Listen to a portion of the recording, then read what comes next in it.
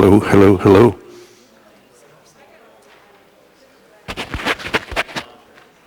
Hello, test. Hello, hello, hello, hello. 1, 2, 1, 2, 1, 2. That's all I know. I can't count to 3. This is Forrest. I can hear you. Is it working? I can hear you. I can't hear anything from the chambers.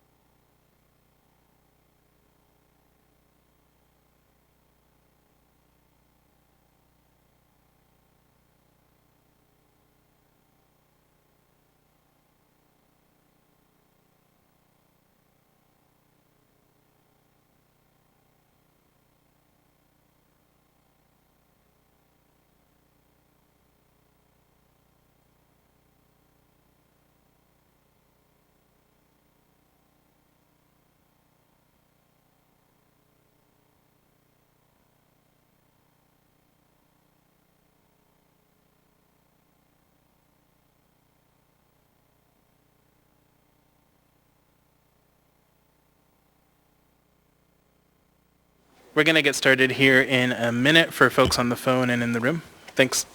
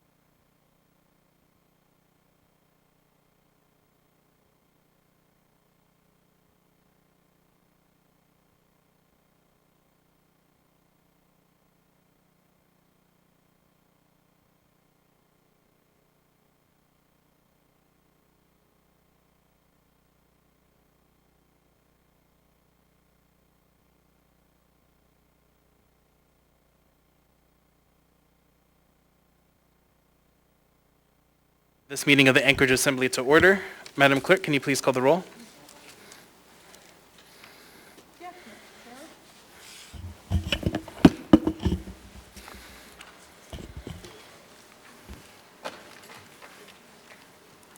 Miss Allard, Here. Mr. Peterson, Present. Miss LaFrance, Here. Mr. Dunbar. Here. Mr. Dunbar, you might need to speak a little bit louder for us. Here. Mr. Rivera, Present. Mr. Constant, Here. Miss Kennedy, Here. Mr. Perez Verdia, Here. Miss Zolotel, Here. Mr. Weddleton.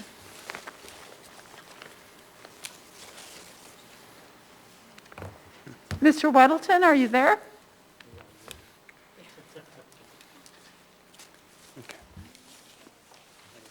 Okay. Madam Clerk, Mr. Weddleton communicated to me that he can't get the bridge to work for some reason. Thank you, Mr. Dunbar. We have emailed Mr. Weddleton the information, so hopefully he is able to join us. Okay, thank you, Madam Clerk. Next, we have the Pledge of Allegiance. Christy Tanaka, if you could please lead us in the pledge.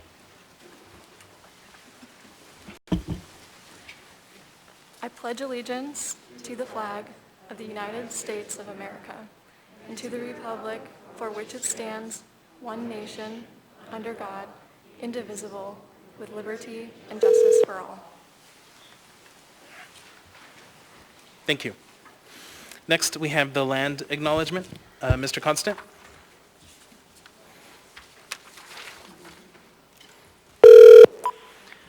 land acknowledgement is a formal statement recognizing the indigenous people of a place. It's a public gesture of appreciation for the past and present indigenous stewardship of the lands that we now occupy. It's an actionable statement that marks our collective movement toward decolonization and equity.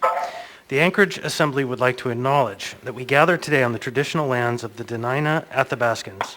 For thousands of years, the Dena'ina have been and continue to be stewards of this land. It is with gratitude and respect that we recognize the contributions, innovations, and contemporary perspectives of the Upper Cook Inlet Dena'ina. Thank you. Want to confirm, Mr. Weddleton, are you present? I am here. Great, thank you. Next, we have minutes of previous meetings. There are none. Next, we have the mayor's report. Madam Mayor. Thank you, Mr. Chair. So I have a few things to report this evening. First, I want to let the public and the Assembly know that the MLMP sale is on track. It's on track to close this Friday, October 30th, and Chugach Electric will assume operational control at 10 a.m. The municipality will receive a several $100 million wire transfer by 7 a.m. on that date. A portion will be used to retire MLMP's debt.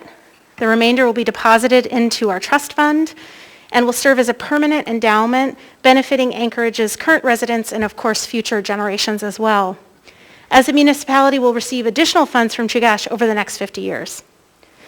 This represents a culmination of a 3-year process to accomplish a deal that has been talked about for decades and which was overwhelmingly approved by voters. The deal is the largest in Anchorage's history, so we are making history, and certainly one of the largest throughout Alaska. Beyond the mechanics and the numbers, most importantly, this is a great deal for Anchorage taxpayers and businesses, and current MLMP customers will enjoy an immediate reduction on their bills. In its independent analysis, the Regulatory Commission of Alaska concluded that all ratepayers in the MLMP and Chugach Electric territories are, quote, much more likely to be substantially better off with the acquisition than without. I'd also like to give everyone an update on the Sullivan Arena. As you know, it's been getting colder. We've begun to exceed our capacity at Sullivan. The general capacity is 376. We've been seeing recently, as recent as last night, it served 391 individuals. We're working to deploy the rapid rehousing dollars, and thank you for the Assembly for making those available as fast as possible and expanding other off-site options. We're still working on a solution that will sustain us through the winter, and you can expect a fuller update on that in the coming weeks. For COVID-19, we are, as you all know, now 8 months into this pandemic, and we recognize that people are experiencing serious COVID fatigue. Unfortunately, community transmission is the highest we've seen in the pandemic yet.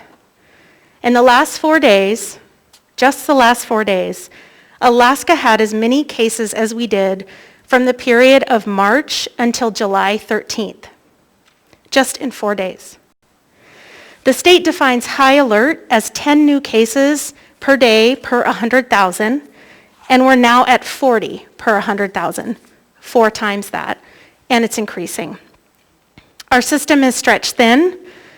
We are falling behind on contact tracing, and many cases are not being entered for contact tracing and monitoring. Hospitals are concerned about staffing.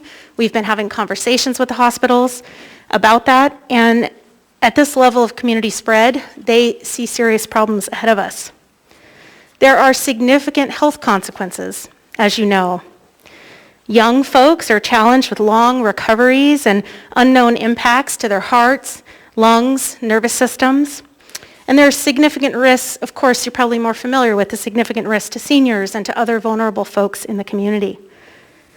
There are also significant economic consequences. And the evidence is clear. As long as there is widespread transmission, the economy will not fully recover. We know from surveys and economic studies that as long as people are worried about getting sick, irrespective of whether there are health mandates or closures, businesses will suffer from reduced demand. The economy and public health are inextricably linked. Even small reductions, though, in transmission can turn this around. We Alaskans know how to flatten the curve. We need to avoid social gatherings, especially indoors, and I know that that's particularly difficult as it gets colder. Gatherings are not safe. If you're feeling even mild symptoms, please get tested. Please stay home. And wear a mask and stay at least 6 feet from others outside your home. Please. It's not all bad news, and we are doing a lot of work to try to combat the impacts of COVID-19 to our economy.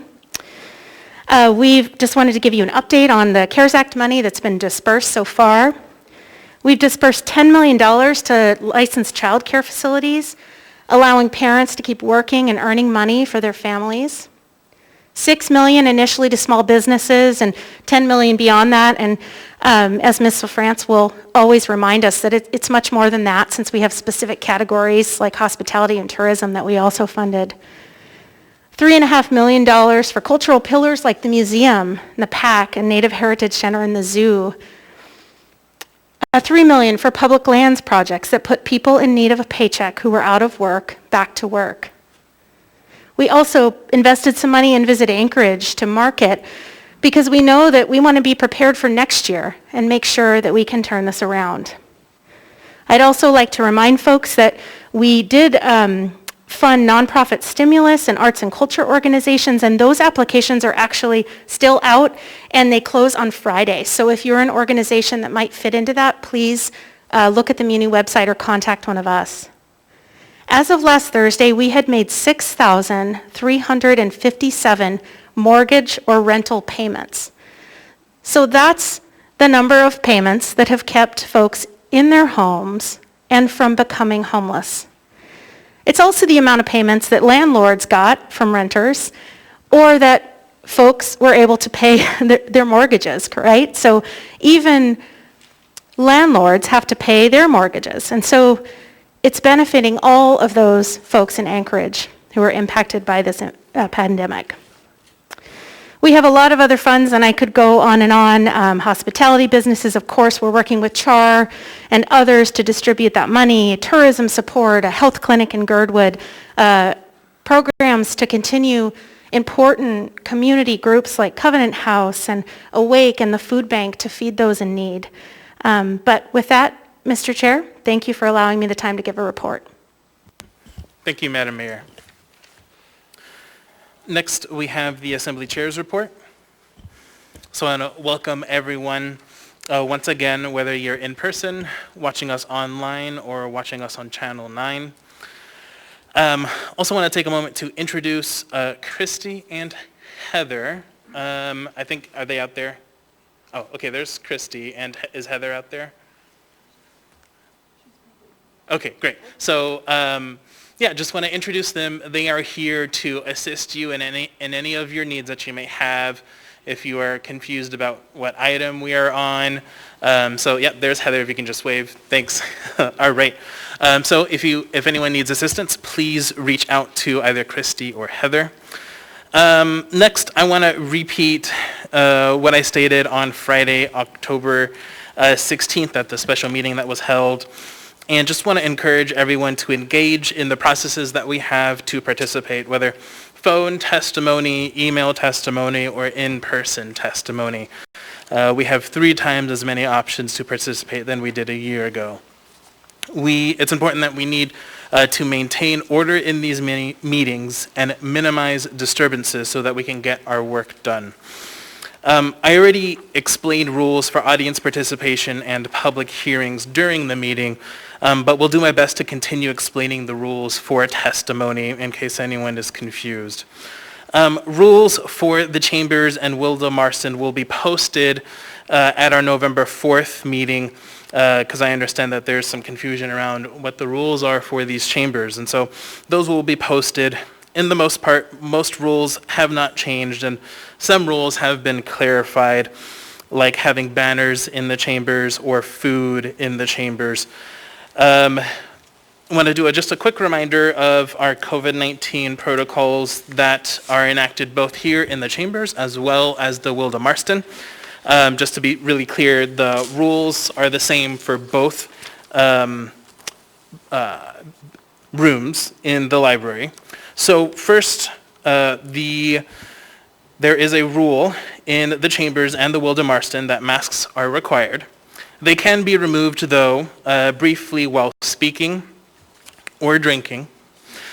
And then the other rules, of course, are when you come into the building to fill out the contact tracing log, as well as have the temperature check. So I appreciate everyone for helping follow the COVID-19 rules in the chambers and in the Wilda Marston so that we can keep everyone safe and healthy. I'll continue working with the clerk's office and my colleagues to make our meetings more transparent and easy to follow so everyone can engage effectively with your government. All right, so with that, we're going to go ahead and move on to committee and liaison reports. We're going to go ahead and start on this side with Ms. Allard. Thank you, Chair. We are in the midst of scheduling for an audit committee meeting, hopefully the start of next week. That's all I have to report. Thank you. Next, Mr. Peterson. Thank you, Mr. Chairman. The Ethics and Elections Committee meets tomorrow, Wednesday, October 28th at noon. This will be a virtual meeting. We will be going over email voting, and we'll also get a final report on how the Juneau election went. Thank you. Thank you. Mr. Dunbar. Thank you, Mr. Chair. No report this evening. Thank you. Just as an FYI, Mr. Dunbar, for whatever reason, you are coming in pretty soft, so I don't know if there's something that you can do to increase your audio on your end. Ms. LaFrance. Thank you, Mr. Chair. With Ms. Quinn Davidson now acting mayor, Ms. Zalatel and I are co-chairing the Health Policy Committee. We will be meeting on Wednesday, November 4th, and we have extended the time from 10 a.m. to 11:30. We're going to have a general COVID-19 update from the health department and the new epidemiologist, as well as discuss the municipal response and ASD's, the Anchorage School District's response plan. Thank you, Mr. Chair. Thank you. Mr. Constant. Nothing to report. Thank you. Ms. Kennedy. Thank you, Mr. Chair. I just wanted to mention that the Community and Economic Development Committee is meeting tomorrow morning, 9 o'clock, and we'll be discussing kind of our continuing discussion on updates to marijuana code. I will also mention that the Public Safety Committee meeting is scheduled for next week, and people just need to be mindful that it's a different typical day than we usually have. We usually have our meetings on the first Wednesday, but this one will be on Thursday. So that is Thursday the, oh gosh, I lost the date on it. Thursday the 5th, and that's at 11 a.m. Thank you, Mr. Chair. Thank you. Mr. Perez-Verdia. No update. My co-chair did it for me. Thank you. Thank you. Ms. Zalatel. Thank you, Mr. Chair.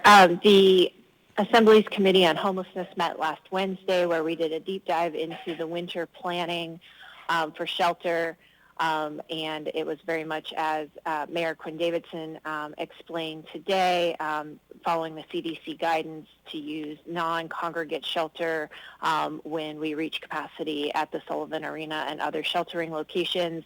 We also got a report on outreach that was much more robust starting this summer, and it appears that we are reaching more individuals than we have reached before that are experiencing unsheltered homelessness.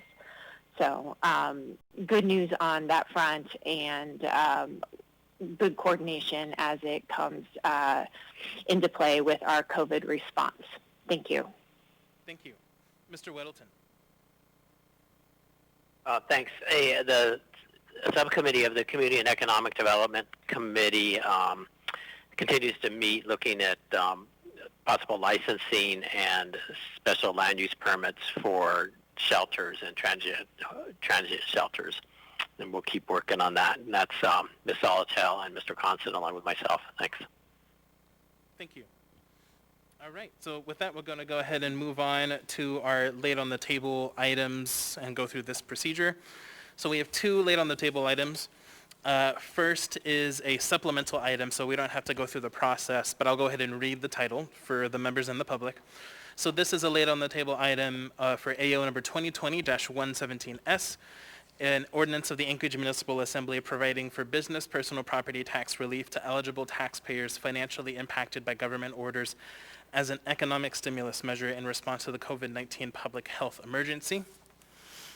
And then next we have laid on the table unnumbered item AR number 2020, a resolution of the Anchorage Municipal Assembly appropriating $50,000 of nuisance abatement fines and $50,000 of property abatement services revenues to the Office of Economic and Community Development for the purpose of continued code abatement activities, all within the Nuisance Property Abatement Fund.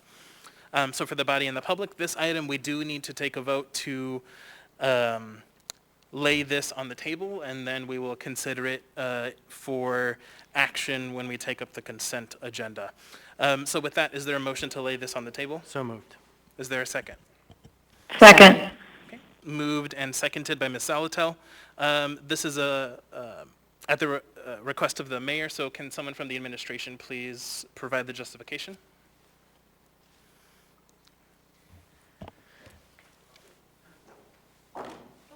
Yes, to the chair. I'll ask Mr. Bob Dole. Go ahead, Mr. Dole. Oh, if you can turn the mic on. It's the yellow button. Thank you. There you go. Good evening. MOA Building Official Bob Dole. We have requested this money pursuant to carrying out duties under Anchorage Municipal Code Section 2370, specifically to address an unsafe condition affecting about 175 residents that was brought to our attention by Assemblymember Kennedy. At the same time, one of the members complained. Basically, there's a trailer court in Chugiak with a failed water system, and we don't have another means of providing a safe alternative for the folks there other than to provide a temporary water source. Okay, so then your justification is the timeliness, just to make sure I'm understanding that?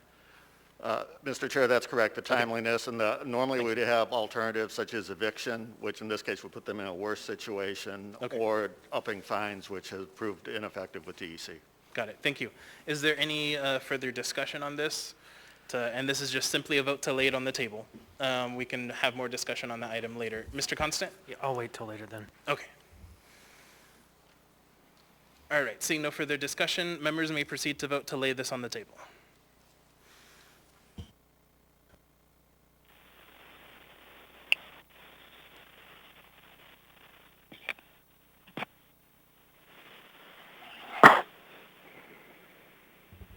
Okay, to lay this item on the table,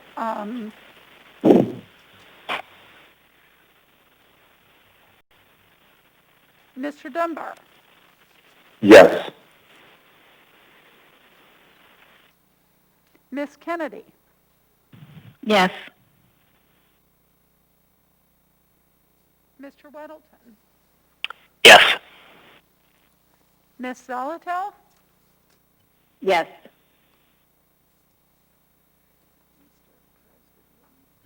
Mr. Presvidia? can you vote on your machine? Okay.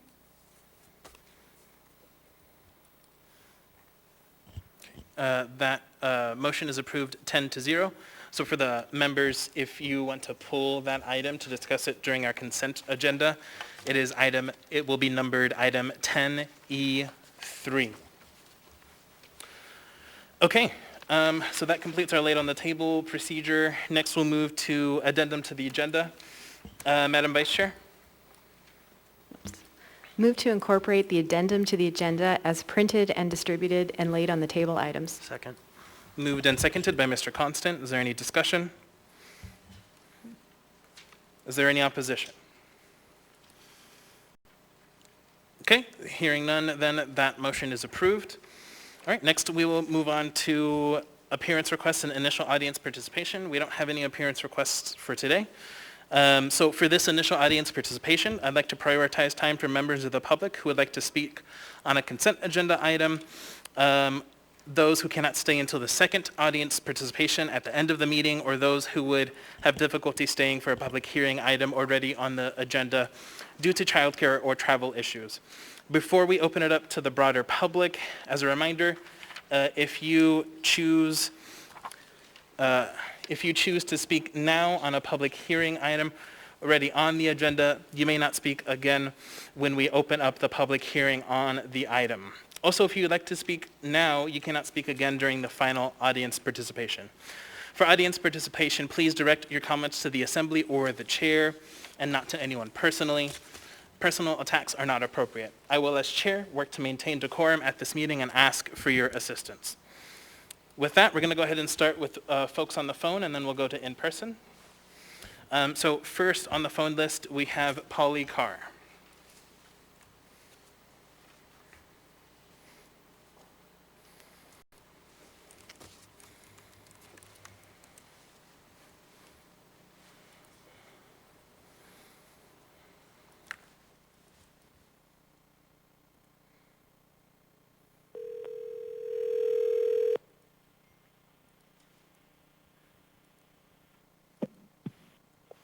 Hello?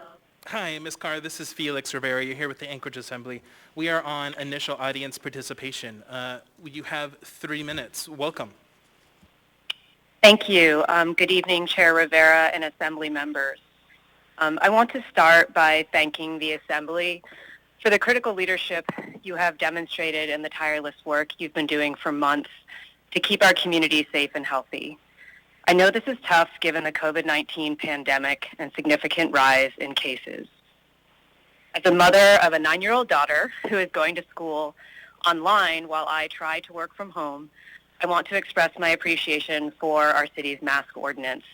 Data shows that wearing masks is one of the most effective ways to protect ourselves, our families, and community from spreading COVID-19, and it will also help our economic recovery and resiliency.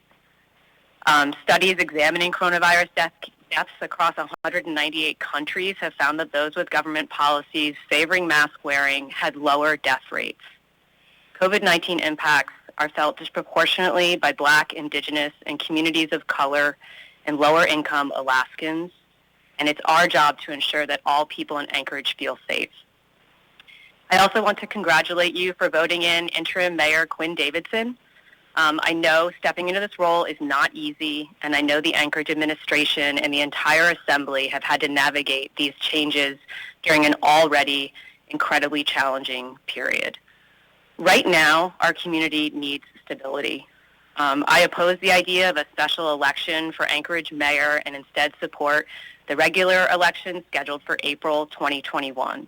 Holding 2 elections a little over a month apart will create confusion among voters and be a huge waste of public resources. I know you'll be taking up the municipal budget tonight, and to that end, I just want to say we need a budget that invests future funding into proactive strategies that address housing, health, education, corrections, and other systems in a way that contributes to the safety and well-being of all Anchorage residents. I love our home, and I want our community to be a place where everyone feels safe and healthy, where we can talk with one another and participate. And I just want to thank you all again for your leadership during this time. Thanks. Thank you for participating. Next, we have Thea Bembin.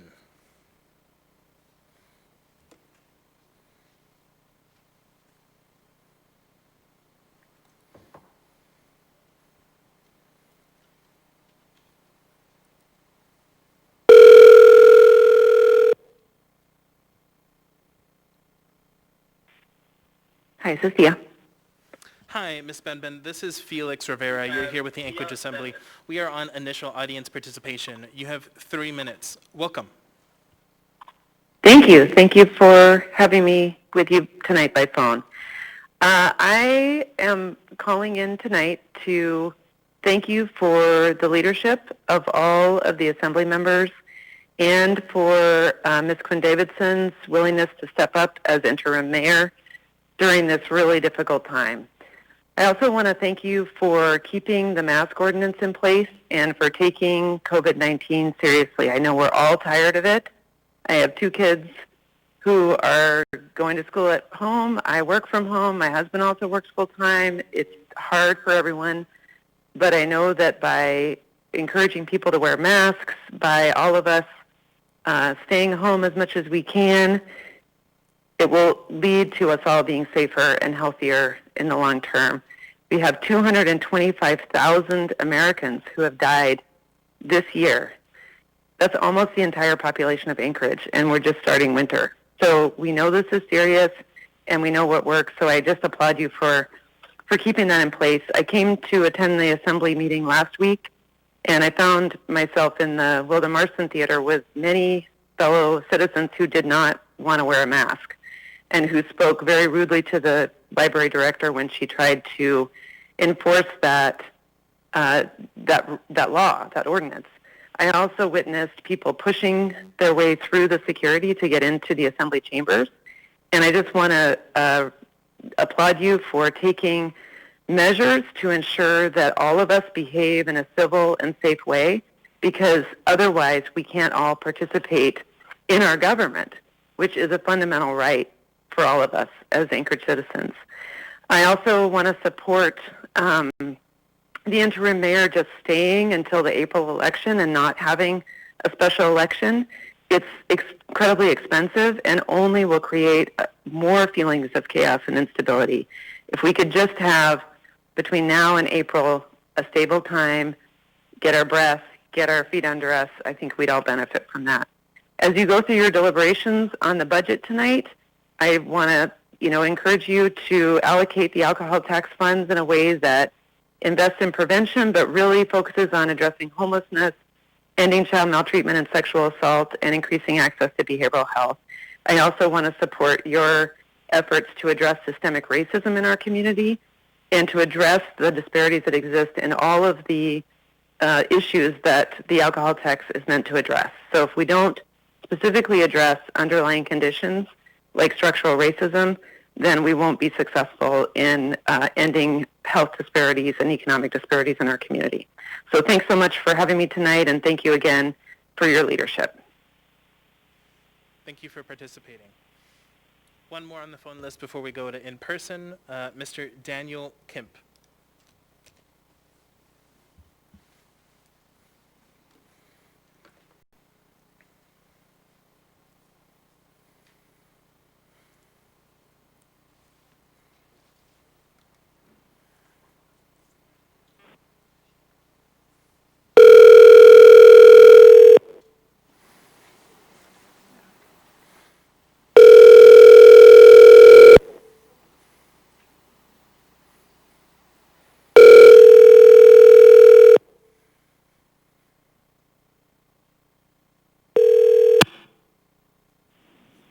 You have reached the voicemail of Danielle. We will go ahead and keep Mr. Kemp on the list for final audience participation. All right, we'll go ahead and move in person. Welcome. Yes, I'm the beneficiary of the McKee Trust. My name is Charles McKee. I dropped off material 2 weeks ago, and I could address the topic is a letterhead to my landlord, but I'm not staying there presently, but I'm being charged $1,000 a month, even though I'm not. And I was evicted on this notice, so they weaponized the code enforcement agency because I testified against the governor's bill, which killed the bill, denying them access to the credit account of the individuals in the 38 coastal communities and breaking the contract. This is before the coronavirus. And the next page is a case that's been discharged in my favor without prejudice. And then I attached to that, I asked the question, is the 3rd Judicial District the same as the 3rd District? And attached to that was I alluded to the fact that the municipality was aware of the fact that I was embroiled with the workers' compensation, the state of Alaska, and my money from the injury sustained on the job. Then I attached Chapter 50 of the laws of Alaska pertaining to the court system, and on page 34, section 18, it says common law, not state statutes, which is bar association. You are abiding with the bar association, and you're borrowing the court system that they constructed. So it's a color law court. When I went into the court system, they ask you to swear oath to tell the truth, nothing but truth, so help you God. You do that, then you're on home base. They want you to step off of home base. That's an entrapment. They ask you, the judicial officer asks you, for the record, who you are. Well, they've already encapsulated the whole arena with capital alphabet, all cap. So when you speak your name, it's a dead name.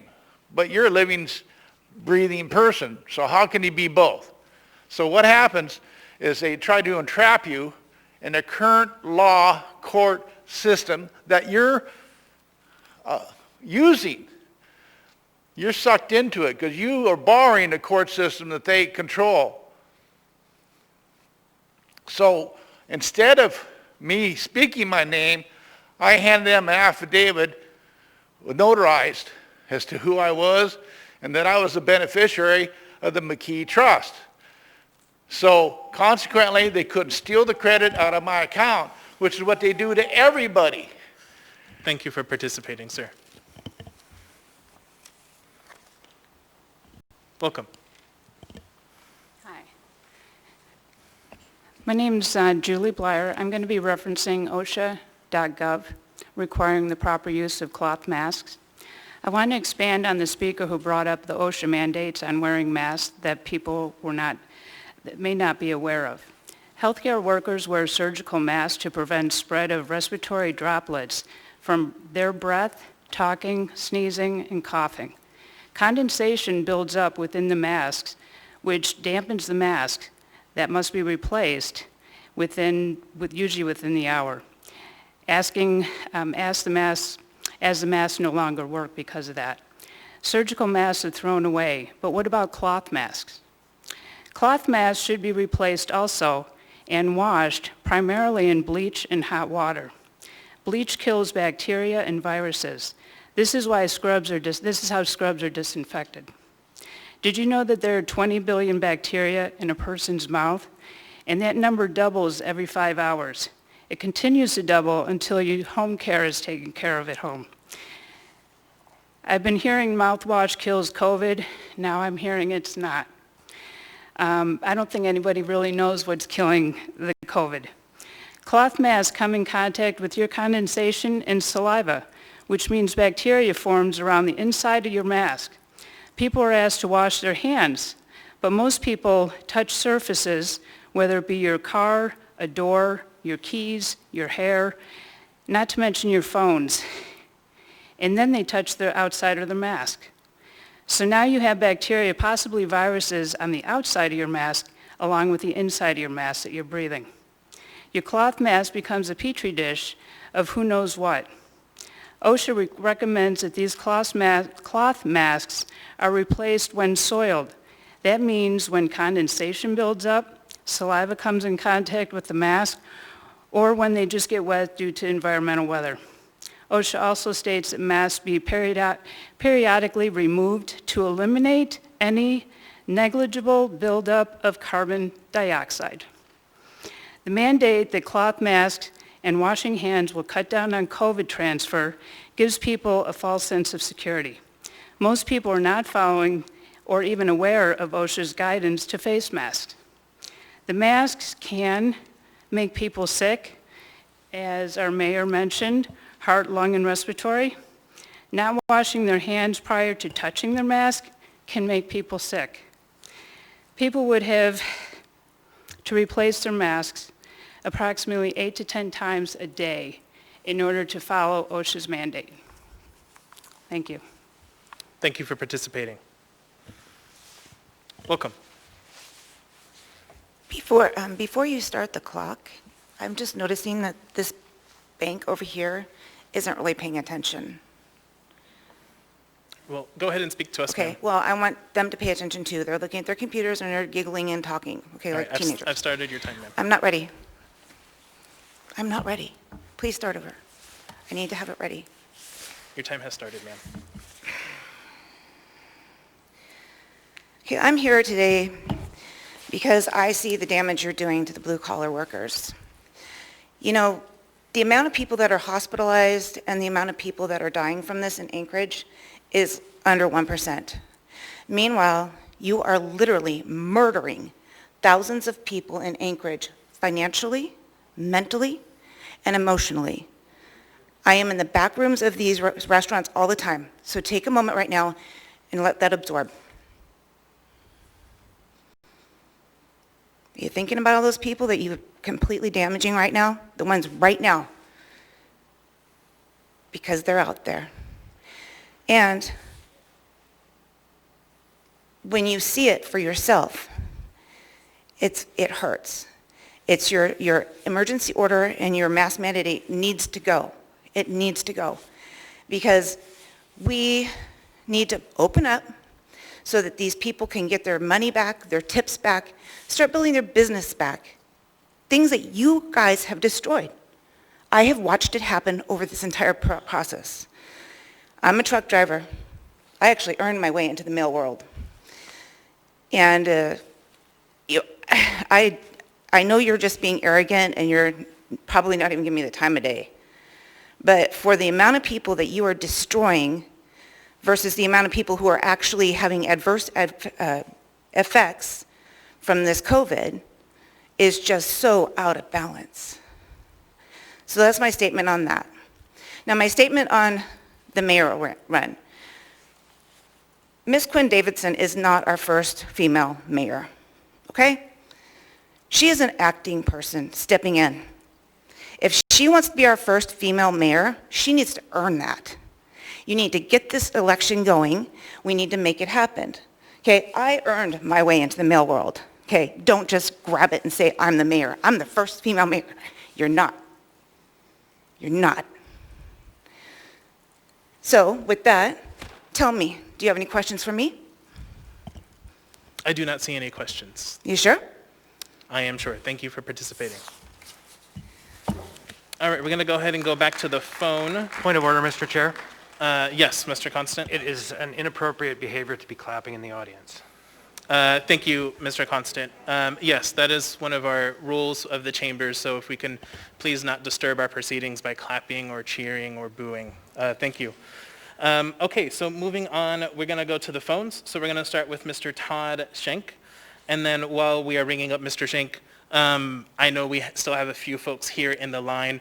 Yeah, go ahead, ring up Mr. Schenk. So we go until 6 p.m. per our code for initial audience participation. So we have about 15 minutes left. So we'll get through as many as we can. If we don't finish folks on the line, then I'm going to encourage you to sign up for final audience participation. You'll be put on a priority list for our final audience participation at the end of the meeting. All right, so with that, we'll get to Mr. Schenk.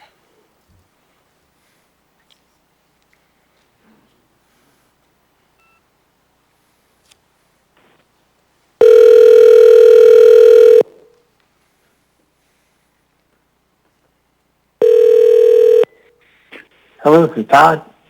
Hi, Mr. Schenk. This is Felix Rivera. You here with the Anchorage Assembly. We are on initial audience participation. You have 3 minutes. Welcome. Thank you, Chair Rivera. Members of the Assembly, I'm Todd Schenk. I live in Midtown on 34th Avenue. And first, I just want to thank each of you for your service.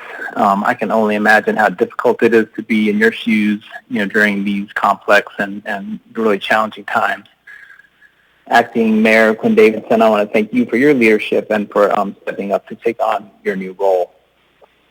Everyone who calls Anchorage home deserves to be safe and to live with dignity. And I think now, more than ever, we need to be looking out for our neighbors and for each other. And all of us, regardless of our political affiliation, our housing status, our economic status, racial or ethnic identity, and our religious affiliation, we're relying on each other right now to make it through this pandemic.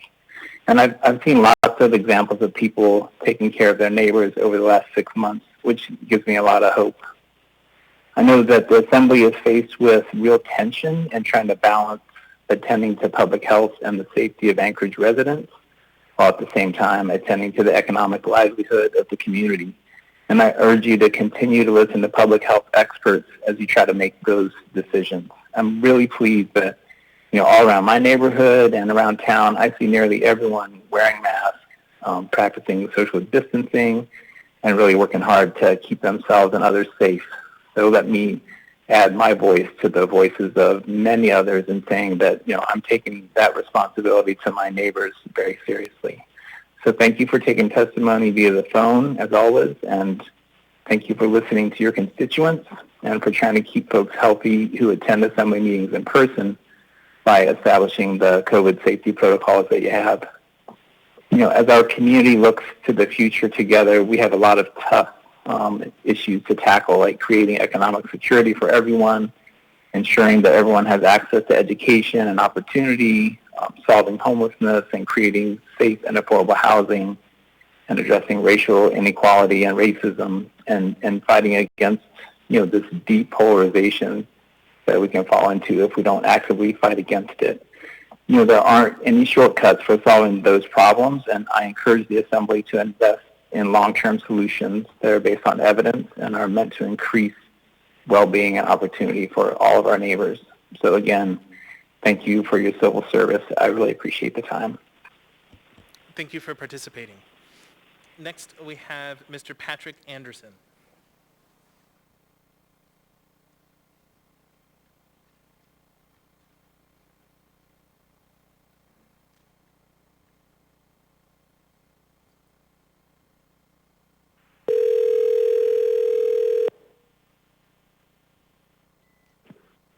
Hello, this is Patrick. Hi, Mr. Anderson. This is Felix Rivera. You are here with the Anchorage Assembly. We are on initial audience participation. You have 3 minutes. Welcome.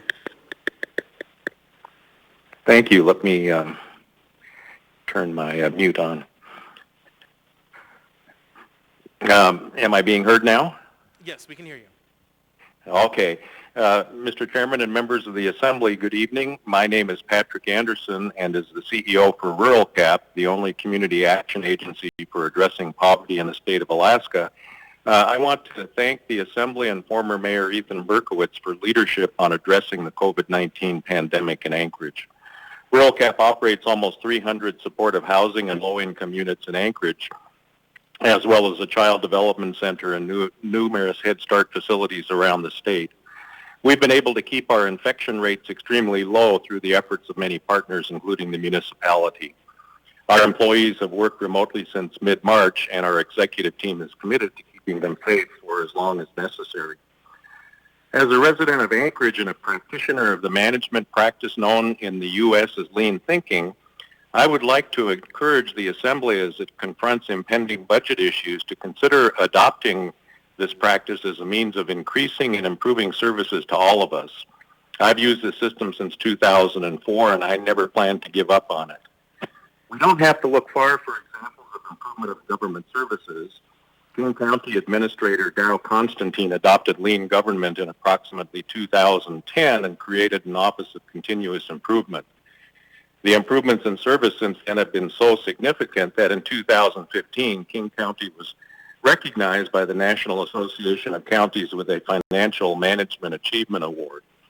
In areas as diverse as suicide prevention watches at King County jails, inventory reduction for repair parts for King County buses, and counting election ballots, Mr. Constantine's team of lean practitioners have reduced costs and improved systems dramatically.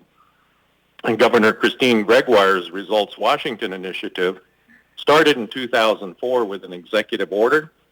Governor Jay Inslee continued the initiative when he was elected governor in 2012. It's not easy to improve any organization, but Results Washington has achieved much. When I train on lean management principles, I show a picture of a man on his knees in front of a construction site surrounded by people with clipboards and listening intently. I ask staff if they have any idea what the picture represents. The answer is the kneeling man is lean sensei Chihiro Nakao, and the construction site is the penguin exhibit then under construction at the Woodland Park Zoo. Sensei Nakao is teaching staff to view the exhibit from a customer's perspective. I believe that adoption of these principles by the municipality of Anchorage could lead to greatest service levels, and I encourage your consideration. Again, let me thank you for what you do for the citizens of Anchorage. It's much appreciated, and I yield my time. Thank you for participating. Last on the phones before we go back to in-person is Megan McBride.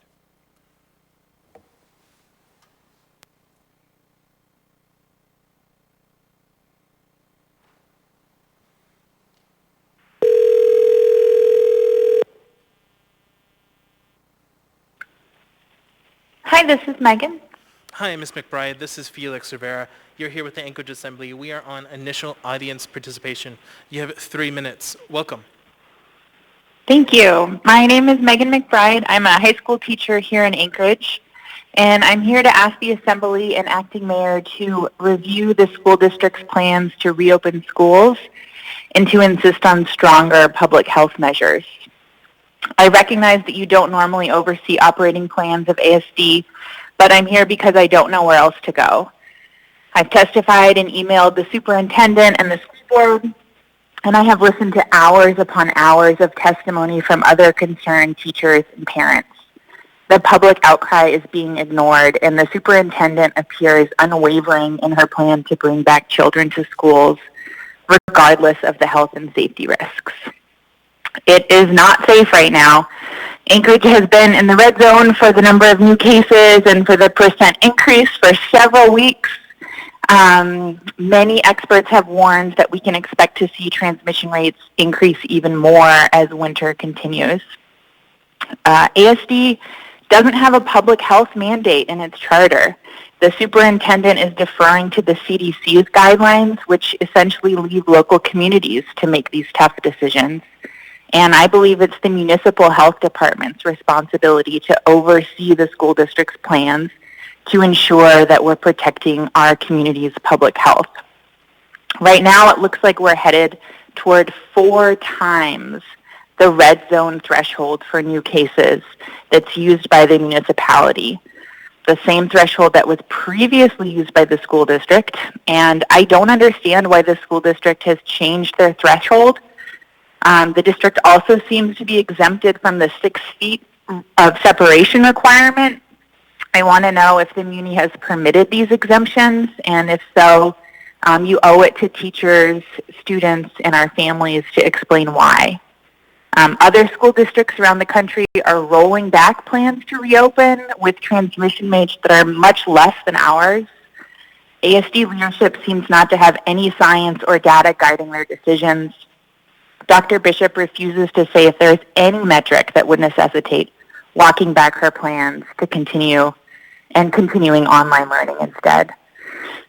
She has cited an increase in suicide risk as one of her main motivators to reopen schools, and as the pandemic intensifies, I am sure that people of all ages are indeed suffering mental health impacts from economic hardships, uncertainty, and social isolation. But the most recent Alaska Statewide Suicide Prevention Council statistics don't show an increase in suicide rates since schools have been closed.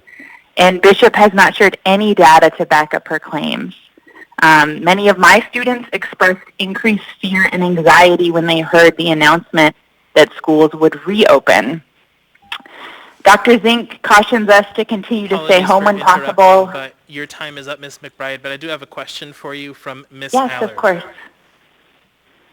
Thank you, Chair. Ms. McBride, are you saying you don't know of any kid or child, sorry, let me rephrase that. Do you know of any children that have committed suicide in the ASD recently? I do not have any students of mine, no. I'm not saying that there have not been any suicides. I'm saying that the data shows that there has not been an increase in suicides. Thank you, Chair. Thank you. Thank you for participating. Thank you. We're going to go ahead and go back to in-person. Welcome. Good evening. Can you hear me?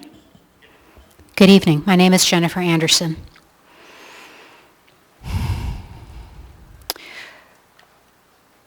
You're at a crossroads. I don't know if you realize that. We have an interim mayor who, as he was leaving, said something to the effect that he hopes he has an opportunity to earn back our trust. I would like you to earn back our trust. You're at a crossroads. You can put aside your pride. You can put aside your arrogance. You can put aside your Facebooking during our testimony and start to listen. We need to reopen fully. We need to get rid of these emergency orders. We need to start living courageously instead of in cowering fear. We are probably all going to catch COVID. Some of us will die. It will be very sad. Some of us have died. Okay, we have lost some of our population. We can't continue living in fear. Okay? Yes, the case counts are going up. Are you taking into account the fact that the tests for COVID are incredibly unreliable? I don't know that you are. It's time for you to start earning back our trust. You've talked a little bit tonight about our behavior. If you want our behavior to change, you, each of you, every single one of you, needs to change your behavior first. You need to treat us with respect. You need to show that you're listening. We need to open our schools. My daughter is in a private school, thank God. Thank God we have the resources for that. They're doing great, okay? We need to get all of our students back in school. We need to have the opportunity to exercise our free will without censure. We need our businesses open. We need our economy restored. We are heading for an economic downfall that is going to be absolutely, utterly earth-shattering. You still have time to turn that around. If you want our behavior to change, start with yours. Thank you. Thank you for participating. Welcome.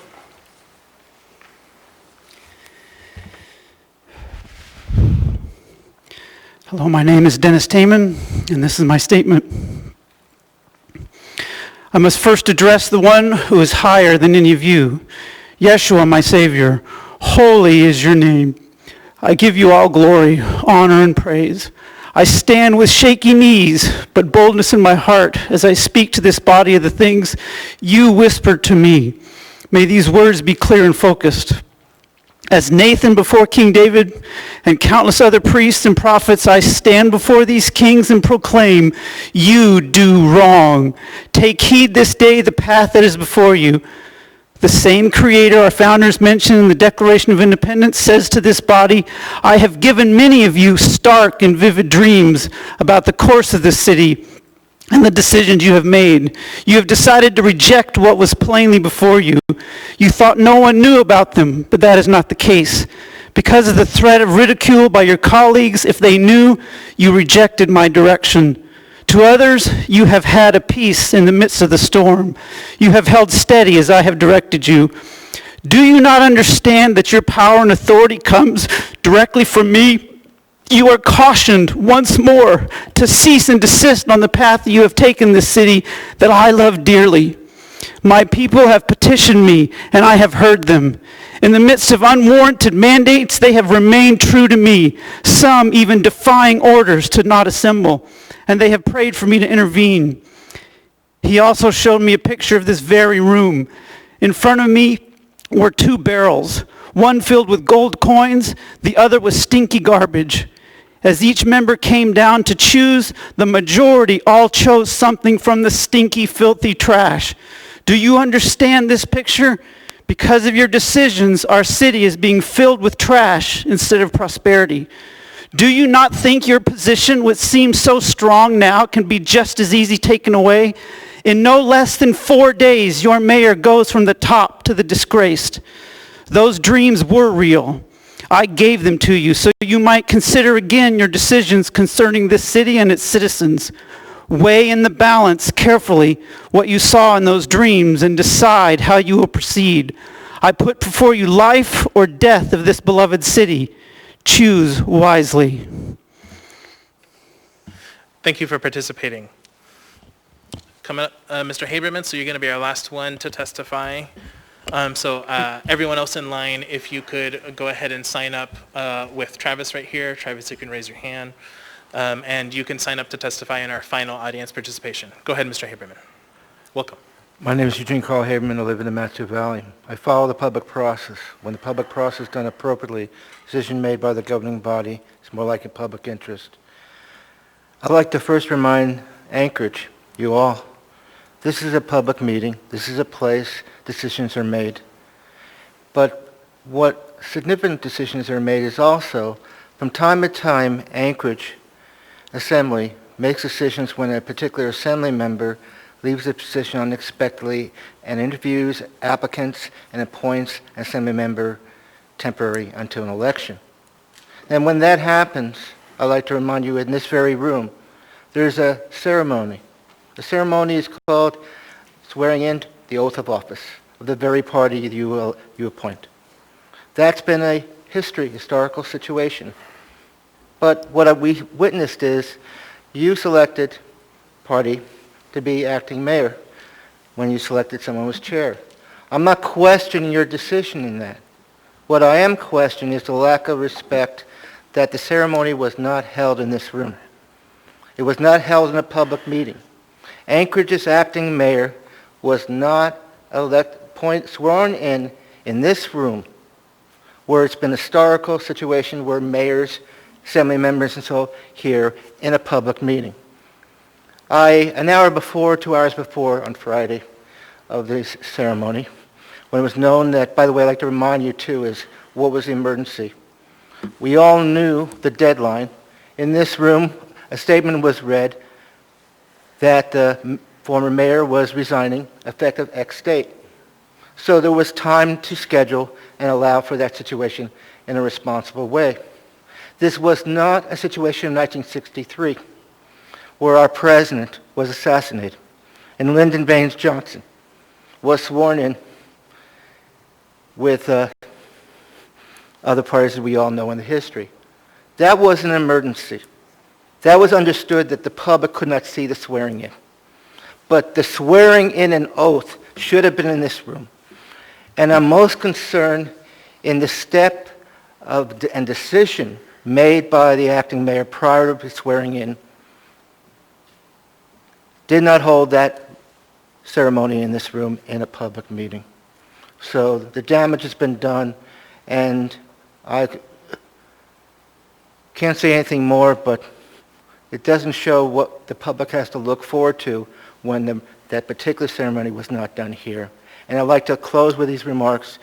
I understand about COVID, but you decided that these rooms would be open, so there was no excuse for COVID for that ceremony to be not done in this room for the public to see. Thank you. Thank you for your participation. All right, with that, that ends our initial audience participation. We're going to move on to consent agenda. So consent agenda items numbered 10A through 10F are typically routine or non-controversial items such as bid awards, new business, information and reports, and ordinances and resolutions for introduction. The items on the consent agenda may be approved by the Assembly by a single vote on a motion to approve the consent agenda. Prior to approval, items may be pulled by an Assembly member for discussion and separate vote on each of those items. Under the Assembly Rules of Procedure, all ordinances and some resolutions will have an opportunity for public hearing on a future date. All right, so with that, I'm going to go down the dais and see what items members would like to pull. Before we do that, just want to thank members of the audience and just as remind members of the audience of rules in the chambers that masks must be worn at all times unless you are here speaking at the podium. Point of order, Mr. Chair. Yes, Mr. Constant. What happens if people don't wear masks in the chambers? Sure. So the rules as outlined in AR number 2020-296 require me to let the chambers know, so the public and the members, about the rules, and if compliance is not achieved, I'm just going to read this verbatim. Then the chair shall not allow public testimony in person and shall instead conduct public testimony by telephone conference. That is the rules as outlined in AR 2020-296. Okay, so let's go ahead and go down the dais. I'm going to start with Mr. Weddleton. Nothing to pull, thank you. Thank you. Ms. Zolotel. Thank you, Mr. Chair. No items. Thank you. Mr. Perez-Verdia. Thank you, Mr. Chair. No items tonight. Thank you. Ms. Kennedy. Thank you, Mr. Chair. I'd like to pull item 10D1 and 10D2 and item 10F3. Thank you, Mr. Chair. Thank you. Mr. Constant. No items, thank you. Thank you. Ms. LaFrance. Thank you, Mr. Chair. One item, 10 Bravo 1. Thank you. Mr. Dunbar. Thank you, Mr. Chair. No items this evening. Thank you. Mr. Peterson. Thank you, Mr. Chairman. No items this evening. Thank you. Ms. Allard. Thank you, Chair. Did we pull 10E as an echo 3? No. Can we pull that one? And Chair, did we pull 10F2? No. Can we pull that one too, please? Sure. Okay, so let me go through the list one more time. So I have 10B1, 10D1 and 2, 10E3, and 10F2 and 3. Are there any other items? Hold on just a minute, Mr. Chair. So the special order doesn't need to be pulled, right? It's just going to happen? Yeah. Thank you. Yep. All right, not hearing any other items. Madam Vice Chair. Move to approve the consent agenda with the exception of the pulled items. Second. Second. Moved and seconded by Mr. Weddleton. Is there any discussion? Is there any opposition to the motion? Okay, not seeing any. That motion is approved. So for the public's information, the Assembly has now passed or accepted all items in 10A through 10F, other than the items that were just pooled, which we will take up next, or that have been introduced for a future public hearing, which are all of the items in 10G. If you are here to see action on an item listed on the consent agenda that was not pooled, those items have now been passed or accepted. All right, now I'm going to go ahead and go through our list, starting with item 10B1.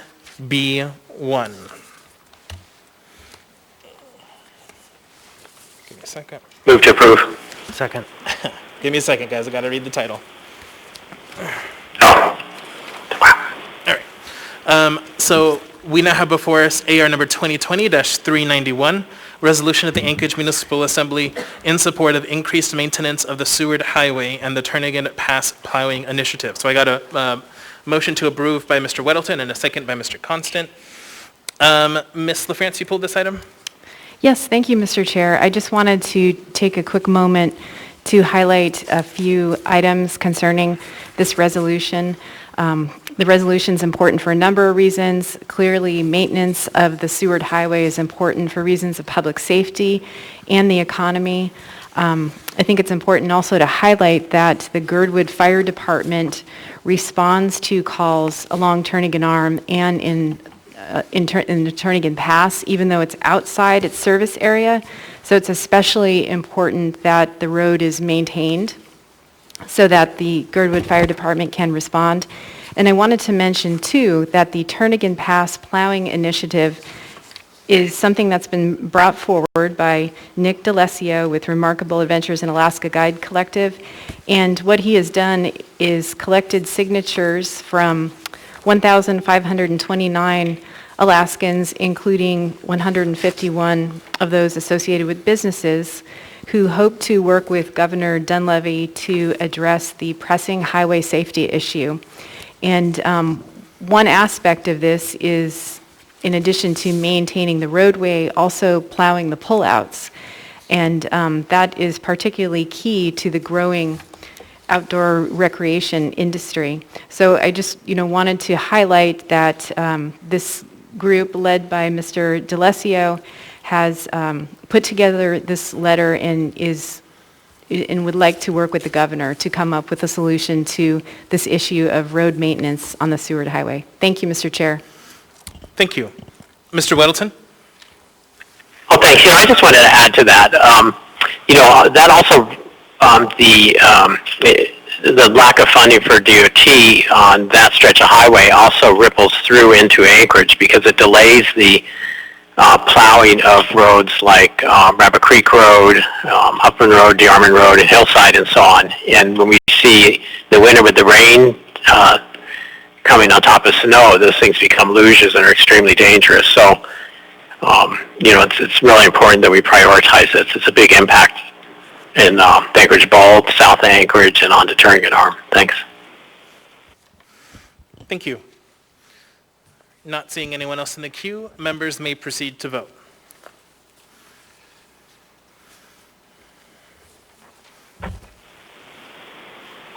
Mr. Dunbar? Yes. Ms. Kennedy? Yes. Ms. Solotel? Yes. Mr. Weddleton? Yes. That item is approved 10-0. Next, we have item 10D1, AM 623-2020, a memorandum from the Municipality of Anchorage requesting approval to extend the period of performance for multiple facility management agreements in the Office of Economic and Community Development. What is the will of the body? Move to approve. Move to accept. Second. It is approved, right? It's a 10D item. It's a memorandum. It's a move to approve. Yeah, so the clerk advises me that it is a move to approve. So whoever made that accept, was that you, Ms. Kennedy? It was Ms. Alatel. Sorry about that. Okay, thank you. So moved by Ms. Zalatel and then seconded by Mr. Constant. Okay, Ms. Kennedy, you brought this item forward? Or up? Yes, thank you, Mr. Chair. This has a need for a small amendment. This is the contract for several of the municipal facilities management agreements, and we need to include the Fire Lake or the Harry McDonald Center on that. It's a contract with the Fire Lake Arena Management. So this amendment would actually add that amendment to it's basically the end of line 16, and would also amend the AM on that as well. So, sorry. So yeah, it's actually the whole. Yeah, it's the end of line 16, and then the end of fine. It ends up ending. Sorry about that. The end of line 19. The sentence starts on line 16, but at the end of line 19, we would be adding the addition of the agreement with the Fire Lake Arena Management Corporation for management and operation of the Harry J. McDonald Memorial Center. Before you continue, Ms. Kennedy, I just want to make sure we have a second for that amendment. So I assume that you're moving that one, Ms. Kennedy. Ms. Kennedy, I just want to clarify that you are moving to approve the amendment. Yes. Okay. Thank you. And then I heard a second from Ms. Allard. Please continue, Ms. Kennedy. Okay, thank you. And you should all have a copy of what the amendment says, but this was just basically a bit of an oversight, I guess, just in not including the fact that the McDonald Memorial Center has the need for continuing its contract as well, and we have the opportunity to do that when these actually expire next year. They'll go through, I understand that they'll go through a full review at that point in a regular contract process. So. Thank you. Ms. Zalatel on the amendment? Thank you, Mr. Chair. I was just wanting to hear from the administration if they have anything they'd like to say about the amendment. Thank you.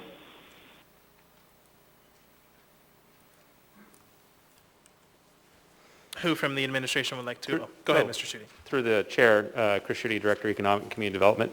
We fully support this amendment. In fact, we encouraged its writing. It's our oversight to have left the McDonald Center off. The McDonald Center is technically managed by Parks and Rec. It's one of those off ones that's not in OECD directly under our grants management, so we overlooked it, but it's in the same boat as the rest of the facilities, and so we'd like to include it. Thank you. Thank you. All right, not seeing any further discussion, members may proceed to vote on the amendment.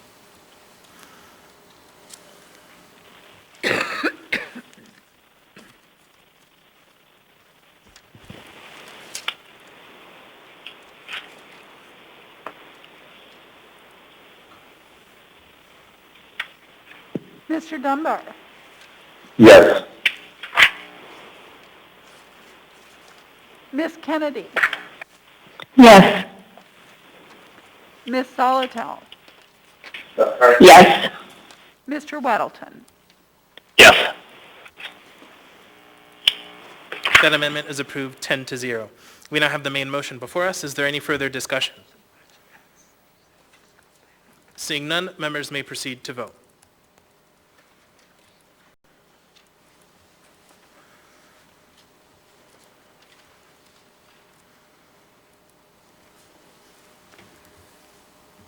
Mr. Dunbar?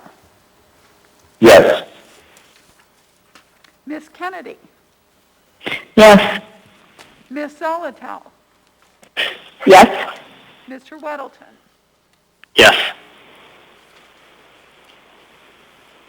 That item is approved 10-0. Next, we have item 10D2, AM 631-2020. Sole source contract with Meshke, Paddock, and Budzinski to provide workers' compensation legal defense services for the Municipality of Anchorage Risk Management. What is the will of the body? Move to approve. second. Kennedy. Moved and second. So that was Kennedy and Constant. Ms. Kennedy, you pulled this item? I did. Thank you, Mr. Chair. I really have a question on this. It's a little bit of an unusual situation, so I wanted to get maybe some feedback on why we're doing this way. This particular contract for these attorneys for workman's comp claims was done by another firm. Apparently some of the attorneys who worked with that firm are now going out, moving to a different company, and we are basically giving a new contract, a sole source contract, to the two attorneys who have now moved on to a different company. So my question is, with that switch of companies, why did we not go through just a normal contract bid process? This, like I said, appears to be pretty unusual. If we can, why didn't we discontinue the current contract and then put this out to bid? Why does this allow us just to basically switch and let the contract follow the employees of the previous company? Thank you. Thank you. Who from the administration would like to respond? Yes, through the chair to Assemblymember Kennedy, you are right, this is a somewhat unusual circumstance. We did a competitive RFP process and awarded the work to the prior firm. Our relationship with the two attorneys who have moved to a new firm has been more or less exclusive. We haven't done any work with the actual firm that won the RFP. We've been working with these two personalities. So as the two lawyers moved, we needed to stick with them. They were sort of the reason that the RFP had been awarded to the original firm. So this is largely in the nature of just updating the law firm, which is really providing the services. If there are other questions, I'd be happy to answer them, and I don't know if we also have Ron Haddon with purchasing on the line who can add any other additional color. Did you have anything else, Ms. Kennedy? Thank you, Mr. Chair. Yeah, I guess my question just is this legal? I'm just surprised that this is a process that we didn't really have to follow when we're totally switching companies, but basically following employees of a particular company. So I just, I hope that we don't get any backlash out of that, but I mean, I can understand wanting to use the same employees that are familiar with it, but to do it without any kind of real process of bidding out to anybody that might be interested seems a little unusual. So thank you. Thank you. Thank you, Mr. Chair. Mr. Haddon, would you like to address this, please? Yes, if I may, can you hear me okay? You're very soft on your end. Can you please speak up or get closer to the mic? Okay. We actually had a lot of conversation about your discussions, Ms. Kennedy, and it came down to the fact that if we had gone out to a competitive bid, we would have probably have selected the same firm that had these two companies or these two individuals, and we felt it was just better in the terms of continuity to continue with these two individuals, even though they had changed firms. And my understanding is this is not an unusual circumstance to happen with attorneys, that they move firms and then that we follow them to the new firm. At the end of this contract, we will be competitively soliciting the requirement in the future. Thank you. Ms. Allard? Thank you, Chair. This would probably go to Mr. Haddon then, or the administration. I would think Mr. Haddon. So we had the contract with Barlow Anderson. Is that correct? And then we switched it over to two attorneys that no longer are with Barlow Anderson? And if that's true, we should be in a totally new contract. Is the contract with Barlow Anderson null and void? Mr. Haddon? Yes, through the chair, Ms. Allard, the two attorneys were in fact employed by Barlow and Anderson, and those two attorneys in fact are moving to the new firm of Minsky, Paddock, and Buzinski. And we will be terminating the contract for convenience with Barlow and Anderson, and we did have conversations with Barlow and Anderson firm about the termination, and they had no objections. I've just never seen anything like this, and I'm concerned that we just terminate a contract, couple people leave, they get the contract, and there's no bidding on it. That doesn't bode well with me. I want to go on the record that I just find that this is very controversial. And I guess my question would be, do the two attorneys have any relationships with anybody within the municipality that made that decision that this contract just go with those two attorneys? I've never seen anything like this. And if you can give me some documentation that shows precedence that this has happened, I would appreciate it. You don't have to answer the questions. It's just, I'd like to see some documentation that this has happened in the past, if it's possible, please. Thank you for that follow-up, Mr. Haddon. Okay, so seeing no further discussion, members may proceed to vote.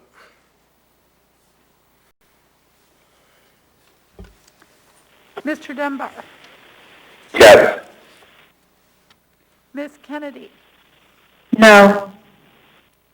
Ms. Zolotel? Yes. Mr. Weddleton? Yes. That item is approved 8-2. Next, we have item 10E3, unnumbered AR 2020, a resolution of the Anchorage Municipal Assembly appropriating $50,000 of nuisance property abatement services revenues to the Office of Economic and Community Development for the purpose of continued code abatement activities, all within the Nuisance Property Abatement Fund. What is the will of the body? Move to approve. Second, Zolotel. Moved and seconded. Ms. Allard, you pulled this item? I did, Chair. The reason I pulled it is it looks like there is a mistake on the document. It's line 32. If I can get my notes. On line 32, they refer to page 2, 32, page 2, private water system. Forest Park is actually a federally regulated public water system, and I believe that should be annotated in though. That's a very distinct and important distinction, and this has come down from the Department of Environmental Conservation from the Commissioner with this information. I can repeat it if we need to do that to make those changes. So is that an amendment that you are making, Ms. Allard? Yes, Chair. I spoke to Mr. Gates, and he said it was easier for me to do it this way than for him to write it up at the time. Yes, Got sir. it. So is there a second for this amendment? Second, Kennedy. Thank you. So Ms. Allard, if you could repeat the amendment one more time for the clerk, please. I will. The Forest Park is a federally regulated public water system. What line, Mr. Chair? Excuse me, 32. So I believe it would read on line 32, per SOA/DEC, comma, Forest Park is a federally regulated water system. Is that correct, Ms. Allard? It is, Chair. Okay, thank you. Point of order, Mr. Chair. Yes, Mr. Constant? So previously, we have been instructed that memos from the mayor weren't ours to amend. And so I would just like some clarification on that. And I value having it accurate. I just don't know that it's our power to amend the mayor's memorandum. Sure. So we'll go ahead and go to Mr. Gates to respond. And then we'll, if our municipal attorney wants to add anything, we can hear from that too. Dean, the question was, previously we'd been instructed that we don't have the authority to amend the mayor's memorandum.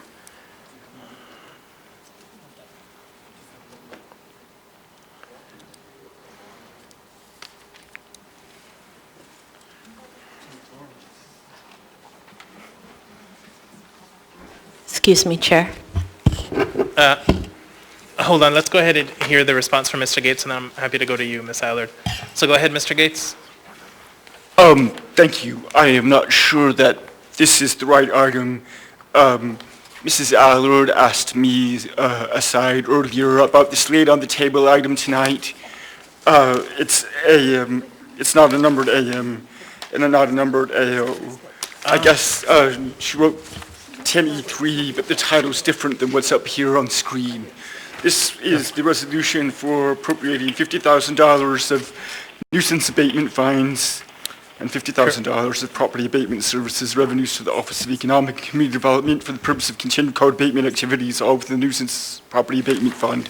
And what she wants to amend is on page 1 of the AM, line 32. And I don't know if you can pull up that document. This language says, per SOA/DEC, the private water system that provides water to trailers in the park. And what Mrs. Allard wants to amend is the words the private water system, because she's been informed, I guess, from communications with the commissioner, she can provide the right name and commissioner from state DEC, or which, I wanted to make sure we got the correct documentation here. Yeah, thank you. Apologies. The clerk noted that this is, the item that we are discussing is not 10E3, as the clerk noted earlier. It is item 10E4, so apologies for that. So can you, though, answer the question that Mr. Constant had, which was, it has been our practice to not make amendments to memorandums put forward by the mayor. So can we do that by an amendment? Change the memorandum? This body has done it before. In my years working here, I never thought it was a good idea. This body has done it before in the past year and 2, 3. So quick follow-up then to the administration. Is there any problem with this amendment to you adding that specific language? Okay, so Mr. Schutte is nodding his head, or side to side, signaling no. So, okay, then it's fine. Okay, thank you. All right, so I believe we are now on the correct item. Are we on the correct one on the system?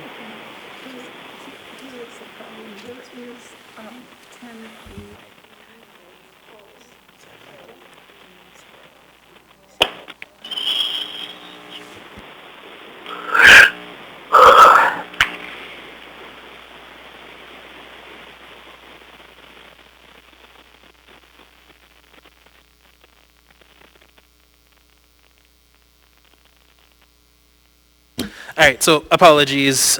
So since we pulled the wrong item, we pulled item 10E3, we do need to go ahead and finish the motions for item 10E3, and then we will come back to this item, which is correctly stated as item 10E4. So apologies for that. We'll make sure this error doesn't happen again. Okay, so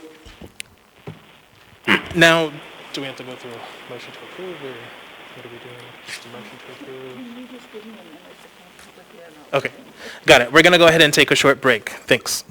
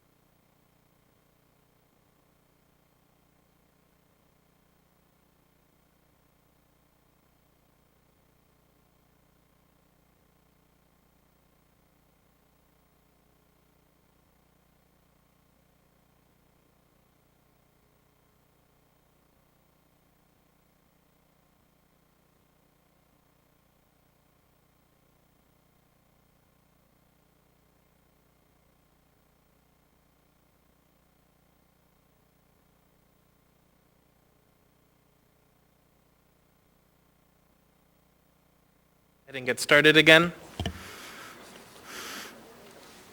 Okay, so a few items of direction to the clerk. So first, we are going to go ahead and assume that we are on item 10E3 with the same movers to approve and second this item. Second direction to the clerk, we're going to assume, based on the intent of the body, that we pulled item 10E4. And then third, we're going to go ahead, based on the discussion that we had on the previous item, we're going to have the same motion to approve second, as well as the motion to approve and second on the amendment, so that when we get to item 10E4, we are at the same place. So I'm going to go ahead and give that direction to the clerk. And now we're on item 10E3. Mr. Constant, did you want to discuss this item, or was that on 10E4? 10E4. Okay. Seeing no further discussion, members may proceed to vote on item 10E3. Mr. Dunbar. Yes. It was an accident. Yeah. Ms. Kennedy. Yes. Ms. Zolotel. Yes. Mr. Weddleton. Yes. That item is approved 10-0. Now we're back to item 10E4, and we have the amendment before us. Mr. Constant on the amendment? Yeah, no, I support it fine, no problem. Okay, great. Any further discussion on the amendment? Ms. Allard, on the amendment? Thank you, Chair. I do have the Commissioner, Department of Environmental Conservation here, just if somebody would feel more comfortable. Could Mr. Bruni just step up really quick and clarify? Sure. Thank you. Go ahead. Thank you, Mr. Chair. Oh, if you can turn the mic on, it's the yellow. Thank you.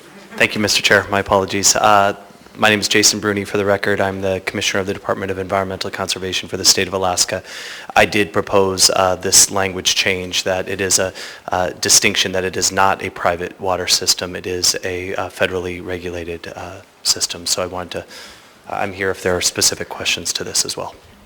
Thank you. Mr. Chair?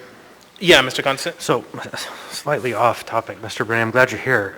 Great to have you, and I just want to thank you on behalf of one of your staff, Bill O'Connell. He has done incredible work in identifying places in our neighborhoods that are sick and that need help, and getting them help. And so, I just want to take a moment, since you're here, to shout him out and say thank you to him.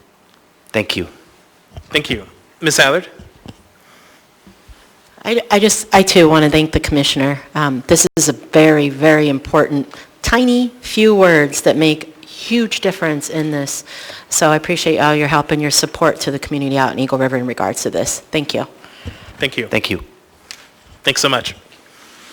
All right, seeing no further discussion, is there any opposition to approval of the amendment?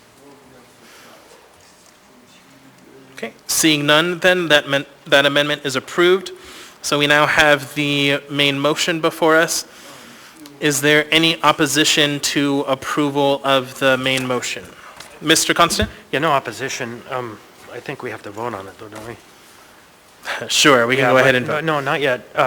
I just want to hear from the administration. I have no objection to this. I think it's really smart. But the use of the funding source, is it a direct kind of mission of that fund to do this kind of work? And is it going to be paid back somehow?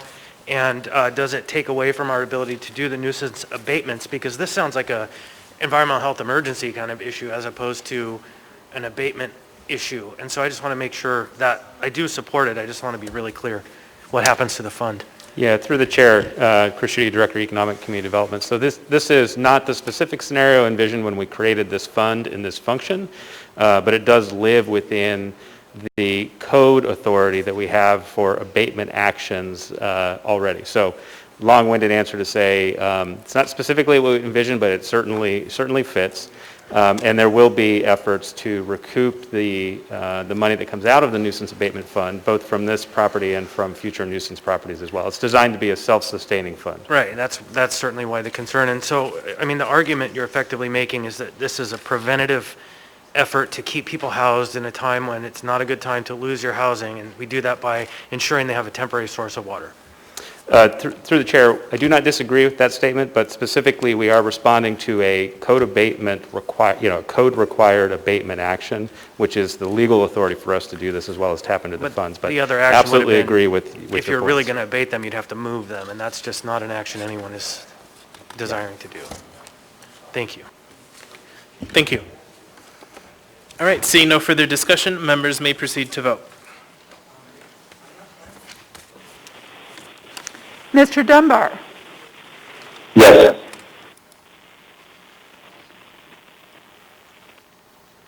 Miss Kennedy, Yes. Miss Zalatel, Yes.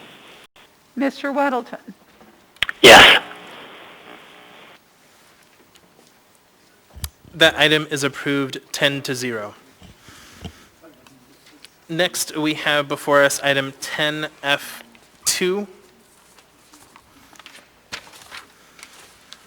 AIM number 153-2020, third quarter 2020 performance measure report.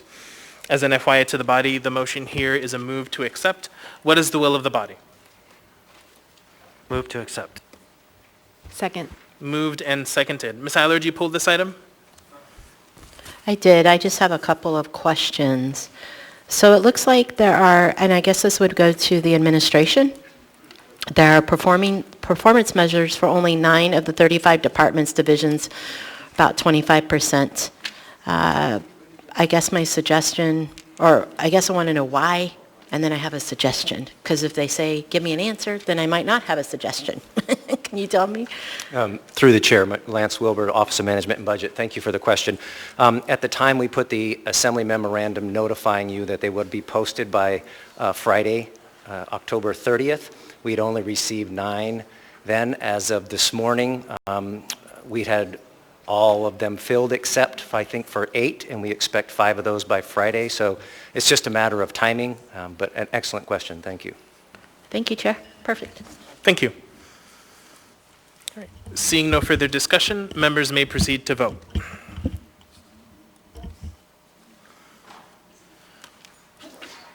Mr. Dunbar, Yes. Miss Kennedy, Yes. Miss Zalatel, Yes. Mr. Weddleton, Yes. That item is approved 10-0. Next, we have item 10F3, AIM 155-2020, emergency procurements awarded under AMC 7.20.090. What is the will of the body? Move to accept. Second. Moved and Kennedy. seconded. That's Kennedy. Ms. Kennedy, you Yes. pulled this item? I did. Thank you, Mr. Chair. I just have a question on this one. There was a specific item on there that seemed to have a very large increase, and I just wanted to get some clarification on what was going on with that.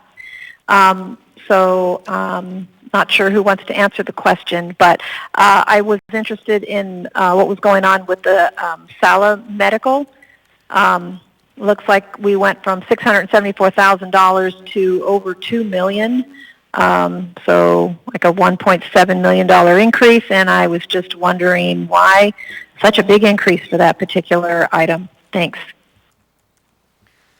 Through the chair to Assemblymember Kennedy, I think what you're seeing there is that we're going from what was previously maybe just a month to a longer term. So the dates we're being reported here are all of September, October, November, December.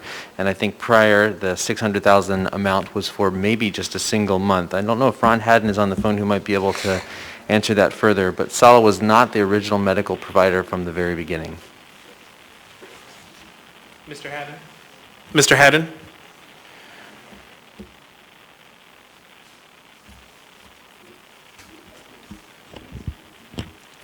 Mr. Haddon, are you there?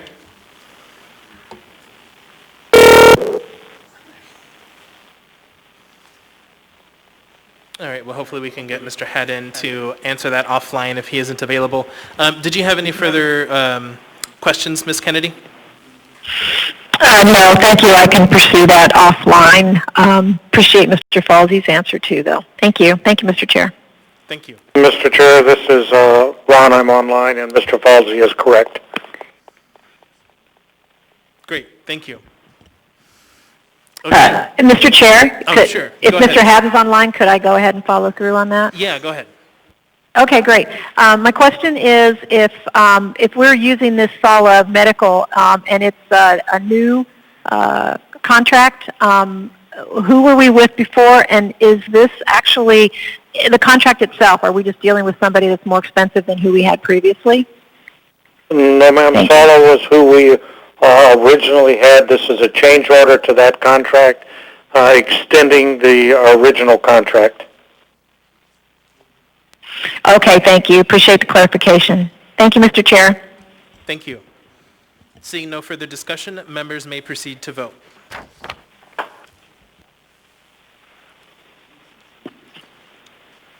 Mr. Dunbar, Yes, yes. Ms. Kennedy, Yes, yes. Ms. Solotel, Yes, yes. Mr. Weddleton, Yes. That item is approved 10-0. With that, that completes our consent agenda. We're going to go ahead and take a 20-minute break. When we come back, we're going to be at item 11A. Just as a record, items 11A, B, and C already had their public hearing, and so when we get back, our first public hearing item will be 13A. Thank you.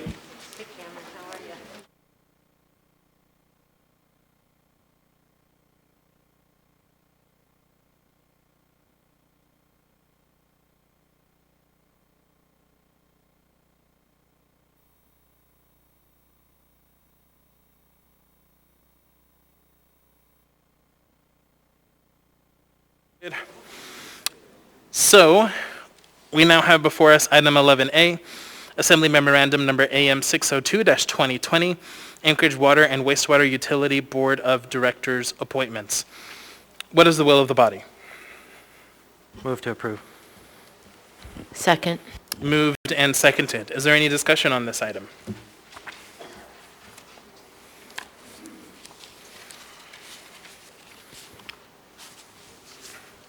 Seeing none, members may proceed to vote.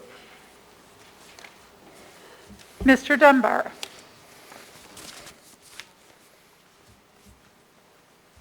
Ms. Kennedy, Ms. Zolotel, Is there phone, folks? Are they on mute? Is that why we can't hear them?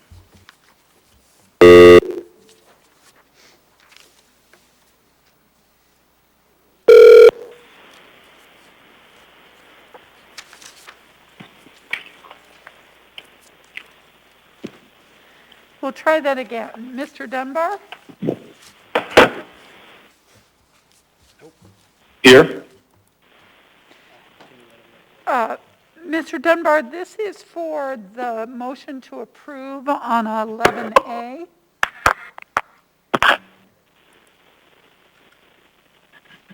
I'm sorry, I haven't been able to hear anything up to this point. Apologies. Me either. Apologies for the members on the phone. So we are on item 11A, the Anchorage Water and Wastewater Utility Board of Directors appointments. I'll go ahead and ask again if there's any discussion on this item.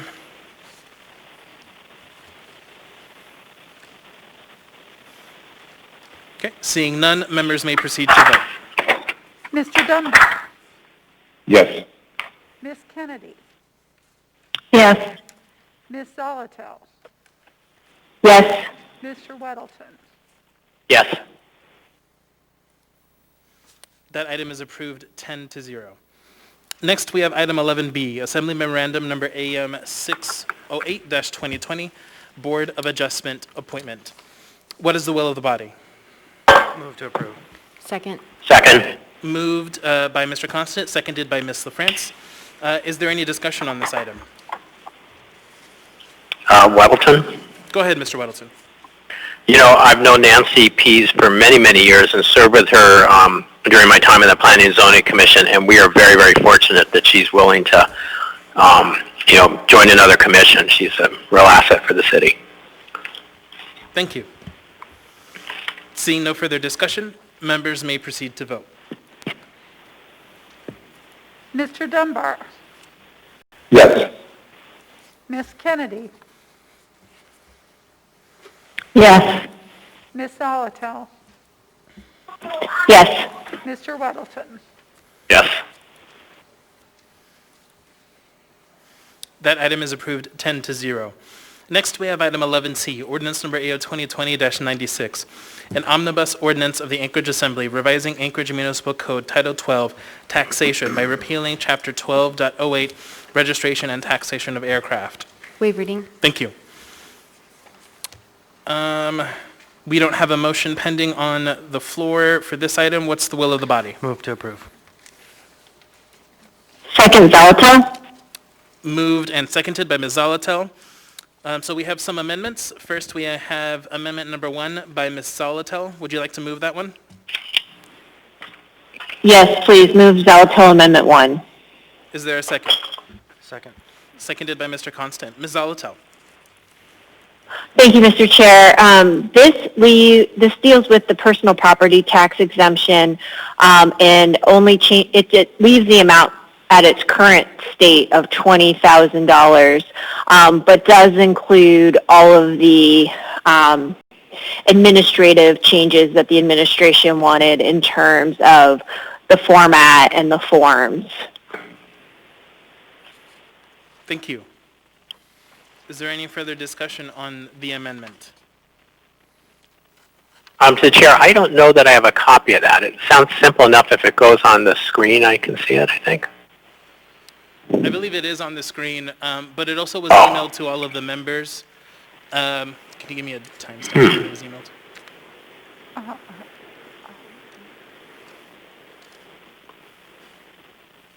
6:08.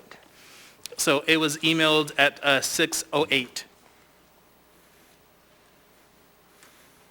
I believe. Mr. Dunbar? Thank you, Mr. Chair. And I intend to support this amendment for a couple of reasons.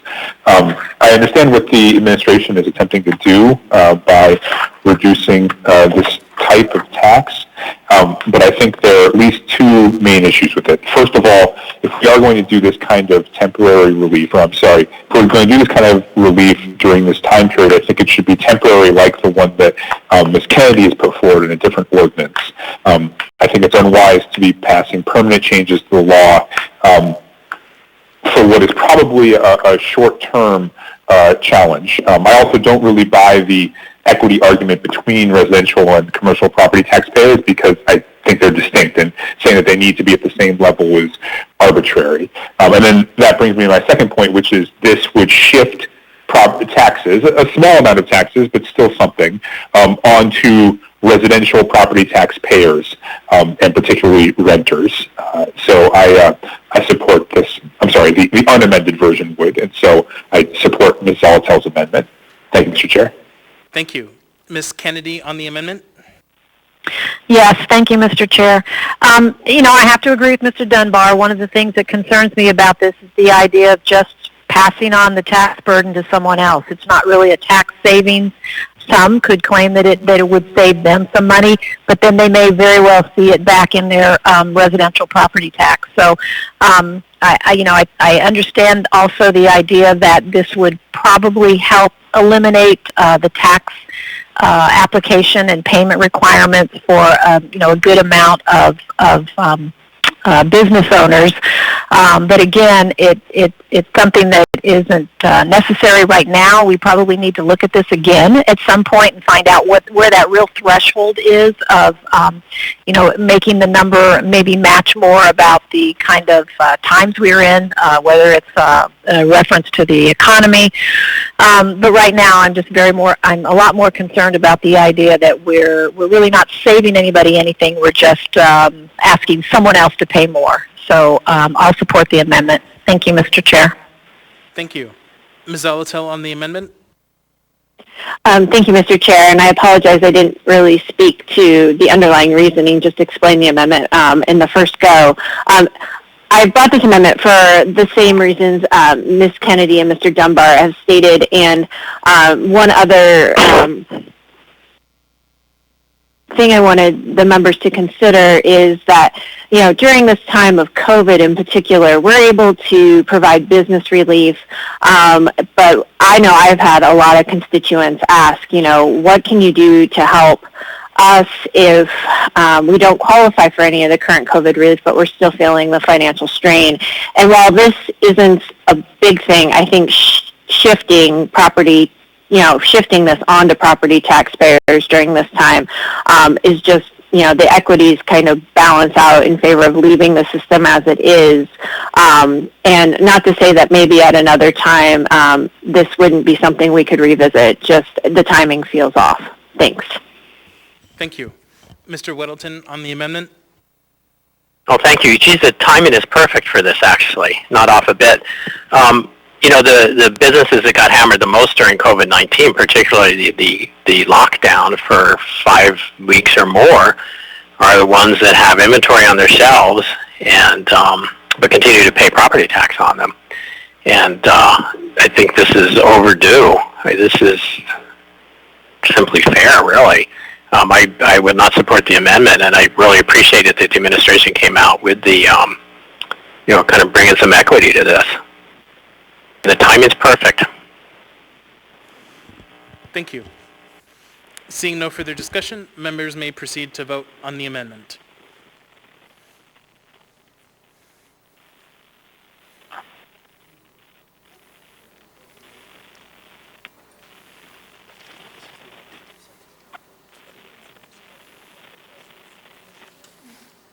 Yes. Yep.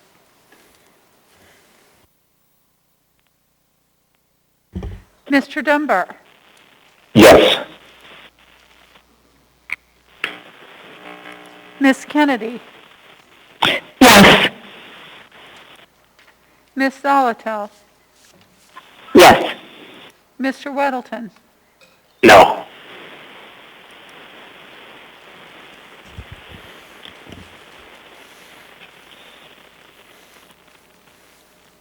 That amendment is approved 7-3.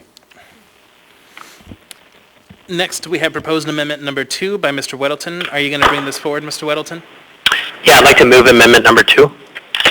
Is there a second? Second. Seconded by Ms. LaFrance. Mr. Weddleton? Thanks. These, nothing in this actually changes any intent. It just clarifies and some language except for the part 4 of it. The first one just says we may protest transfers of liquor license and so on, because that is in fact how we operate. The second part of this amendment just changes a word from alcoholic beverage to liquor license, which is the way we currently phrase the licensing. Part 3 just adds in and manufactured homes. That's the phrasing that's used in Title 21 primarily. So it just brings that phrasing into this document so that they're consistent. And that goes through parts A, B, and C just to bring that consistency through. I have a reason down there that shows the Title 21 phrasing. And on page 3 of the amendment, section 4, it gets rid of essentially the rent control part of this. It says mobile home courts can't raise their rent for the spaces in the mobile home parks or manufactured home parks. And that's just, if we're going to get into rent control, that's something that we should break that out and do it on its own. That's a pretty big deal to get into that realm. Thank you. Ms. Zolotel on the amendment. Thank you, Mr. Chair. I have a question for the administration in terms of adding manufactured home community language. For purposes of this particular ordinance, is there any substantial change if we add that language in terms of how this would operate as proposed by Mr. Weddleton? Thank you. Through the chair, this is Alex Slifka. I'm going to defer to Dan Moore, who I think is on the phone, or Jack Gadamus, who may be able to answer that. This is Dan Moore. I don't think it would be a problem, since we are trying to reference that part of the code that deals with mobile home courts. So I think whether you call it manufactured housing or mobile homes, I think hopefully it's clear in the intent and the wording that we're talking about the same thing.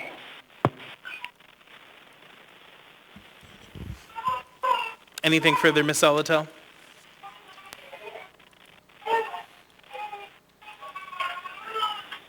Well, yes, sorry, I'm just rereading the amendment, sorry, as we go along here. I guess to the extent that we were talking about mobile homes and mobile home courts, a manufactured home community, I mean, we have the definition of a manufactured home and there's the sorry, I apologize. I hadn't seen the definition of manufactured home community. That takes care of my concern. Thanks, I apologize. Thank you. Mr. Dunbar on the amendment? Thank you, Mr. Chair. Is the amendment before us? Has it been moved and seconded? It has, yes. Okay, then I make a motion to bifurcate, to separate section 4 of the amendment, with section 4 of the amendment referencing section 3, page 9, et cetera, that deletes the rent control. Thank you. Second, Salatel. Go ahead, Mr. Dunbar, if you want to talk to the amendment Or yes, I think I'd like to hear from the administration about the first 3 sections, but they seem to me to be technical changes that are non-controversial. I'd be happy to vote for them.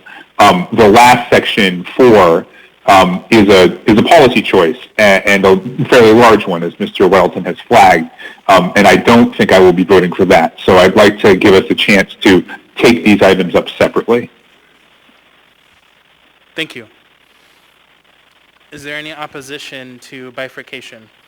So just for the public and the body, so we would take up this amendment in 2 parts. We would take up sections 1, 2, and 3 of the amendment on its own, and then we would take up section 4 of the amendment on its own after. Okay, hearing no opposition, then we'll go ahead and bifurcate the amendment.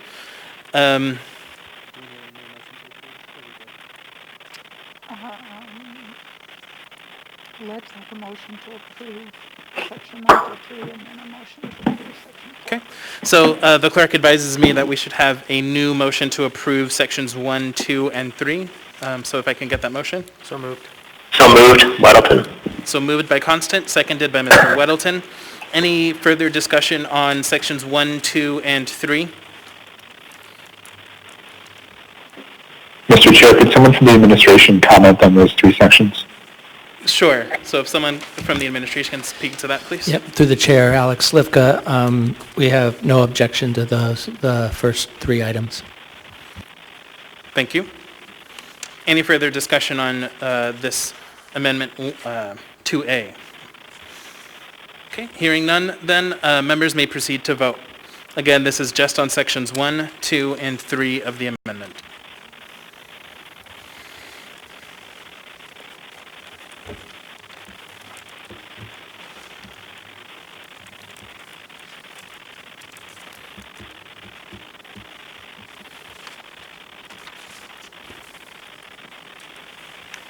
Mr. Dunbar. Yes. Ms. Kennedy. Yes. Ms. Salatel. Yes. Mr. Weddleton. Yes. That item is approved 10-0, or that part of the amendment. All right, so we're going to move on to the second part of the amendment, section 4. Is there a motion to approve? Move to approve. Weddleton. Second. So Weddleton, LaFrance. Is there any further discussion on the amendment? Yeah, I'd like to comment if I could. Go ahead, Mr. Weddleton. Yeah, so this removes the rent control on spaces in a mobile home court, and that I don't think there's a lot of money in those right now, and we see we're losing them. They're being converted into fancier condos and so on, which is a real shame because that's our affordable housing, and we're losing it really fast. And if we make it less profitable, we're going to lose even more of it faster. So it's actually, I think, cruel to people to put a rent cap on these spaces. I mean, I'm not aware, we weren't told that these are rising so fast that they're driving people out. But if people who own mobile home courts just quit making more or start shutting them down because they're not making money and converting to other residential, we're in trouble. So I urge you to support this. Thank you. Thank you. Mr. Dunbar, on the amendment? Thank you, Mr. Chair. I would like to hear from the administration on this. I think I oppose the amendment, but I'm willing to hear more about it. So my understanding is that the effect of the overall ordinance is to exempt mobile homes from the personal property tax. And I think that is fair and good, and as Mr. Weddleton has indicated, they are one of the chief sources of affordable housing in our community. And as you probably know, a large portion of them are concentrated in my district, East Anchorage. We have a lot of manufactured homes in East Anchorage, and I have walked through and door knocked through them many times, as I'm sure many of my colleagues have as well, if they have them in their districts. And I think people that don't live there or don't spend time visiting with them don't realize the sort of precarious nature that a lot of them find themselves in. And it's true that Mr. Weddleton's point about some of them being converted to more profitable townhouses and that kind of thing is definitely a concern. But it's also a concern if we suddenly make him more valuable because they no longer have to pay this tax, that will be sort of hoovered up by the folks that own those spaces. And I'll also say that although we call them mobile homes, the truth is the vast majority of them are not mobile. And in fact, by law, I believe many of them can't be moved after they're a certain age, and almost all of them are that age. If there's someone to the administration that could speak to that point, I'd appreciate it. But my understanding is that a lot of these things are not movable, and because of that, they're vulnerable to having their rents increased pretty dramatically. And so I believe I support what the administration was planning on doing here, but I'd like to hear them speak a little bit more as to why they put this provision in this ordinance. Thank you, Mr. Chair. Yeah, through the chair, Alex Slivka, I think Mr. Dunbar stated it correctly. This was inserted because we realized that there might be the perception that all of a sudden people that owned mobile homes no longer had to pay tax on them, and they, as Mr. Dunbar stated, could be taken advantage of, and that was, I believe, the logic behind why we inserted this. Thank you. Mr. Chair, can I ask a follow-up question? Sure. Is Mr. Schutte there, and does he have any knowledge of the laws and regulations? I believe there are state laws around mobile home parks, or is there anyone else from the administration that can speak to that? And as to whether or not these folks can actually take this asset, which they own, the manufactured home, and can move it safely or realistically to somewhere else in the city if they feel like they are being taken advantage of it. That is there a functioning market in that way if you can move your asset? Thank you. Mr. Dole? Oh, I was thinking Mr. Schutte, but whomever. Through the chair, Bob Dole, building official. Assemblymember Dunbar is correct that for mobile home, manufactured homes manufactured before 1973, they're generally problematic to move. They require a pre-movement inspection before they can be moved, and age-wise, it's frequently very difficult to relocate them because of the condition they're in. Thank you, Mr. Chair. Thank you. Ms. Allard? Thank you, Mr. Chair. I just, after hearing what both Mr. Dunbar and Mr. Weddleton had said, I read down here at the bottom of the amendment, I believe this is from Mr. Weddleton, that if we are to contemplate rent control, that should be only after a robust public discussion, and I don't believe that we had that, and based on that alone, I'm going to go ahead and agree with Mr. Weddleton that this should happen, and I would support his amendment. Thank you. Thank you. Mr. Weddleton, on the amendment? Yeah, thanks. Yeah, and I think I'm confused by Mr. Dunbar's. I might have missed part of it. Not to say that he was wrong, but so people own mobile homes and they rent the space where it is in a mobile home court. And what we've done is said, well, your mobile home is not going to be subject to property tax. So there's a benefit for people who live in mobile homes, which I think is probably a good thing. And what is the connection then? So the people who own the mobile home court, you think now go, oh great, I want to grab some of that and raise my rent for the space? Mr. Weddleton, who is your question directed to? Oh, I guess to Mr. Dunbar. I know he gave his explanation. I didn't follow the reasoning though. Mr. Dunbar? Yes, I think that is the worry. I think that's also the worry that was articulated by Mr. Slifka. And again, I think it's important to note that if we had a functioning market and someone were to raise their rates in that way, someone could pick up their mobile home and take it somewhere else. But that's actually not how this market functions. Many of these are practically immobile, either because of the cost of moving it or because they're actually legally prohibited from moving. So there isn't a functioning market in the way that we might think there is, and that's why you need this kind of regulatory protection, in my opinion. And also note that the owners of the mobile home park will not be any worse off after this. They will be in the same position, but actually perhaps they'll be a little bit better off because their tenants will be a little bit better off, and maybe they'll get their payments, quicker. But they won't have to, they won't be forced to lower their rents or collect less rent or anything like that. Thank you. May I speak briefly? Sure, go ahead, Mr. Weddleton. All right, thanks. Well, one is letting the rent go at the rate of inflation will not cover their increasing costs, certainly not the increasing costs on the property tax that the mobile court owner will pay on their property, their land. But, if we want more affordable housing, we have to make it profitable to create affordable housing. And we have an ordinance that gives away, potentially 12 years of property tax to get more affordable housing, to make it profitable to create it. And in this case, we would be making it less profitable to create what is truly our most affordable housing by capping the amount that somebody who owns a mobile home court can make. So if you want more affordable housing, make it profitable for people to provide it. And we're going the wrong way if we allow this rent control. Thank you. Ms. Zalato on the amendment? Yes, please. I have a question, and it would maybe be for Mr. Slifka or Mr. Gadamus, but do property taxes usually rise more than the CPI over the trailing or over the previous 5 calendar years? Do we have any sense of what that relationship is? Thank you.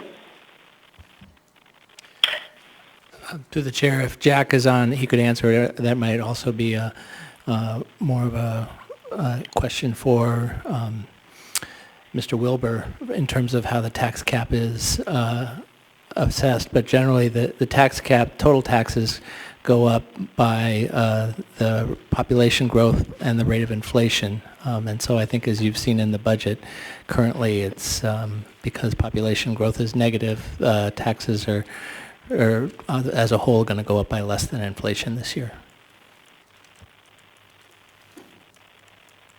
Mr. Gadamus, did you want to add anything else? Yeah, thank you. Through the chair, I just want to say that generally with the markets, as far as the real estate goes, it can vary. I think what you're seeing, at least nationally right now, you're seeing actually an increase right now of housing at least outpacing the rate of inflation. Here in Anchorage, it's probably very similar from a very historical context, and we're looking at 20 plus years where the rate of inflation is probably similar to that of the housing stock. So I don't think they've really moved significantly. I can't say that for certain. I think we'd have to look into it a little bit more, but they're not significant, I think, from everything that I've looked at before. Thank you. Anything else, Ms. Zalato? No, thank you, Mr. Chair. Thank you. All right, we have 2 more folks in the queue, and then I'd like to see if we can vote on this. Mr. Dunbar? Thank you, Mr. Chair. And I think that Mr. Weddleton raised a good point about property taxes. And I'm hoping that we defeat this amendment, but then we come back with another one that might be able to incorporate property taxes a little better into this new subsection B. I guess so for the administration, are there any suggestions on language we might be able to use to say something like, their monthly space rent by more than an average increase in CPI plus the property tax increase or something like that? Is there a way to craft that in a way that we can protect these landholders as well from potentially falling behind in their ability to pay the property taxes, as Mr. Weddleton suggests? Mr. Slivka? I guess through the chair, I think what Mr. Dunbar suggested is something you could work with. It seems like that would make some sense if you wanted to tie it to CPI and or the change of property taxes. Thank you. Ms. Kennedy? Thank you, Mr. Chair. While Mr. Dunbar maybe is mulling over that idea, I guess one of the things I wanted to throw out is I kind of have some concerns about tying any kind of rent rates to CPI, particularly this year. I don't know exactly how a lot of mobile home parks assess their tenants, but I do know of at least one that includes water costs in their rental. So looking at what's been happening to some of our rates within the municipality recently, I'm thinking of solid waste, water rates. There's some significant costs that are going up that I believe are percentages that are well above CPI right now. So I would have concerns about trying to tell a park that they can only increase their rent to a certain percentage that's tied to an indicator that may not be very representational of what kinds of increases they've actually seen this year. So anyway, I'm going to support the amendment. Thank you. Thank you. Seeing no further discussion, members may proceed to vote on the amendment. Mr. Dunbar? No. Ms. Kennedy? Yes. Ms. Zolotel? No. Mr. Weddleton? Yes.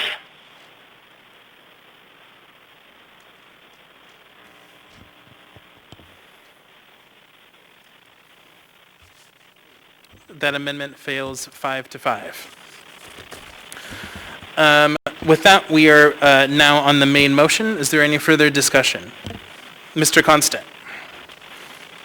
So we referred this item to the the Municipal Airport Advisory Commission, and I wanted to report back that they requested that the item not in fact be passed, that includes the sections related to commercial aircraft. But I wasn't at the meeting. They had 5 points that they made, and I would hope that Mr. Slivka is prepared, or a member of his team who did attend that meeting, to discuss the Municipal Airport Advisory Commission opinion. Certainly through the chair. There was a letter that was sent out, I think this morning, to all the assembly members. I can summarize it. They made 5 points. They had a question about how we define non-scheduled commercial aircraft. They had a question about how we were taxing we were equating not taxing boats and snow machines to not taxing personal aircraft. They raised an issue that they already pay taxes, such as property tax, and they raised an issue that the non-scheduled commercial aircraft would pay a disproportionate amount of the tax that occurred at Merrill Field, and their final issue was that increasing the tax burden at this time while recognizing that implementation would not occur until January of 2022, they didn't think it was a good time. those were their objections, and I can speak to them if you'd like. And so I think what we would say is, in relation to scheduled versus non-scheduled, the whole purpose of this is we're not intending to tax any airplane, any commercial airplane that is currently not taxed as a scheduled aircraft. We're not intending to change that, because that change would be a substantial increase. All we're saying right now is commercial planes that right now just pay this flat fee would pay the revised schedule that is proposed in 537. And the other points that we would make is that Merrill Field is not supported by the municipality. It's a separate enterprise, and any and all revenue that is earned there is what supports that operation. They pay property tax like every other business. Their lease rates are subsidized by the FAA, so they pay about 1/3 the normal lease rate for space there.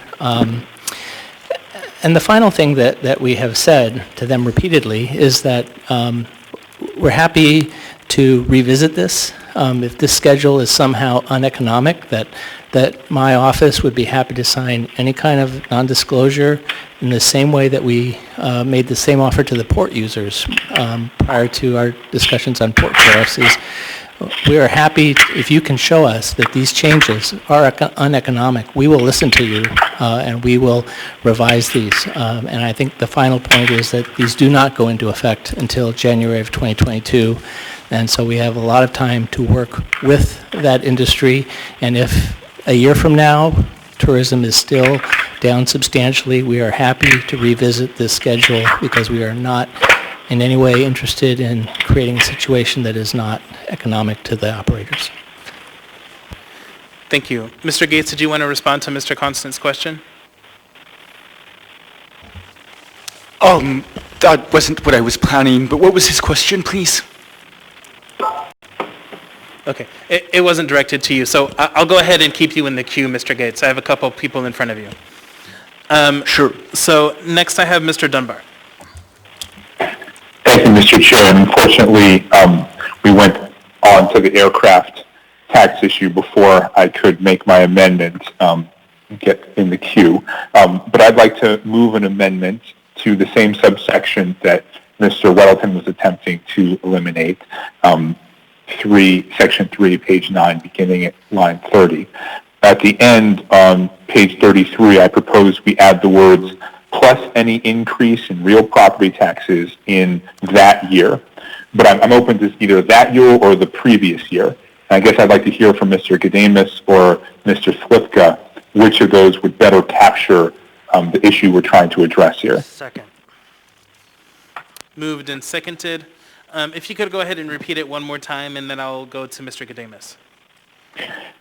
So after the word calendar years, add plus any increase in real property taxes in that year. But I'm open to changing the end to the previous year if we think that better reflects how our tax structure works. Mr. Gadamus? Yeah, through the chair to Dunbar with that. I don't have any opposition to that. I do know that also Mr. Slivka was talking about also the tax cap and the limit on the amount of tax liability as well. So in some way, that might be maybe a better way to look at it, is looking at through that tax cap more than the assessed value per se. Anything further, Mr. Dunbar? Yeah, I think that we have, in my view, this is a ceiling, but it doesn't mean they have to. It's not a ratchet the way that our tax cap has become. They don't have to increase their rents, and I hope that they don't. But I think Mr. Weddleton is right. We want to give them enough room to increase those rents so that they are not actively, losing a lot of money or changing their incentives so that they close up shop.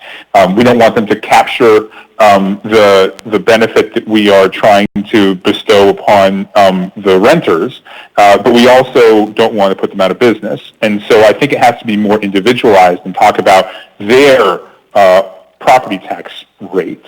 And so I'm looking for a way to, and I apologize that we're doing this on the floor, but I'm looking for a way to structure that appropriately. And so I guess I'd ask, again, Mr. Slifka, if that language works or if I should tweak it. On the fly, through the chair, I think that language works. Should it be that year or the previous year? I would say for ease, it would be easier if it was the previous year. Okay, so my amendment is plus any increase in real property taxes in the previous year. And that's fine.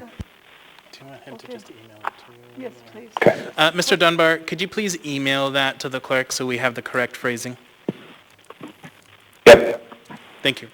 All right, I'm going to go ahead and go through the queue, and if folks want to speak to this amendment, feel free to, or if you want to stay in the queue, just let me know. So, Ms. Kennedy? Thank you, Mr. Chair. Yeah, I'd like to speak to this one. And I actually have a question. Would we by any chance have an idea of what the percentage rate might actually equate to if we were to follow this formula? Because again, I have concerns that we've actually seen quite a bit of increase in prices recently, especially in food prices. And if you look at even gas prices have gone up quite a bit since last year, and all those things obviously impact not only how you run a business, but whether or not people can pay their rent. But it would be interesting. It might be a little more helpful to kind of get a sense of what kind of impact this really would have if we had some kind of a percentage that this might actually equate to. I don't know if anybody can do the math real quick to figure that out, but like I said, I'm very interested. Is this going to be a 2% ceiling? Is this going to be an 8% ceiling? Anyway, anything that would be kind of helpful. Thanks. Yes, through the chair, Alex Lifka. I know the assessor has done some work on this, and his research has indicated that mobile home courts' land tax has only increased 1 to 2% in each of the past 4 years. Thank you. Thank you, Mr. Chair. Thank you. Did you want to stay in the queue, Ms. Kennedy? I'm going to say no at this point, and I'll just get back in if I do. Thank you, Mr. Chair. Thank you. Mr. Weddleton, did you want to speak to this amendment?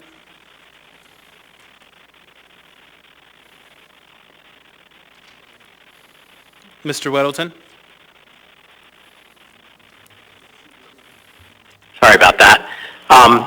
I would like to stay in the queue for the point we're on prior to this, but also speak to this. And I think I'm forced to support this amendment because it takes something that was truly awful to have in there and make it not quite as awful. But we should think as we do this that we're offering, people who own this property and have this business that they can raise their prices, a couple percent given the current numbers. But we've approved for solid-waste services 6.5%, and we've committed to doing that over a number of years. That's a huge increase. Water utilities doing the same thing, and why? Because they have growing expenses in their businesses, and we acknowledge that. But here with this private businesses owning mobile home courts, we're going, tough luck. And it's just surprising to me that we would delve into rent control at all. And thank you. Thank you.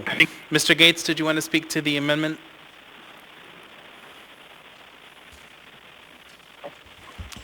No, I wanted to talk about aircraft. Got it. I'll keep you in the queue for that. Through the chair, I'm sorry, I can't figure out how to speak up. I want to point out that the code says that this addresses their monthly space rent. It does not address utilities, which I believe are separate charges, and so would not be affected. It's not our intent that this would affect any kind of utility charges. Thank you. Ms. Zolotel on the amendment. Yes, thank you, Mr. Chair.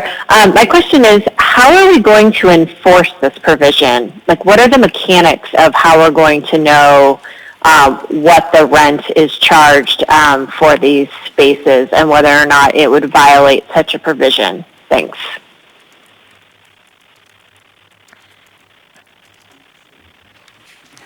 I guess I would defer that to Jack Adamus to answer. Yeah, through the chair, as far as that goes, I think that there's a few things that we could do. We could certainly be watching closely with that rent for that. But there is no specific lever or really strong lever or tool for us to strongly enforce this as well. So there's no no penalty or anything associated with that. So I don't have a clear answer of what that tool would end up being. Thank you. Thank you. Ms. Kennedy on the amendment?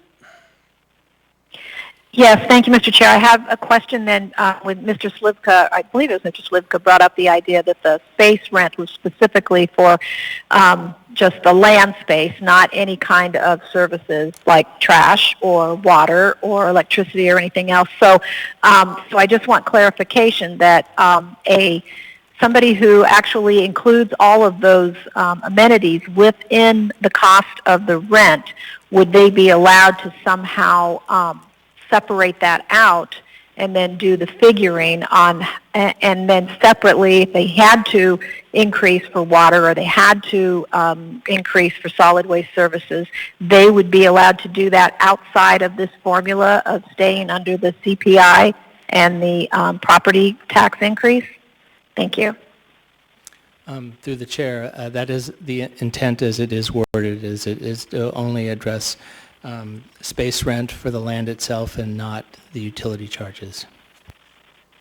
Okay, thank you. Thank you, Mr. Chair. Thank you. I have two more folks in the queue, and then I'd like to see if we can vote on this amendment. Ms. LaFrance on the amendment? Thank you, Mr. Chair. I just wanted to express that this seems hasty to deal with this in this way, and that there are a number of issues, and I'm not prepared to make a motion yet, but I am putting that out there that this seems complex to be handling here on the floor. Thank you, Mr. Chair. Thank you. Mr. Constant on the amendment? Thank you. Two things. First, I would just want to point out an interesting piece of Robert's rules. On a motion to reconsider, you must be on the prevailing side. On an item that failed 5-5, you have nobody who can make that motion. But that said, Mr. Slivka, you, or maybe it was Mr. Gadamus, suggested that there's no real clear method of enforcement. And that actually piques my ears, because this language as is written in here assumes some form of enforceability. What was the theory of enforceability, separate from the amendment before us, but for the underlying section 3B there? What was the plan? I'm going to defer to Mr. Moore for that. This is Dan Moore. In the section of this ordinance that we're talking about, there's an alpha and a bravo section. In the alpha section, it talks about the mobile home court shall provide, so it's required, shall provide census data and current and historical rent data for their court. So and Jack can confirm this, but the Property Appraisal Division for decades has annually reached out to mobile home court managers, owners, to gather information they need in order to do the assessment function. And these mobile home courts will continue to have mobile homes subject to tax, which are part of the inventory, meaning the courts own the actual mobile homes. So there's going to be regular interface every single year with the courts, and what this ordinance language does, both in Alpha and Bravo, is it gives us the authority to ask for that information and to just make sure that things are kept in check. So currently the status quo is we do not ask them for detailed information about their rent that they collect per unit. This would create a system where we track the rents that they're collecting per unit. That's question one. And then is that information, if you have it in your possession, confidential? Through the chair, this is Mr. Gadamus. I can answer that. So the first question is that, yes, we do get financial information from these mobile home courts. And then the second is that we also maintain we also are guard their data and can keep it to not disclose to the public. Last question on that, Mr. Gadamus. You said we do collect information, but you weren't specific. Do we collect actual rent rates? We collect what we do is we collect the revenue from them. So we don't collect their actual sensitive information, but we do get the rent rates along with the vacancy rate as well. So we can get a really good idea of what they are bringing in for a given year. And so the change to the new under this would be we collect just a little bit more specific information. That is correct. Thank you. Mr. Gates, I think you wanted to speak to Robert's rules. Yes, I wanted to add to what Mr. Constant said about Robert's rules. The prevailing side in a 5-5 vote is the no votes. The motion failed. The prevailing side is the failure of the motion. The 5 votes that voted no can move to reconsider. So then, if I might briefly, Mr. Chair, I would ask somebody who was on the no side to make a motion to reconsider, and we should take this out and really think this through. The level of information we're asking for people to provide, it's something that should be thought through thoughtfully and methodically and not just in an omnibus bill, please. Thank you. Mr. Dunbar? Thank you, Mr. Chair. I just wanted to make sure the clerk actually received it, and I'm hoping that it's on the screen and the administration has reviewed it and think that the amendment is practicable, and if so, I hope we get a chance to vote on it. Thank you. The clerk has noted that it is received and is on the screen. Ms. Zolotel? Yes, I'd like to move to reconsider the prior vote on Mr. Weddleton's amendment. Second. Thank you. So just to clarify, that is the vote on Section 4 of his amendment? Yes, that is correct, Mr. Chair. Thank you. Did you want to speak to that? I would just echo what Mr. Constant said, and I don't want to suggest that we shouldn't come back and maybe do this at a later date, but I do think the questions, particularly around enforcement and how the information will be used, really warrant a more in-depth and fulsome discussion around this area, more than just tonight through a series of amendments, so that we could probably come up with what would be a better solution that gets to what we're trying to do. Thanks. Thank you. So I'd like to see if we can get through this pretty quickly. We've spent a lot of time on the floor right now on this amendment. So if we can get through these motions fairly quick, that'd be great. Ms. Allard, on the motion to reconsider? Yes, can we close the motion to debate? Yes, that is something that we could do, but there's no one else in the queue. So I would suggest, if there's no one else in the queue, that I will just call the vote. Okay. Thank you. All right, seeing no one else in the queue, members may proceed to vote on the motion to reconsider. A yes vote will bring the amendment back before us. A no vote will keep the vote on the amendment. Mr. Dunbar? No. Can you ask him? Mr. Dunbar, could you repeat that, please? No. Ms. Kennedy? Yes. Ms. Zolotel? Yes. Mr. Weddleton? Yes.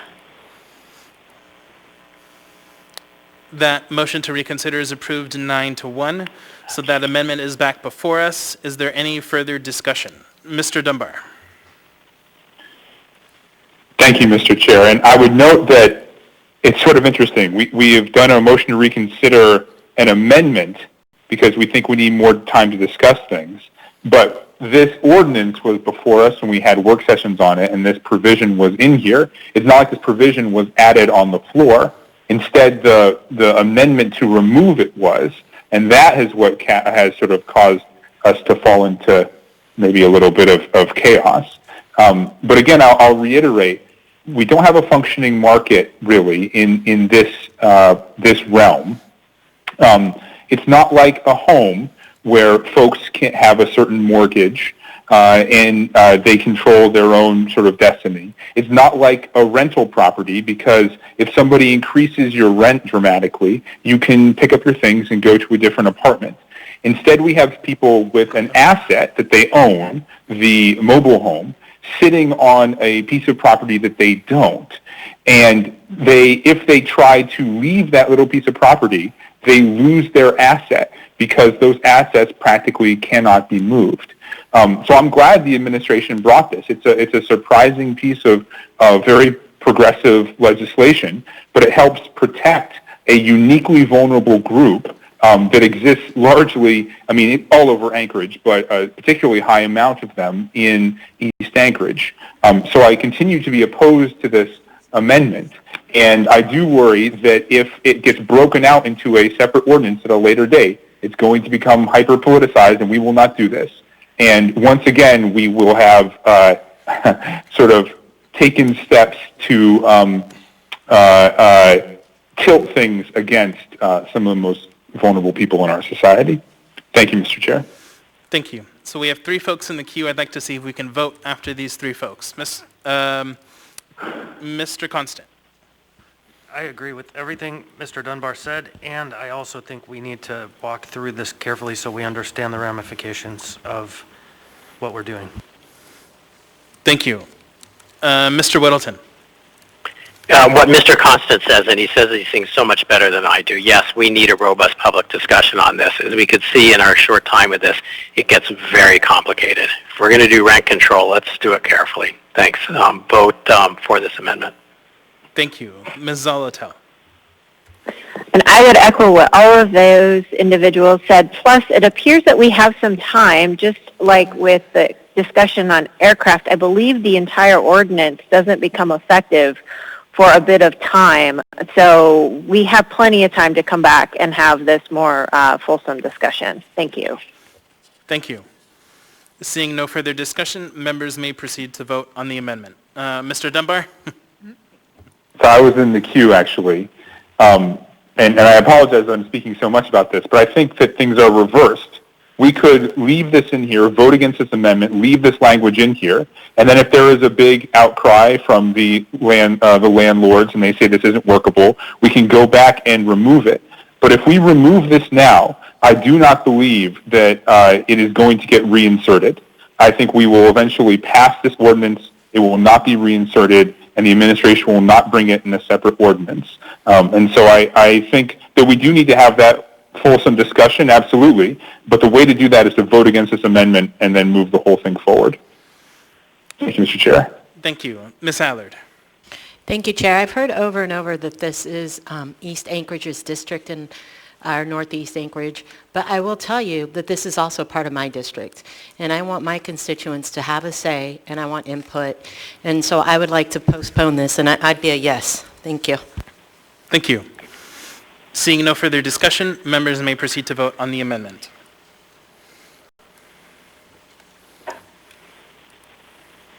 Mr. Dunbar. No. Ms. Kennedy. Yes. Ms. Zolotel. Yes. Mr. Whittleton. Yes.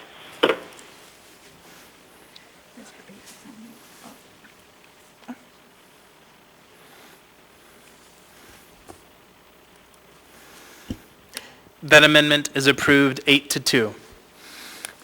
Okay, going back in the queue for the main motion, I have Mr. Whittleton. I guess I'm so taken aback now. I'm not quite sure where we were talking about aircraft. Sorry, if there's someone else, could you move ahead? I need to dig out that piece of paper that, oh, I'm sorry, I have it. On the aircraft charges, reading this letter from the Alaska Aircraft Carriers Association, I think the issue here is they had an incredibly good deal for so many years, and now it's a big jump. And that is something that is natural for them to push back against, I think. But, when you go through this letter, and they point up the things that they're already paying taxes, and the intergovernmental charges, I'm not quite sure what that is. But leases, well, every business pays leases or for their building. It's pretty typical for businesses. But we pay, as Mr. Slivka said, way more than they pay on Merrill Field. Those are crazy low lease rates there. And they say that they pay property taxes on their lease lot improvements. And business owners pay property taxes through their rents or through, if they own their buildings, they pay them. Their fuel, they pay the 10 cents per gallon on the fuel. Well, the delivery businesses, all businesses are paying those. So it really lists taxes that every business pays these things. But what the aircraft carriers have not been paying is the typical property tax on their means of production. And we were talking about the inventory tax earlier. And, for so many businesses, it's not just inventory tax. It's their inventory and the stuff of their, their office furniture and so on. But it's their means of production, the way they make their money. We pay the mill rate on, 1.6. But they don't. Their means of production, these airplanes, they don't pay they just pay this really small amount. So it really, from my side as a business owner, it's kind of unfair. They had a really good deal. So what we're doing here is giving them, just bringing them into the world that the rest of business owners in Anchorage live in. But though I do think the big jump all of a sudden is understandable that they push back. But so I'm comfortable supporting this because it doesn't kick in until 2022. Anyway, thank you. Thank you. Mr. Gates?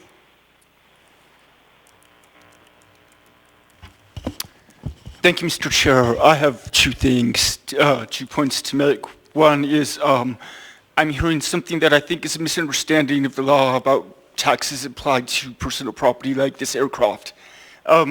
We have a state statute that says you can levy flat tax on personal property. That's only if the type of personal property has been totally exempt from ad valorem taxes under AS 2945-50B. So to me, the law is structured so you cannot pay a ad valorem property tax and a flat tax on the same piece of personal property. It's one or the other. So I don't know if those misstatements have some error to them, but that's how I'm reading the law. So I think that should be carefully considered. So that's one thing I wanted to say that I think I'm hearing is either a statement contrary to law or a misstatement of the law. The second thing I want to talk about was related to aircraft. The ordinance on page 10 adds a new subsection D. This subsection is a little interesting to me. It's a little unusual how they've structured this for the flat tax on aircraft. The part on page 10, subsection D, lines 6 says, the assessment formula shall be approved by the Assembly. The assessment formula is not set forth in the ordinance. So the assessment formula is set forth in the attached AM 537-2020. And in this AM, the administration, I guess, written by our municipal assessor, Mr. Gadamis, at the end, he says on page 2, lines 5 and 6, because AO 2020-96 proposes this flat tax. The administration recommends waiting to take action on this AM until the Assembly has voted on AO 2020-96. And so I wanted to just clarify that, to me this is unusual, that approval of AO 2020-96, which is what the motion states, does not approve the formula. You've got to have a separate action, I guess, approving AM 537-2020. To approve the formula, accepting or approving. And I guess on our agenda, this wasn't sort of organized or listed as an action item, but you need to take two separate actions here. And I think that Mr. Slipka was saying that they want time to work on the formulas, so you have, I guess, sort of a solution presented where you can approve the AO and not act on the AM until a later date.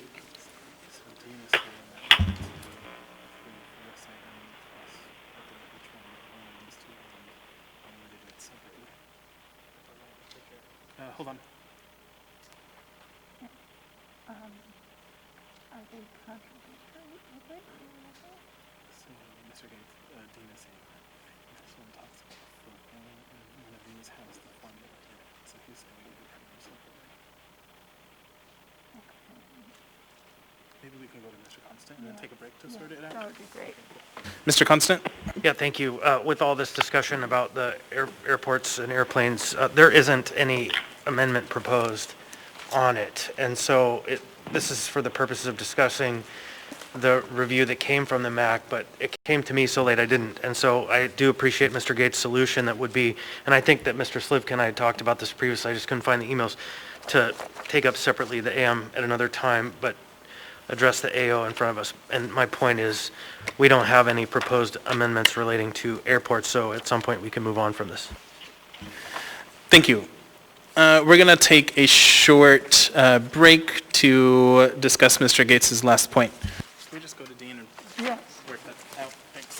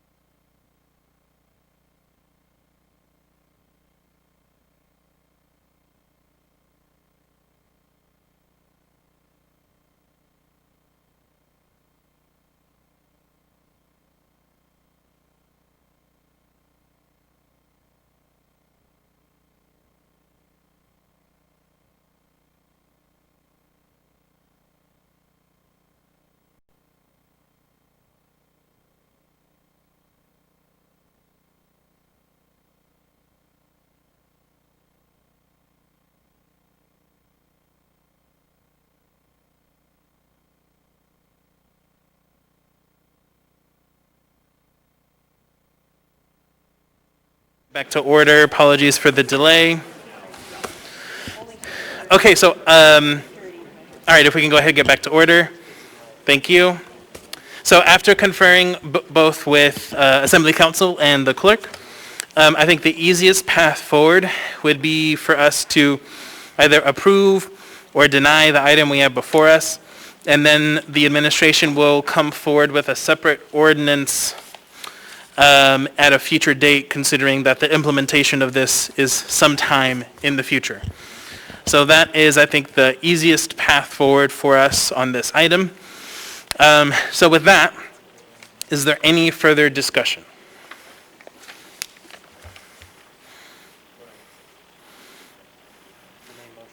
Yeah, we're on the main motion. Okay, seeing no further discussion, members may proceed to vote on the main motion. Hold on, apologies. Mr. Dunbar. Thank you, Mr. Chair. I'm sorry. Could we get a little bit more explanation about why we think we need to not... I'm sorry. Could we get a brief restatement of what Dean was asserting that requires us to perhaps vote this down? Oh, no, Mr. Gates wasn't asserting that we should vote this down. So Mr. Gates was asserting that there is a formula that is referred to in the ordinance. It is page 10 of 15, line 6. The assessment formula shall be approved by the Assembly.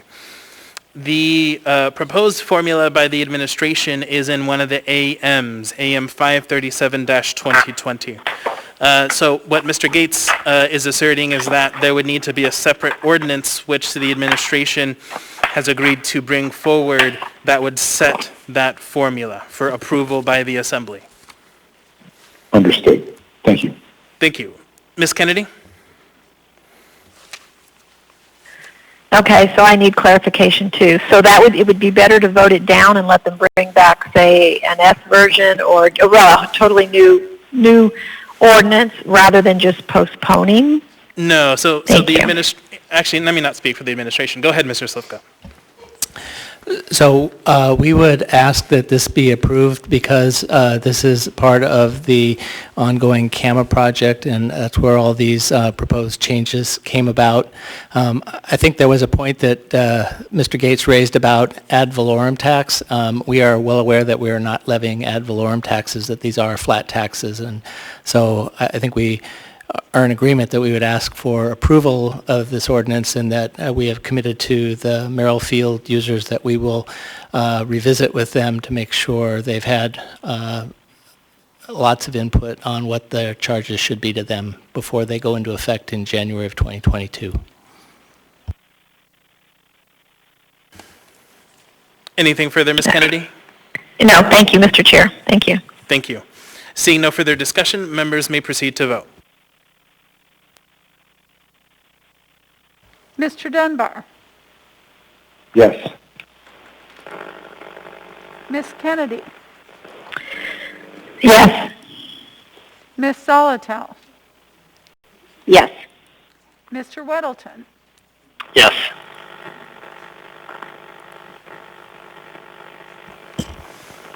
That item is approved 10-0.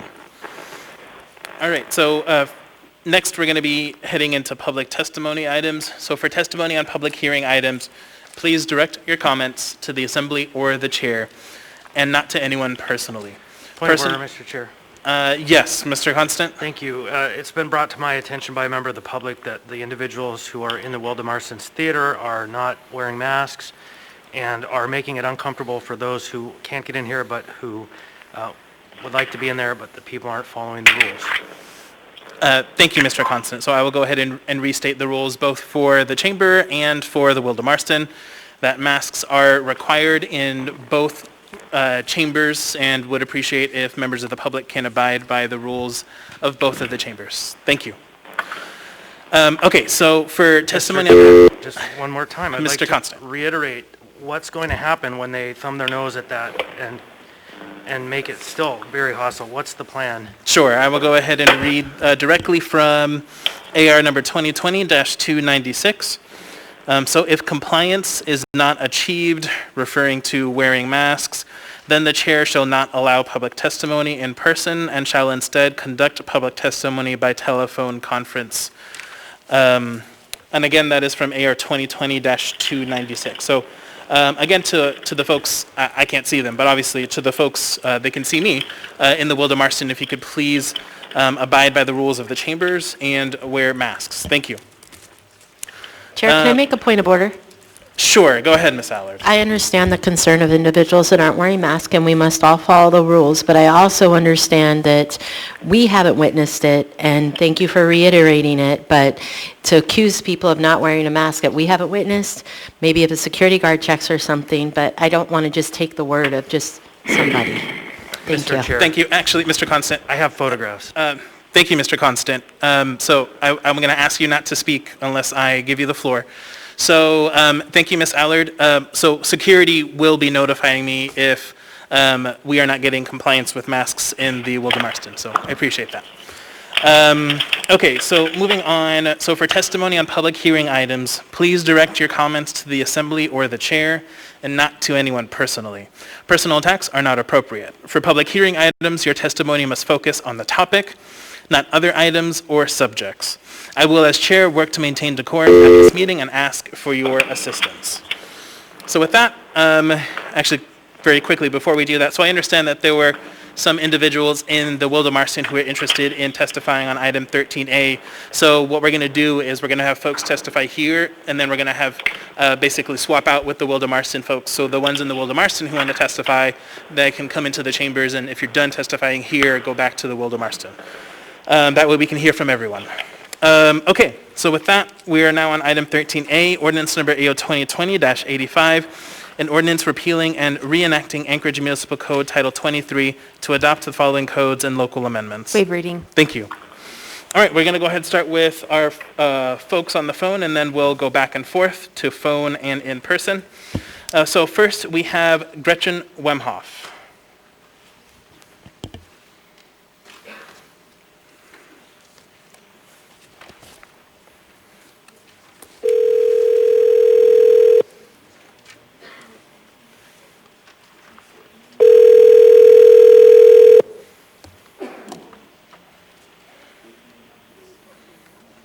Hello. Hi, Ms. Wemhoff. This is Felix Rivera. We are on public testimony for AO 2020-85 regarding the building codes. You have 3 minutes. Welcome.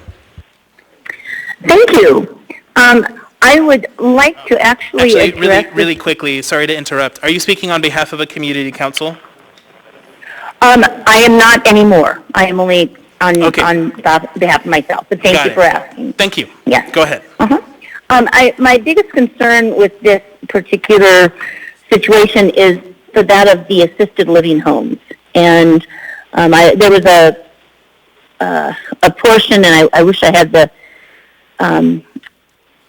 summary in front of me, but it made an assumption of how much money each assisted living home possibly made, with the idea that perhaps they could afford the sprinkler system. And what I'm suggesting is that I am 100% in favor of sprinkler systems, and I totally understand the idea of the need to have something to help in a home where elderly people cannot move as quickly. What I'm hoping that if something like this does pass, that there is some kind of program that would assist the smaller assisted living homes in finding some way to get through this, a grant program perhaps, so that it doesn't put them in a financial situation where they can't handle the requirements in time. So I'm also not sure that all assisted living homes have been notified or have learned about this. So I talked with a few, and they were new. It was news to them. So if those particular homes had not heard from someone, if they didn't belong to a community council, they may not be totally aware of a potential requirement. So my bottom line is, on assisted living homes, especially the small ones, I understand the need, but I think we need to be prepared to not assume that all assisted living homes charge the same amount for each patient, and that we do something to assist them in any situation that requires them to have sprinkler systems in a short amount of time. There you go. Thank you for your testimony. Thank you for calling. Next, we have Mr. Dimitri Sheen.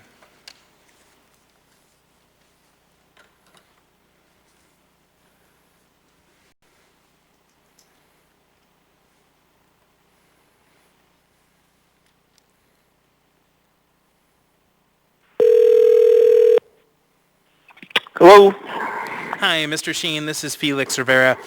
We are on public testimony for AO 2020-85 regarding the building codes. You have 3 minutes. Welcome. All right, thank you. Yeah, I want to thank the Assembly, all the Assembly members for doing this work during these challenging times. And I think you're doing important work that's helping our community in these difficult times. So, and thank you for looking at the electrical codes for electric vehicle charging. I am the Executive Director of Alaska Electric Vehicle Association. We're a nonprofit that looks at that basically installs chargers around Alaska and are trying to accelerate EV adoption in our state. So we do get a lot of inquiries about purchasing vehicles and what to do with charging. And I will say that for people who are looking to buy an electric vehicle, availability of charging at home or the cost of retrofitting an existing home to have an EV plug accessible for charging is a considerable barrier for buying an electric vehicle.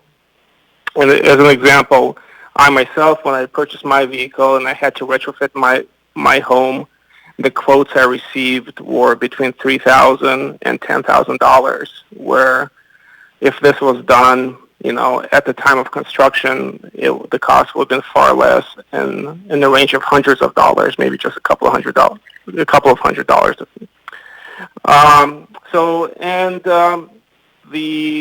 Every day we see more and more electric vehicles arriving in Anchorage, and that's mostly because electric vehicles are catching on around the country, and more people are exposed to them, and in large part because they're awesome car to drive in Alaska, and they do well in the winter. And I think as a municipality, as a town, we do want our residents to have a choice of vehicles, and would not want them to be limited by in what kind of vehicle they're able to purchase, because our buildings and their homes are not allowing charging and EV charging.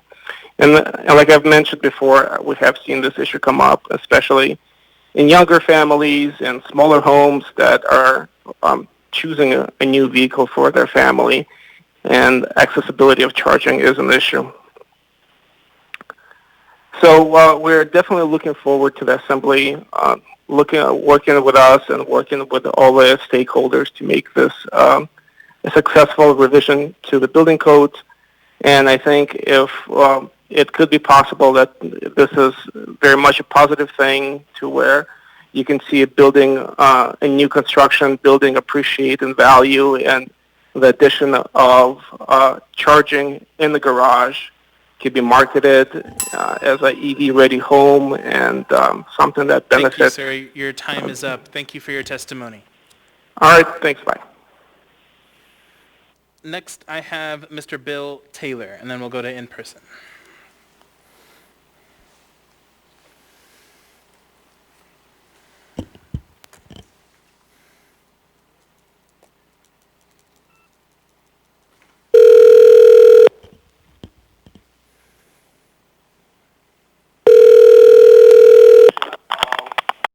Hello, this is Bill. Hi, Mr. Taylor. This is Felix Rivera. You're here with the Anchorage Assembly. We're on public testimony for AO number 2020-85 on building codes. You have 3 minutes. Welcome. Thank you, Mr. Chairman. Mr. Chairman, members of the Assembly, my name's Bill Taylor. I own Colony Builders, and I've been building in Anchorage almost 4 decades now. I'm testifying on fire sprinklers in AO Section 1, page 37, lines 8 to 10. And there are three unfortunate reasons why I'm testifying tonight. Number one is the International Fire Code has historically never applied to 1 and 2 family dwellings. There's always been a specific exemption for 1 and 2 family homes in the IFC. And number two, there's an Alaska statute that governs should the localities in the state of Alaska decide to require sprinklers. And number three, there are two people that feel obligated to enforce what I consider an oversight in the code review process. They are the building official and the fire marshal. The interactions of these three reasons have left the home builders in a real bind, trying to absorb a major cost impact in our market today would be difficult, if not impossible. There's a significant shortage of framers, other trade contractors that are driving up costs, and lumber prices happen to be spiking at the moment as well, and the timing couldn't be worse. I also have a problem with the need for sprinklers. It's been testified previously that smoke detectors save 99% of the lives, and the argument for sprinklers to try to save the last 1% falls short. The new generation of smoke detectors with long life batteries that will be approved in the next code cycle makes this a much more practical solution. There's a serious flaw in the IFC code review process that needs to be pointed out. Home builders have not been invited to the IFC code review process. We only participate in the IRC, the international code for single family. And I feel strongly we could have prevented this juncture by assuring the 1 and 2 family exemption maintained its code status. I'm not a conspiracist, but I do think it's suspicious that this exemption has conveniently disappeared. Even though the building official and fire marshal may disagree with me, they are able to exercise their discretionary authority to enforce the code, especially since there is ambiguity in the Alaska statute, the International Fire Code, and the IRC. Mr. Taylor, your time is up, but I do have a question for you. Mr. Perez-Verdia? Thank you. I just wanted to be clear. I want to track. Are you speaking in favor or against this? I'm in favor of the Mr. Weddleton amendment to exempt 1 and 2 family dwellings. Thank you. Thank you. Thank you for your testimony. You're welcome. All right, we're going to go ahead and move to in-person testimony. Welcome. Guess we got to finally turn that on now that the public's allowed to testify, the actual public. My name is Niall Williams. I represent 1776 Alaska. Thank you, Chairperson Rivera and Assembly members. I would like to first say that I oppose this ordinance, or the repealing and reenacting to add on additional things. First of all, it violates of the Alaska State Constitution. It violates Article 1, Sections 1, 11, 14, 18, 21, and 23. Secondly, the gentleman on the phone that was speaking about electric cars. Electric cars do not work well in cold climates. I actually lived in Park City, Utah for 3 years. There they had the inaugural electric bus program. They went through the first 2 generations of electric buses. They were made by a company actually in New Mexico. They had enormous problems with recharging these buses. It does not work, especially when you have snow and ice. It actually affects the height of the bus as it drives under the charging unit.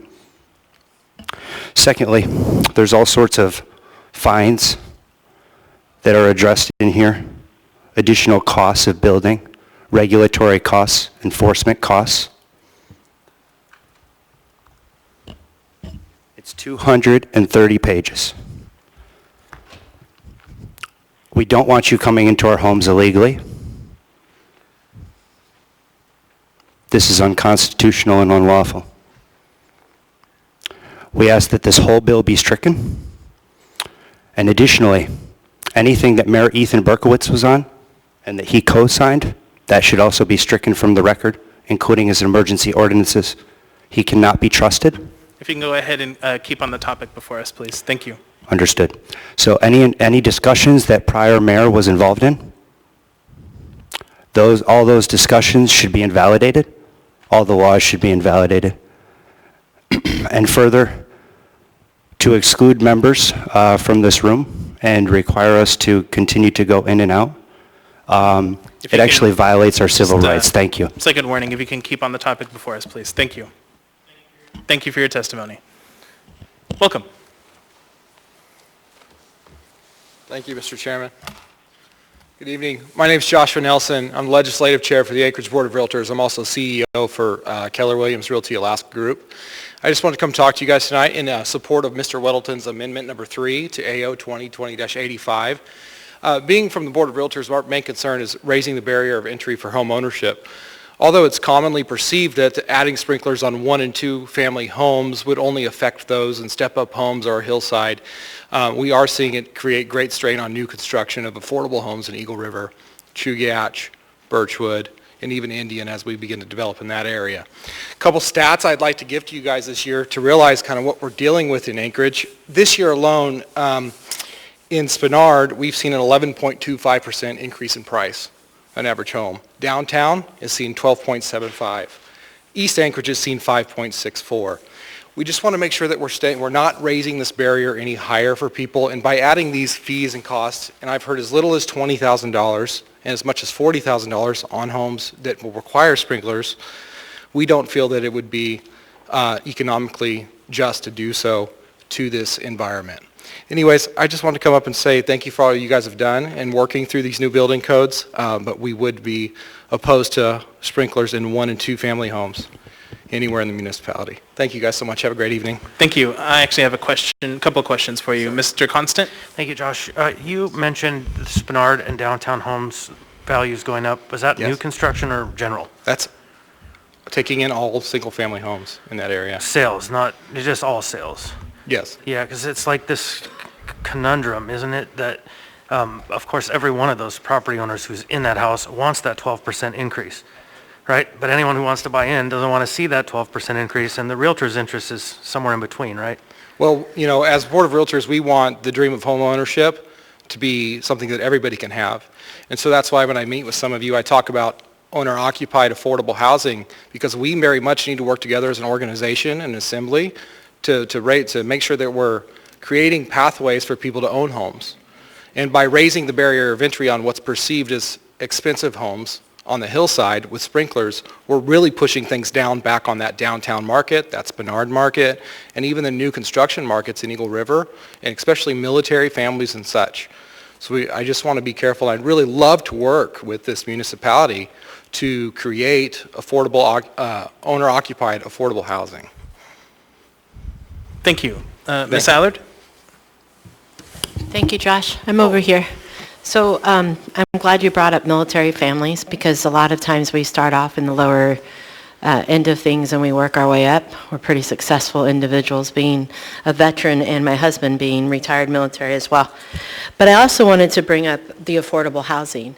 And part of that, and I want to lead this and then you can kind of answer, but I don't know any homeowners or builders that are for this. I have yet to meet anybody personally that's for sprinklers being in the homes, because we want to work to bring those newer, how do I put it, first-time home buyers in, right? Correct. So then would this, do you believe, go into the realm of the minorities?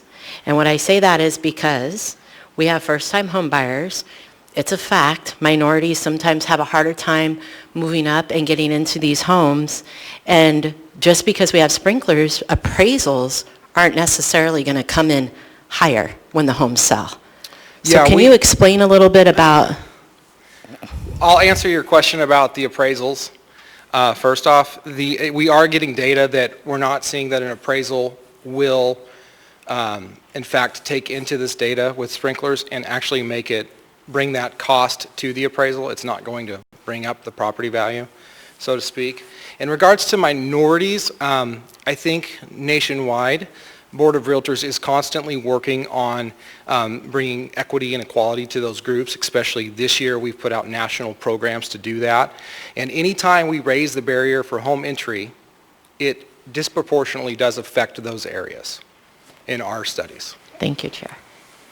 Thank you. Thank you for your testimony. Thank you. Welcome.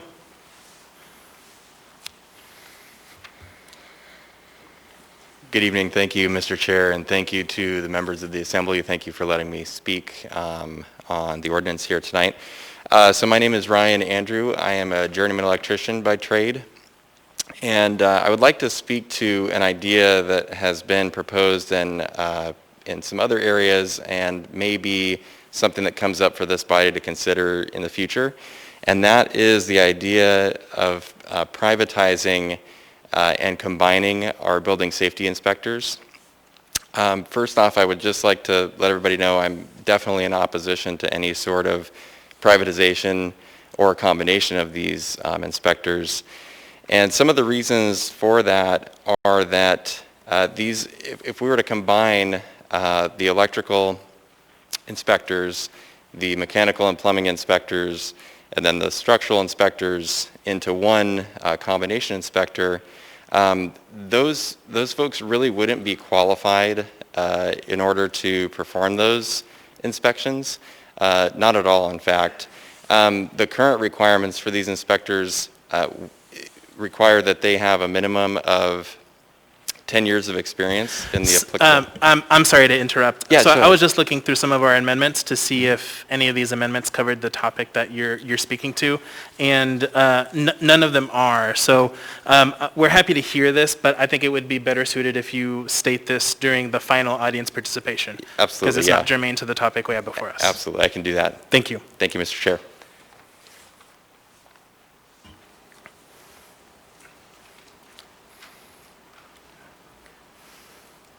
Welcome. Thank you, Mr. Chair. Thank you, Anchorage Assembly.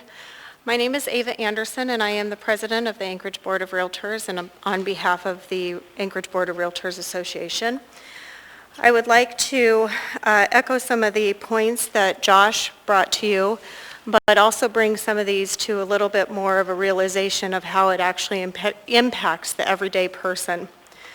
So when you're talking about raising the barrier of entry for affordable housing, what does that actually mean? Okay, so if we affect houses that are further away from Anchorage, those typically being a little bit more expensive, what happens to the middle buyer that is the move-up buyer? Well, now they don't have a place to go because that buyer has not purchased their dream home. When they don't move up to their second home or their move-up buyer, then it doesn't make room for the entry buyer to enter the market. And therefore, that's where we're hurting our first-time home buyers if we put egregious charges or egregious pricing into our homes for things that don't benefit those folks to the degree of what the cost actually does. So that's what I wanted to chat about with you. Also, we already have a very big issue in Anchorage with affordability. We have so many of our first-time home buyers, and actually even our move-up buyers, moving to the valley. You guys are losing tax dollars for those homes, for those renters, for those people, because they simply can't afford to live here. It's too expensive. The gas to come and commute in is actually more affordable than what we can produce here in Anchorage due to our rules or regulations and things like this, ordinances like this. Appraisers are only allowing $5,000 for this increase. What it actually does to a home buyer or purchaser or builder is in the vicinity of $25,000 to $30,000. So that means your buyer, your VA buyer, now has to come to the table with the difference if they want that home, or any buyer, because in addition to their down payment and their closing costs, because the banks are not going to finance it if the appraisal doesn't give the value. There's a health risk to this as well. Commercial buildings are different. They have panels that you can access. You can see if pipes are sweating. You can see if plumbing is having an issue. You don't see a plumbing issue inside a sheetrock until it's a big issue and it's an expensive one. There's no way to annually maintenance this inside of sheetrocked home. It's costly. Let's talk about insurance. Will you be able to get insurance? What does it do if your house freezes up? Now you're at a total loss. So we have to think about these impacts as well. The other thing, okay. I do have a question for you, though. Ms. Allard? I think you actually answered it when you brought up homeowners insurance. A lot of people don't know, but I used to be the director of Chase Bank over 6 branches down in Colorado. So I kind of understand how homeowners insurance and good faith estimates and everything works. So we're not only speaking about the cost of what the sprinklers are going to do, but we're talking about homeowners insurance that can go up significantly. Is that accurate in your opinion? Correct, and also the health risk, because if you have a water plumbing leak behind the walls that goes untaken care of for a significant amount of time, now we have a mold and mildew issue. And, talk about breathing risks and asthma and all of the things that we try to keep our children safe and our own self safe. Now we have that issue we're going to be dealing with as well. Thank you, Chair. It makes sense for, for commercial buildings and for larger structures, for sure. I have one more question for you from Mr. Perez Verdilla. Hi, I'm over here. Actually, two things. One, I felt like you didn't completely finish, and so I'm wondering if there's a summary, point you want to make. And then my second question is your stance on this. If you are opposed to it, where you stand on it. Thanks. Okay, so the last point that I wanted to make was, do you live in an apartment? Has that apartment or that house been remodeled that you're living in? If this also goes through, it also means that homes that are pulled for permitting for remodeled will also be affected. Do you think that gets passed on just to the homeowner solely? No, it's going to affect everybody in housing, from rentals to home ownership. It's a bigger thing. So in closing, I just would like to support Weddleton's amendment that we be exempt on the homes that are single-family and, 2-party or less. So thank you. That's it. Thank you. Thank you. Mr. Constant? Yeah, thanks, Ava. Hi there. So we're hearing lots about this very narrow part of the ordinance, and we're looking to adopt the entire building code. Do you have any thoughts on that? Is this a good idea for us to do, as a whole, without this item? Without the item of the single-family and duplex, yes, I do. It's a bigger question, but when you get into places that require elevators, then you do need more time for people to get out of structures and buildings. You're talking a little bit different product than the average home that somebody is a single-family residence. Thank you. Thank you. Thank you for your testimony. Thank you. All right, we're going to move back to phone testimony. We just have one individual left, Mr. Eric Visser. Got it. Thank you. Okay, so we're going to go ahead and go back to in-person testimony. Welcome. Hi there, and thank you. I'm a commercial carpenter, and one of the things that listening to the other people that came to mind was the logistics in putting a sprinkler system into a home, especially one with a well. You start looking at how is it the refresh rates, and then how is the storage. There is a lot of water has to be used in a sprinkler system in a great pressure. Most homes on wells will not support that. So then you start looking at a much greater investment to try to make it meet what standards would be required.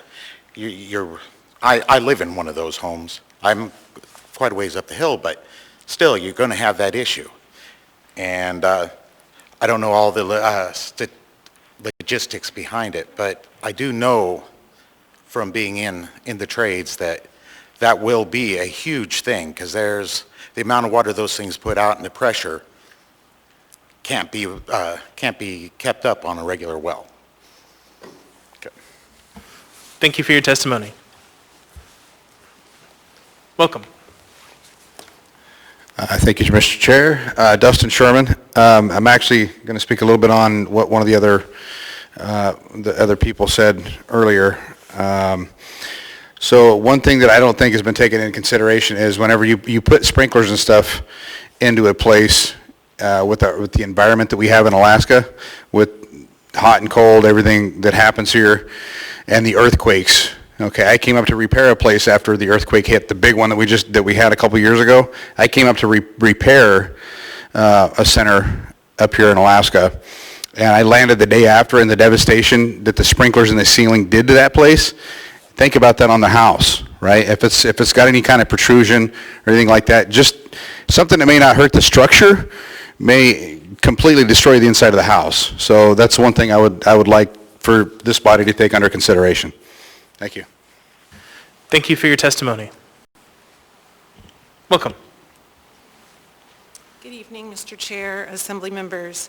So I am Vicki Swain, and I'm also a realtor in Anchorage, and I want to put a personal spin on this. I've lived in Anchorage most of my life with the exception of being in the military and coming back home. My mother's 81, she's on a fixed income. She owns a home in Anchorage that is on a well, as someone previously talked about. She owns a home in Anchorage that is on a street with no fire hydrant within 600 square feet, which is what I want to focus on.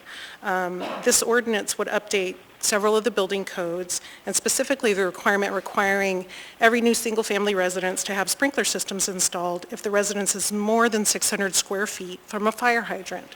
So my mother has one of these homes. She would love to take it down. She doesn't have the money.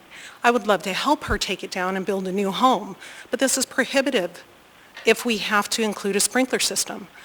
I'm a realtor. I'm not in the 1% of realtors making super tons of money. I'm a normal working person like everyone else in this room. My mother is on a fixed income. There's no way that we could ever think of improving what she has to give her a garage, to give her a building that's safer. This home is over 60 years old. There's no way that we could do this, adding these costs. And in addition, my son, who was born and raised in Anchorage, who graduated from high school here, who went to UAA, who stayed here, he is now qualified for his first home. I'm his mom. I'm a realtor. I'm helping him find a house. Guess where he's looking? He's not looking in Anchorage. He can't afford it. He's looking in the valley. So this is a real, tangible, practical, realistic example of people who love this city, 3 generations, myself, my mom, my son. We love the city, but if we adopt this with residential 1 and 2 family homes included and we don't exempt it, we're causing problems.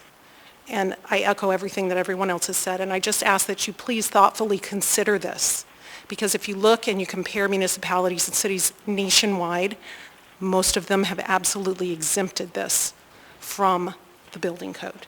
Thank you for your time. Thank you for your testimony. Welcome. So my name is Questa Locke, and I've actually submitted public testimony earlier in the process.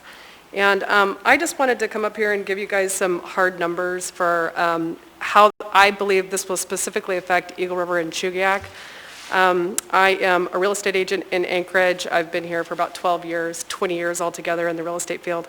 I primarily sell new construction, so I work with a lot of Eagle River families buying new construction homes, specifically veterans. And right now, so in... Sorry, ma'am, if I can just pause you really quick. So folks on the phone are having just a little bit of difficulty hearing. So if you could speak closer to the mic, that'd be great. Thank you. Sorry. Chair, excuse me, can you reiterate they can take their mask to speak if... Oh, sorry. Yes, that is allowed in our rules. Yep. Okay, sorry. Thanks. Okay, so let me get this back up here again. So I just went back and looked at the stats for 2019 and 2020, and I looked at the actual closed and pending sales for new construction in all of Eagle River and Chugiak right now. And we're building less houses right now. That's just a fact. After the Title 21 rewrite, the builders warned everybody, we're going to build less houses. We're building less houses.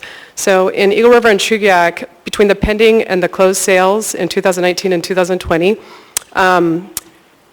there's been 41. 32 of those houses would be affected by the sprinkler system mandate. Right now, the pending sales, 5 out of the 9 that would be affected are military buyers. So these are people that are putting zero down on homes that would have to come up with additional money out of pocket. They would no longer qualify for a zero down loan because a $25,000 sprinkler system is not going to be included in an appraised value of a home. It's just not. We're already right now having every other house that we're building, we're having appraisal issues because the home prices are raising so quickly. Okay, I'm really nervous now, but I really firmly believe, I really want to encourage you guys to listen to the home builders. I believe that they have the same end game in mind that Anchorage does, that the municipality does. They want to build more houses, we need more houses. And this is a real thing. So in when you guys did the Title 20, not you guys, but the Title 21 rewrite, they warned everybody, we're going to sell less houses. We are going to build less houses. Well, Spinell Homes, who's one of my biggest clients, they went from building 83 homes the year before to the very next year, they built 63. It was a 25% decrease in home construction. That's the kind of stuff that we need to look at and that we need to take into consideration. And that's really all I've got to say. Thank you. I actually have a question for you from Ms. Allard. Okay. Hi, Cuesta. So I know that you sent a lot of information about earthquakes. Yes. Can you elaborate a little bit on how the sprinkler system are going to affect earthquakes? Or wait, sorry, let's reverse that. How earthquakes will affect the sprinkler systems? Well, I would rather talk about how it did affect the sprinkler systems. So this is a real thing. Like I keep hearing, and of course we don't want people to die. I keep hearing that people are dying, and I'm still not seeing the numbers for that. But we have real numbers. We have real data for what's happening, and one of the things is the damage from the sprinkler systems from the earthquake. There were over 200 within the municipality, 200 sprinkler systems. This actually came from, I included it in my testimony, I can't remember the guy's name, but so there was more damage, water damage from the earthquake than there was actual structural damage. So it's a big, major thing, and it's something that insurance does not cover. If you have unless you have insurance specifically for earthquakes, which is very, very, very expensive, it does not cover damage, water damage from sprinkler systems, which is major damage. It's a big deal. And not only that, if you look at the statistics for people who actually turn their sprinkler systems off when they go out of town, specifically in places with cold climates, that's when you see freeze-ups, that's when you see problems. So in order for a sprinkler system to work, you have to have it on 100% of the time. And people, especially in climates like this, they just don't do it. So. Thank you. Thank you for your testimony. Okay. Welcome. Thank you. My name is Scott Myers. I'm the broker of Summer Sotheby's Eagle River. I wanted to talk in favor of Mr. Weddleton's amendment to this AO 2020-85 and then speak specifically about is it meant to save a life or is it meant to save a building? Because from my understanding from speaking with engineers involved in this, commercial, it's meant to save the building.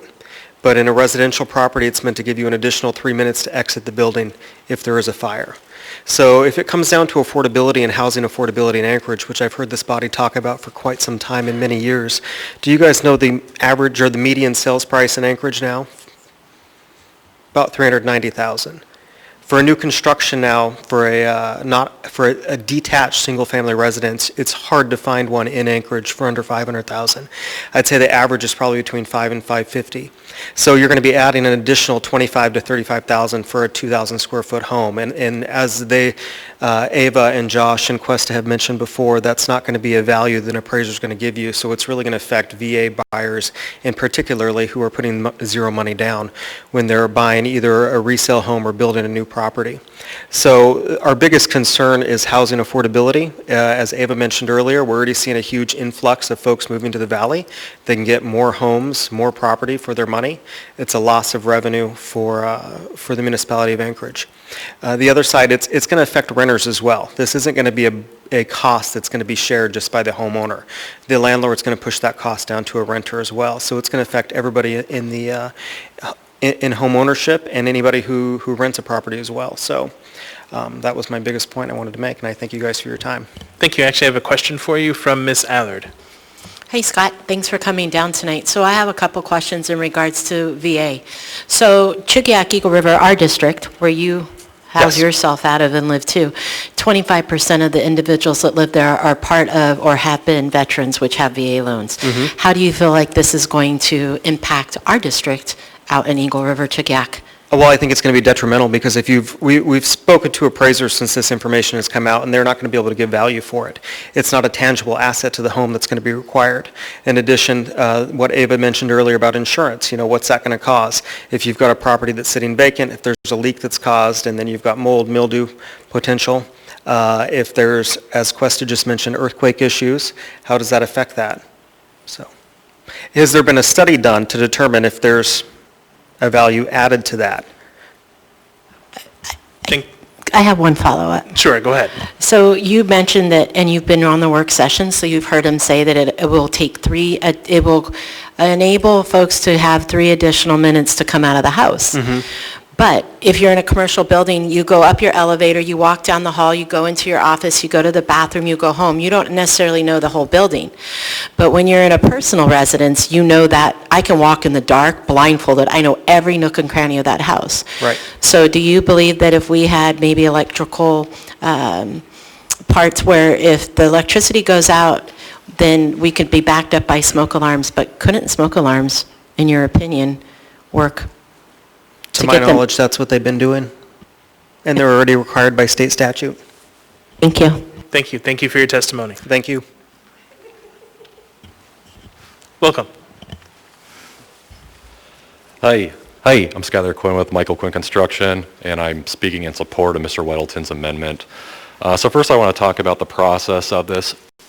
So when we go to develop a subdivision or a rezone or plat, we have to send out a mailer to every house within 500 feet of any piece of that property. In advance of a community council meeting, then we have the meeting, we have to send out mailers again before a platting hearing or planning and zoning commission. So that's the notice and public outreach that's expected of industry when we're working on a development. And I just don't think that the MOA really has any excuse for the lack of public notice or information that was provided for this AO. As far as the sprinklers, I think they're a terrible idea and the single most anti-development regulation that I can think of. You simply can't say that you support affordable housing and support this. And I've read a lot of the information that's come out about it that MOA has put out. I read that they had a study that found the majority of homeowners would prefer a house with sprinklers. Now the critical question that wasn't asked is at what cost? If a question was clarified that the cost was between $25,000 and $30,000, I think you'd end up with a very different result. And if the question was asked to Alaskans, I think you would really have a different result. I think it's obvious that the municipality has really been getting crushed by the valley as far as housing development goes, and this is just going to amplify that problem. This will cause cost increases in new construction, help drive up the cost of housing throughout the Anchorage market. Consumers do not presently value sprinklers at what they cost to install. Appraisers have stated the cost will not be reflecting the value, so home buyers will watch a portion of their down payment disappear as an instant lost equity. And lastly, I grew up in Eagle River, which is an area that would be especially hit hard by this AO. And we don't want this. Our community councils don't want this. The idea that representatives or staff from outside our town think that this is what's best for us is kind of a slap in the face to our community. Thank you. Thank you. Actually, I have a question for you from Ms. Allard. Thank you. You said you're a builder. Yes. Do we have anybody that you know that ever requested from you to put sprinklers in their homes? Of the 600 plus houses that we've built, no. Thank you. Thank you. Thank you for your testimony. Would anyone else like to testify on this item? Welcome. Before my time starts, was Eric Visser signed up to testify? So apparently Mr. Visser, the clerk has notified me that Mr. Visser testified already on this item.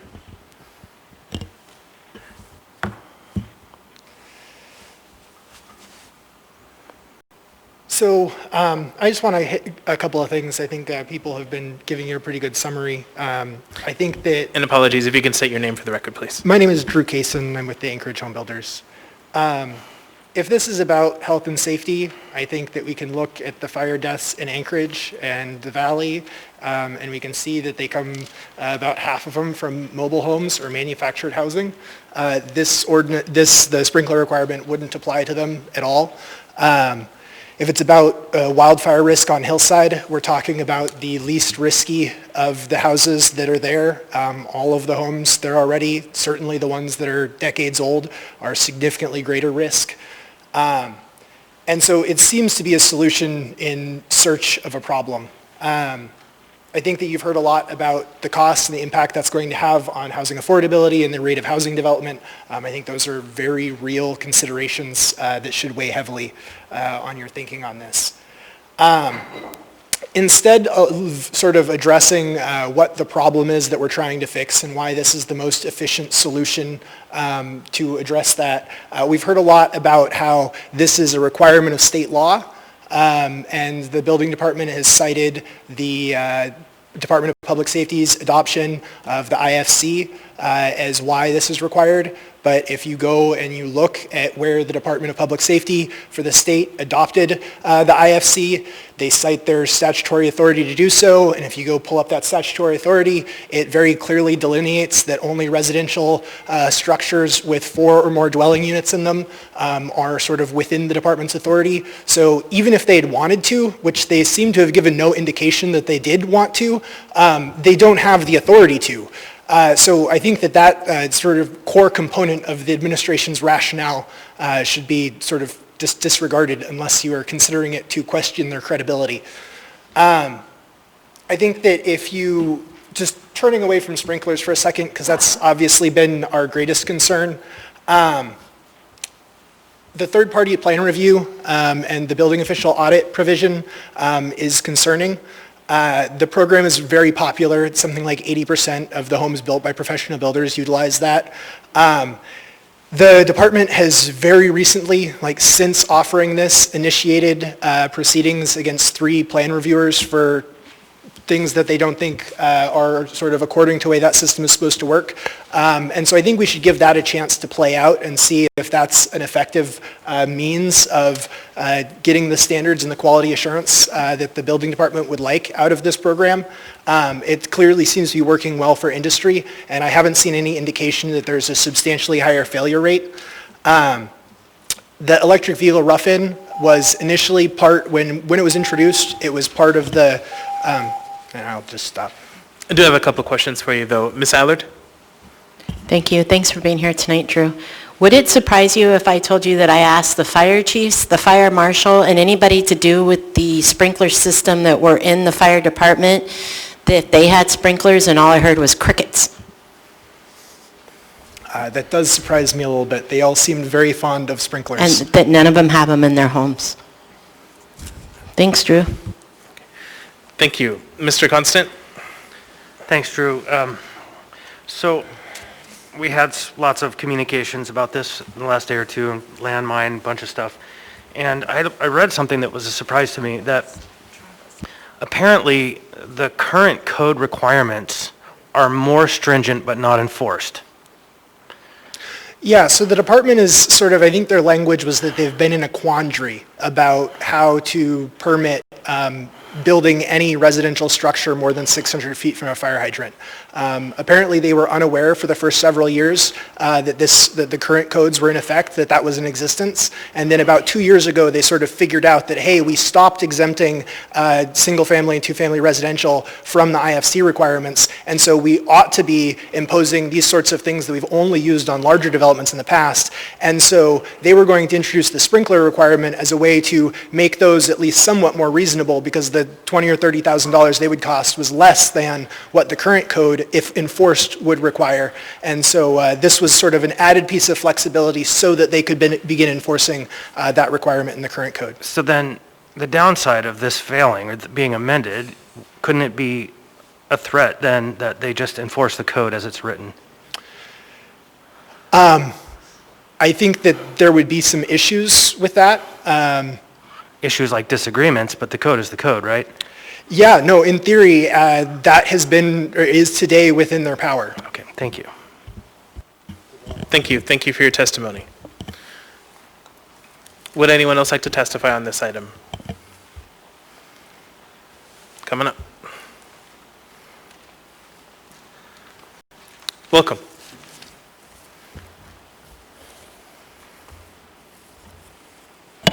Can you hear me okay? Can you not stop the clock until I start speaking? Because Your time has started, sir. Okay, can you restart it? Thank you. Can you restart it, please? Sir, your time has started. Okay. My name is Eugene Cole Haberman. Follow the public process. When the public process is done appropriately, the decision made by the governing body is more likely in the public interest. The first thing I'd like to say is I read through an article in Alaska Landmine coming from Eric Visser. And he's the Anchorage Home Builders Association president. His name was mentioned a couple of times tonight. If even part of the story is true, you need to stop what you're doing and not approve this ordinance at this time, or not even closing public hearing. Because even some of those issues addressed, you need a lot of input from the public. You heard from the industry to a significant degree, but you need to hear from more from the industry and other people in the public before proceeding. Because even part of these issues addressed here in this story, and it was an Alaska Landmine, is concerning. Also, I'd like to say this. One part I did not know, but I read the article, is the reference that you changed the rules. Your rules had been notice for telephonic by 2 o'clock the day of the meeting. You moved it for this meeting, 5 o'clock. How do you expect the public to be involved on any issues if you change the rules in midstream and say, okay, we're going to do it this way? Is that fair? Okay, and then these issues that you can expect the public to be engaged with, you don't change the rules in midstream and say, you got to give a fair warning. Okay, 3 weeks from now we're going to do it this way. Something like that. But not change it from one meeting to the next, it's changed. So there are people who have been told, used to the fact, 2 o'clock, cutoff time for telephonic, and no, it's changed, and look at the agenda, 5 o'clock. So there's no chance there. Now, another reference to this thing is this is the second public hearing. I'm glad you had another public hearing, but you were informed at the previous time coming out from the builders that there's a law in the state that you needed 2 public hearings. So that's really why you're having this second public hearing. But in the meantime, you had work sessions, which excludes the public from being able to have a conversation with you, and you select who you want to hear. Members of the industry was heard to some extent, but it was a general, you wanted to hear from them and forget about the rest of the people. And that's wrong too. That's totally disrespectful. So in all fairness, you need to do a continuation of public hearing, and you need to put it way out there, many months outside this election craziness that we're dealing with nationally and locally, and let a real conversation happen, and stop those work sessions being selective who you want to hear and not hear. Thank you for your testimony. Would anyone else like to testify on this item? Anyone at all? Seeing and hearing no one, public testimony is closed. What is the will of the body? Move to approve. Second. Moved and seconded by Mr. Weddleton. Let's go ahead and go through our amendments. So we have proposed amendment number 1 by Mr. Weddleton. Are you bringing that forward, Mr. Weddleton? Yes, I am. I'd like to move Weddleton Amendment 1. Second. Seconded by Mr. Constant. Go ahead, Mr. Weddleton. You know, this is actually a very simple thing. A few years ago, we changed the final date for different things that need to be done but could be held up by weather. We changed the date in Title 21 to September, and this had it at August. So this just makes the building code line up with Title 21. Thank you. Is there any discussion on the amendment?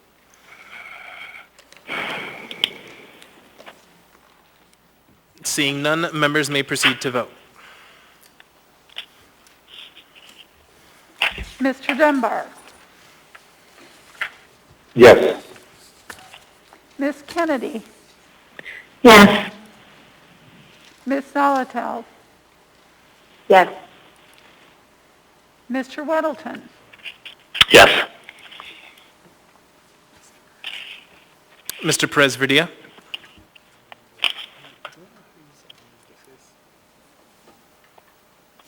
That amendment is approved 10-0. Next, we have proposed amendment number 2. There isn't an assembly member's name on it, but will anyone be bringing this amendment forward?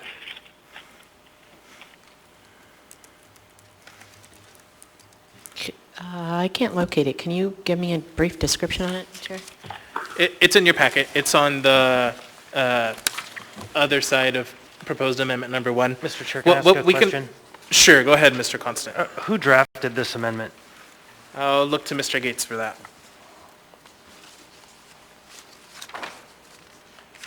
Mr. Chair, in the meantime, could you have the clerk re-email us? I'm not finding the packet now. Okay, sure. Before you respond, Mr. Gates, so if we can go ahead and email the amendments to the folks on the phone, please. They're having difficulty finding it. And then go ahead, Mr. Gates. I drafted this at the request of Mr. Welton. I read him answer, though. He said he wasn't going to move it. Okay, thank you. We're going to go ahead and take a short break so that we can get the amendments emailed to the members.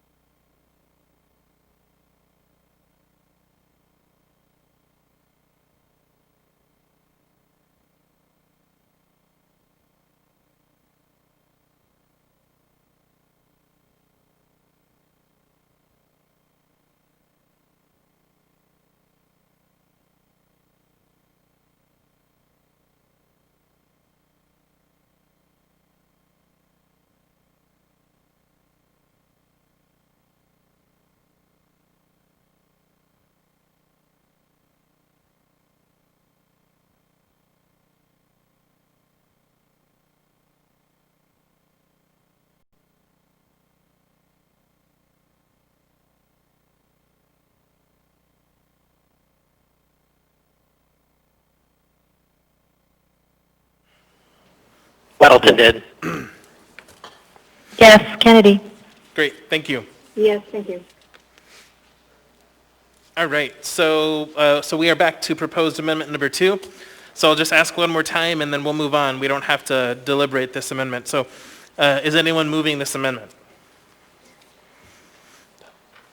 Okay, hearing no one, we'll move on to amendment number 3. I move Weddleton, Dunbar, and Kennedy amendment number 3. Second.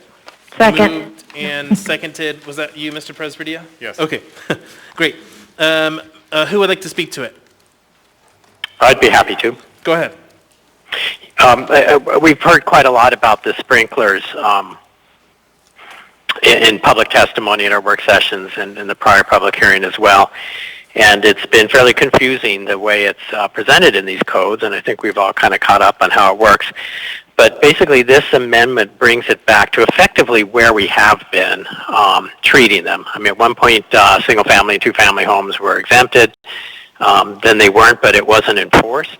And now it appears that, through the water supply section that sprinklers, and though it's presented as an option, essentially it would be something due to the circumstances in large parts of Anchorage, the hillside, Tourniquet Arm, Girdwood, and Eagle River. It really becomes the only solution for building a single-family or two-family home out there. So this amendment simply changes in section 1, page 137, lines 8 through 10, and it would read detached as an exception, from the water supply requirement. It would exempt detached one- and two-family dwellings, townhouses, and related accessory structures.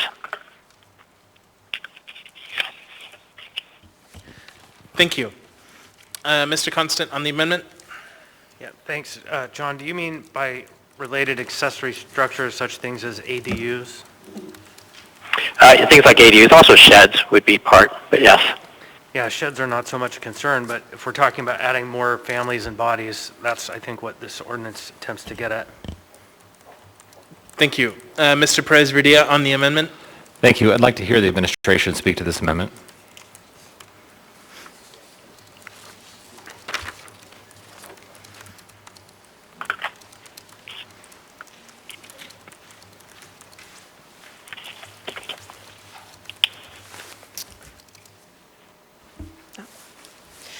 Jody Hetrick, Fire Chief for Anchorage Fire Department.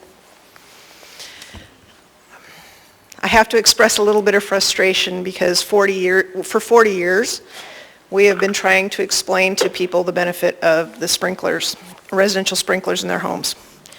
Assemblymember Allard, through the chair, my son's building a house right now. It will have a residential sprinkler system in it. Because that's what I believe in. It's the first opportunity I've had to do that. Because I have not built a house, and the homes that we were in before, I could not find a contractor who would do the work for me. I'm not going to say the babies are going to burn if we don't do residential sprinklers. I will say when the fire department shows up and responds to a fire, we pump 200 gallons a minute of water into your home to extinguish the fire that is probably spread significantly more than it would have if you would have had residential sprinklers. If you have a residential sprinkler system and you drink, if you have children that play with fire. Hold on, please. Sir, I'm going to ask you if you have signs. Signs, for the most part, are okay unless you're trying to intimidate or bully someone. Then they are not appropriate. And I'm going to ask you to refrain from extending yourself like that to hold up a sign. Please continue. Thank you. Residential sprinklers protect those people who consume alcohol. They protect elders and children who cannot self-evacuate if there is a fire. I agree smoke alarms are a great solution, but smoke alarms only wake people up when there is smoke in the structure. If a fire starts and spreads throughout the structure, because we put lots of things in our houses that burn, smoke alarms do not put the fire out. Residential sprinklers are a solid tool, and the code amendments that we have suggested are not to mandate sprinklers. They are to give people viable economical options so that they can develop properties in areas too far away from Chugiak Fire Department, Girdwood Fire Department, or Anchorage Fire Department are access to water. If we don't do this, if we don't have other options, it will cost the builders and developers a significantly more amount of money to install fire water to those areas. They do have options, and this is just, I believe, the fourth option that we're giving them so that they can develop those areas. It might be just as inexpensive to put in water tanks in the community or in those developed areas. So I would call into question those people who say that this is a mandate. It is not a mandate. As the fire chief, I absolutely wish we could have a mandate residential sprinklers, because it would make the people in this community, it would give them safety options, but we should have done it 40 years ago. And we're behind, but we have to start doing it at some point in time. Yeah, sorry to interrupt you again. So, sir, that's the second warning. If I have to warn you again, I'm going to ask you to leave the chambers. You told me not to extend my arms. I'm not extending. Sir, please don't argue with me. I don't want those types of signs which are meant to bully or intimidate. Those are not appropriate.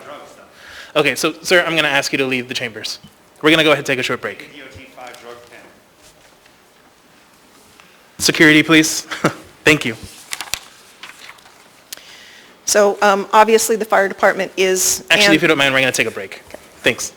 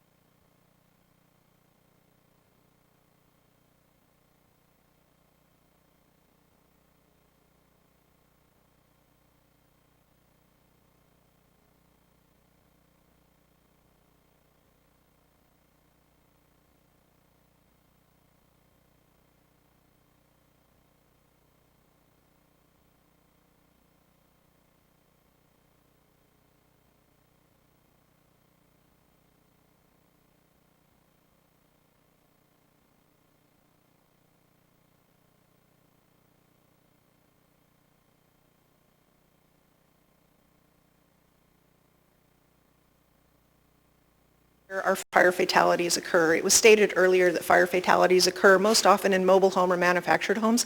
That is incorrect. The majority of fire fatalities in Anchorage and in the state of Alaska occur in single-family, stick-built, standalone houses.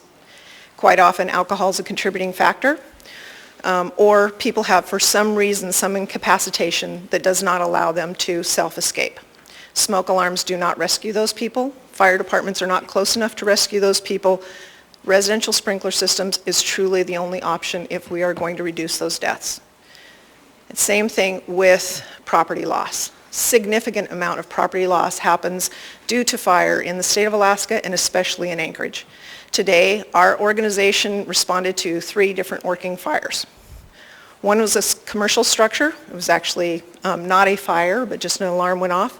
And the other 2 were fires that happened in people's homes.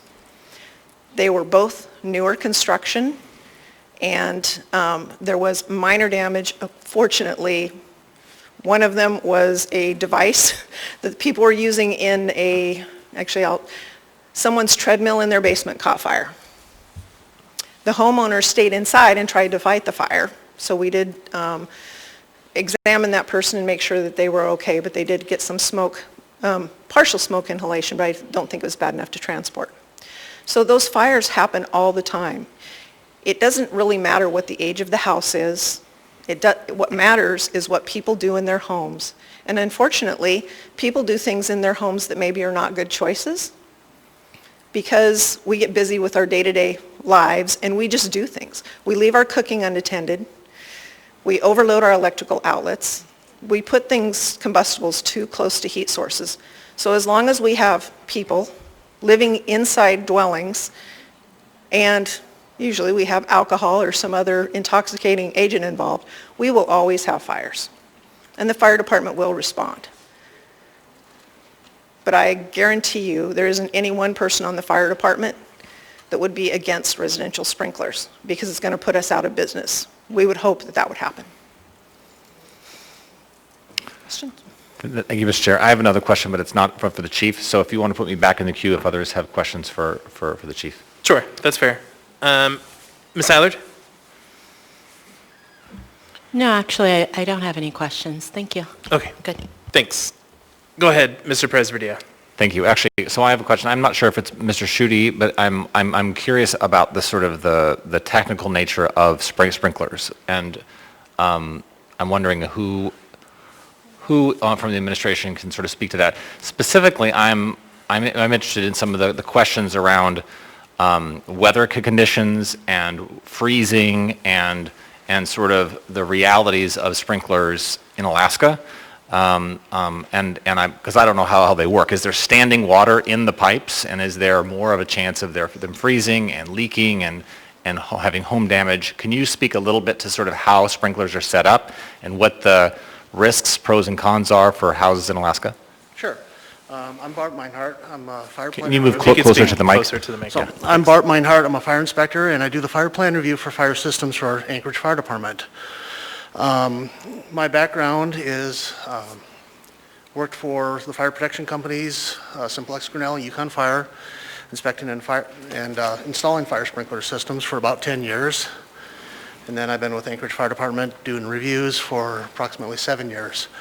So fire sprinklers in homes typically are wet systems, the water's in the pipe.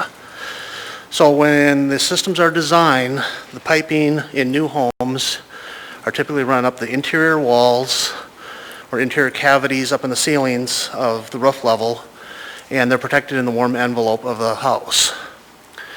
The average sprinkler system out there, when looking at the hydraulic calculations for a 13D system, which requires 2 heads to be calculated for flow for 10 minutes, the average head, when calculated, flows 12 gallons a minute of water. So we're talking a very small amount of water flowing for a maximum of 10 minutes in the design of the system. When we talk about sprinkler systems and the hillside with low water flow, so there's been a couple options that installers use out there. Most homes, when they've got low water flow, have a storage tank already built into the system out there. So they'll use a variable speed water pump. And, the variable speed will supply the domestic demand of the house at a lower pressure. When it gets a higher demand flow for the sprinkler system, then it will boost the pressure up and supply the sprinklers at approximately flow rate that they need when it's hydraulically calced. The other option that most retrofits are using right now for assisted livings is what they call a home hydrant. It's a water tank that is designed to slide through a typical doorway of your house. Tank's about 26 inches wide, about 4 feet long, and about 5 feet tall. It holds anywhere from 300 to 450 gallons of water, has a built-in pump on it, and it's dedicated to the sprinkler system directly. Thank you. So with the sprinkler systems, the 1-inch PVC pipe is hung and braced every 6 feet. So it's attached to the structure. When we talked about earthquakes and damage, I was the one that originally reported to Anchorage Daily News about the 200 systems damaged out there. Of those 200 systems damaged, 0 of the systems were residential sprinkler systems that are installed in hotels that use plastic pipe, or homes were damaged. Everything that was damaged out there in the earthquake was in commercial structures. Either older systems that were braced before, did not have the bracing that came in place in the standard of NFPA 13 after the Northridge earthquake in California in the early 90s, late 80s. Or it was failures of ceiling systems or other systems that were smashing into the sprinklers that caused the damage. The sprinkler systems today are well braced overall. When you look at commercial systems, they've got to have seismic restraints every 40 feet maximum for lateral or longitudinal support. And then the newer code now requires all the end line branch lines, which are the end sprinklers in the ceiling, to have wire restraints if they're over 6 inches down from the ceiling. Sorry to interrupt, sir. No, I just want to make... No, I got my answer, but I really appreciate your expertise. I've learned a lot about sprinklers, so thank you very much, but I think I have my answer. I Okay, appreciate your thank time. you. All right, thank you. Mr. Weddleton on the amendment? Oh, thank you. I wanted a couple points. One is, I think as I've learned about this, I do understand that sprinklers provide value and safety, and so I don't think that should be really terribly questioned. But it's at what cost and how much true benefits, and that's kind of what we've been discussing here. But I do have kind of the bones of a ordinance ready. We couldn't have it ready for today that would provide a 2% property tax rebate for homes that do have sprinklers. And we had recently taken that away from, it existed for a long time for commercial buildings, and we recently took that off. But, I would apply, this would be intended to apply for homes, and partly to encourage people to put sprinklers in and to kind of make it a marketing hook for the builders. So, I don't want to say in this that I think sprinklers are bad. I just think this way, that mandating them with this high cost is something that we're just not ready for yet. Thanks. Thank you. Ms. Allard, and then, sir, if you can come back up, I think we have a question for you again. Yeah. Ms. Allard? Thank you. Do you want me to wait till he comes up to the podium? I think you can ask the question. I think he can hear you. All right, I'm going to ask you the question as you're moving forward. It's a three-part question. It's probably simple for you to answer. Can you tell me where most fires start in a home? Most fires start. And then, sir, folks on the phone are having a little bit of difficulty hearing you, so if you could just make sure that you're speaking loudly into the mic. Thanks. So, fires in a home, they typically start bedrooms, people sleeping, smoking. Kitchens are another source of fire. It varies. It depends on what you got going on in the house and what people are doing. People in the wintertime break out electric heaters. You've got sources of ignition all around you at all times. So to say one particular area that it's going to start is hard to determine. But we probably do know where most fires start in a home. Do you know that location? Majority of them are bedrooms and kitchens. I would venture to say, I know you're the fire expert, but when I looked at the statistics, they said a kitchen. Do we put sprinklers in kitchens? Sure we do. So if the water hits, I don't know, oil from the stove, wouldn't it ignite it more? It could cause it to flash, but sprinklers are also placed typically about 7 feet away from a stove. So, and the sprinklers are designed to create a high water mist at the ceiling level. They're not putting water directly onto a grease fire. The idea of a 13D sprinkler system is to create a cooling effect in the building to allow for escape out of the structure. And the sprinkler system allows them to have up to 10 minutes with the minimum water supply that the sprinkler system has to have. And just to make myself clear, as well as Mr. Weddleton has said, this to me is something to do with who can buy a home and who can't, and what's the cost of it, and what are the repercussions from it. So my other question to you would be, do you have a sprinkler system in your home? I do not. Unfortunately, I bought a pre-existing home that did not. I do know of individuals that have sprinkler systems. Do you plan on installing a sprinkler system in your home? I was planning until I get hit with $200,000 worth of earthquake damage to my home. Would you ever plan on moving to do a mood build so that you could have a sprinkler system put into your home? If I do build in the future, I will have a sprinkler system and a commercial fire alarm system installed. If you move? Correct. I just moved into this house in the last 4 years. Thank you. So, thank you. And can I add one more thing? Absolutely. On sprinkler systems, there is a federal tax incentive out for 100% write-off out there right now through 2022, and after that it starts derating the write-off, but there is some federal tax incentives out there currently. Can I do a follow-up, Chair? Sure. Will it matter if nobody can buy one, a home? Well, we're talking, if we're talking the first-time home buyers that are buying the homes in the $200,000 range, most of those people are on the AWO water system, so they're exempted from this requirement. This is only homes that don't have a water system, firefighting water around there. So we're talking upper hillside, we're talking areas that are undeveloped. It's not the first-time home buyers that are looking out there. Chair, just one last follow-up. So it would drastically affect, is it true that it would drastically affect Chugiak Eagle River? And the average home value we purchased, we just heard, was $340,000, or give or take. I might be off a little bit. For first-time home buyers in the state of Alaska, or Anchorage municipality. Well, it may affect them. I know my daughter was a first-time home buyer, and, you know, she did not qualify for the $349,000 loan. So, you know, I don't know what the first-time home buyer rate is right now for limits, but I think at $349,000, it's well above the first-time buyer's rate. Thank you so much. Appreciate your testimony. Thank you. Mr. Constant? Thank you. One more question for you. Sure. And this is just a little thing, but in our public hearing, we heard from someone who suggested that there might be some additional requirements for assisted living homes. Do you know if it's already a requirement for assisted living homes to have sprinkler systems? So if you take a current assisted livings are right now operating under a grandfather rule that they don't have to have it.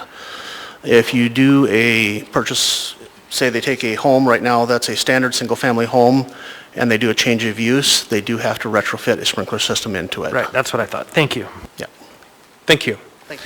Ms. Allard on the amendment? I just have one last question. Oh, sir, one more question for you. It triggered something in me. Thank you. So you said that they're grandfathered in, and I've spoken to builders, I've spoken to structural engineers. My husband does structural engineering, construction management. So which homes catch fire most? The older homes or the newer homes? I know the answer, so I'm just going to see what yours is. All homes. I mean, older or newer, it all depends on what you're doing in the home and the modifications that the homeowners have done and how much fire load they've done. You know, I mean. That's not my question. You're an expert. I'm specifically asking you, in today's market, which homes catch fire more often? The home built in 1960, 70, and 80, or the home built in 2020? Either one could burn. It depends on the fire load in them. We don't. Our homes nowadays are constructed with sheetrock, typically half-inch, but not fire-rated sheetrock. So it's not the sheetrock that burns, it's what we put in our homes. You know, when I was in the military, we built fireproof buildings of concrete. The concrete building didn't burn, but what we put in the buildings for contents would burn. It's the same goes for our homes. Our new modern homes have more plastics in them. Our hardwood floors that are composites, you know, they're plastics and glues. Our furniture is made out of plastics. Older homes are made out of more dimensional lumber, take longer to burn. You know, you may have sheetrock in them, you may have paneling in them. So, do you know the statistics? Do you actually I don't know the statistics on Thank you. Thank you. Thanks. Is there any further discussion on the amendment? Seeing none, members may proceed to vote.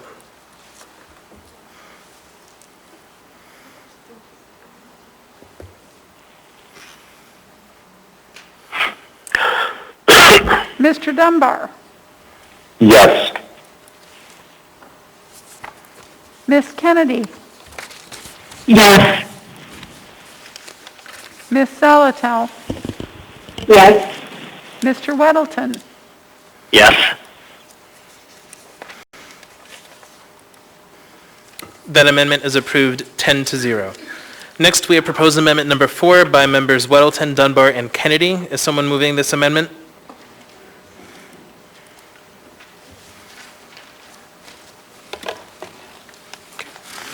Sorry, yes, I'll move the Weddleton Dunbar Kennedy Amendment 1, or 4, I'm sorry. Is there a second? Second, Kennedy. Seconded by Ms. Kennedy. Who would like to speak to it? You know, I will, and I have to apologize. This is not the one that, we present here. Okay, so I'll move it. I'd like to amend it, though. Sure. Can you go ahead and just speak to it generally before you move it to amend, please? Yeah, sure. what this does is we allow independent review of single-family homes. So instead of the folks at building safety or the public works building looking at them, you can do independent review, and that's worked pretty well. It's been for many years now. And what this would do would allow the building official to audit those. And I think Mr. Dole has talked to us and said they've found a few occasional problems with some of the inspectors, and he wanted to have the ability to look at them. So this amendment removes that ability. Okay, now did you want to go ahead and move your amendment to the amendment? Actually, I'd like to add briefly too. I'm sorry, I was looking. Part A changes. We have e-plans now, which is actually a pretty amazing thing. And it said in the original they shall be submitted electronically. And I changed it to may because they still aren't working for everyone. And I think it's kind of our job to make them work better so people want to use them. But moving on to B, which is the meat of the one here.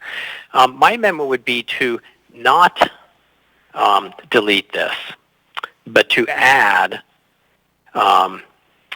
so it would read, the building official may audit, new words, up to, the building official may audit up to 8% of the reviews conducted by independent reviewing professionals, et cetera. Second. So just to clarify, your amendment to the amendment will affect 4B. It will remove the strike through and will add the words up to 8% of the after audit. Is that correct? Up to 8%, yes. Okay. Did you want to speak to that amendment, to the amendment?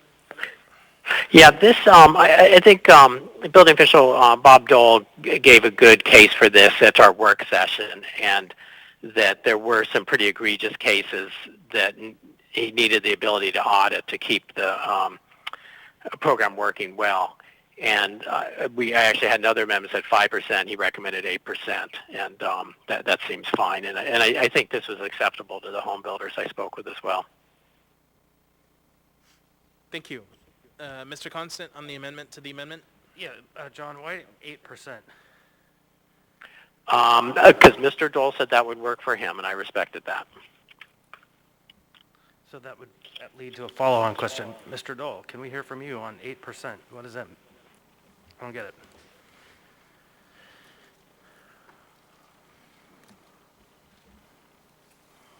Go ahead.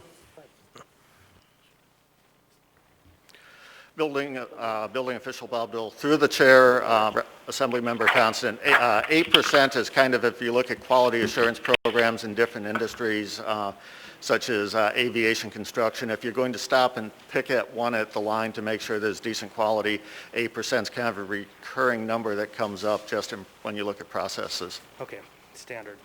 Yeah. Thank you. Thank you. Seeing no further discussion on the amendment to the amendment, members may proceed to vote.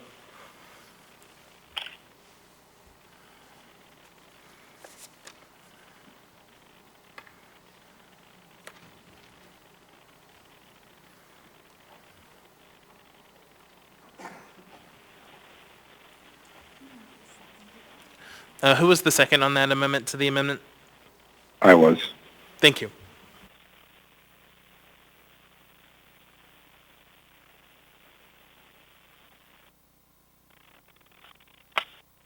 Mr. Dunbar, Yes. Miss Kennedy, Yes. Miss Zolotel, Yes. Mr. Weddleton,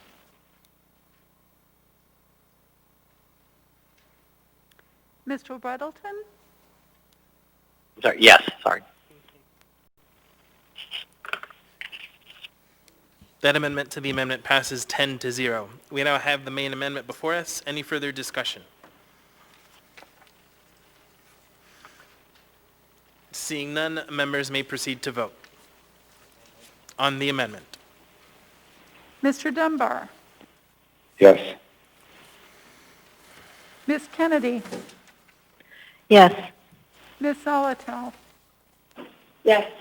Mr. Weddleton, Yes. That amendment is approved 10-0. Next, we have proposed amendment 5A by members Weddleton and Kennedy. Is someone moving this? I'll move it, Chair. Okay, moved by Ms. Allard. Is there a second? Second. Second by Ms. Kennedy. Who would like to speak to it?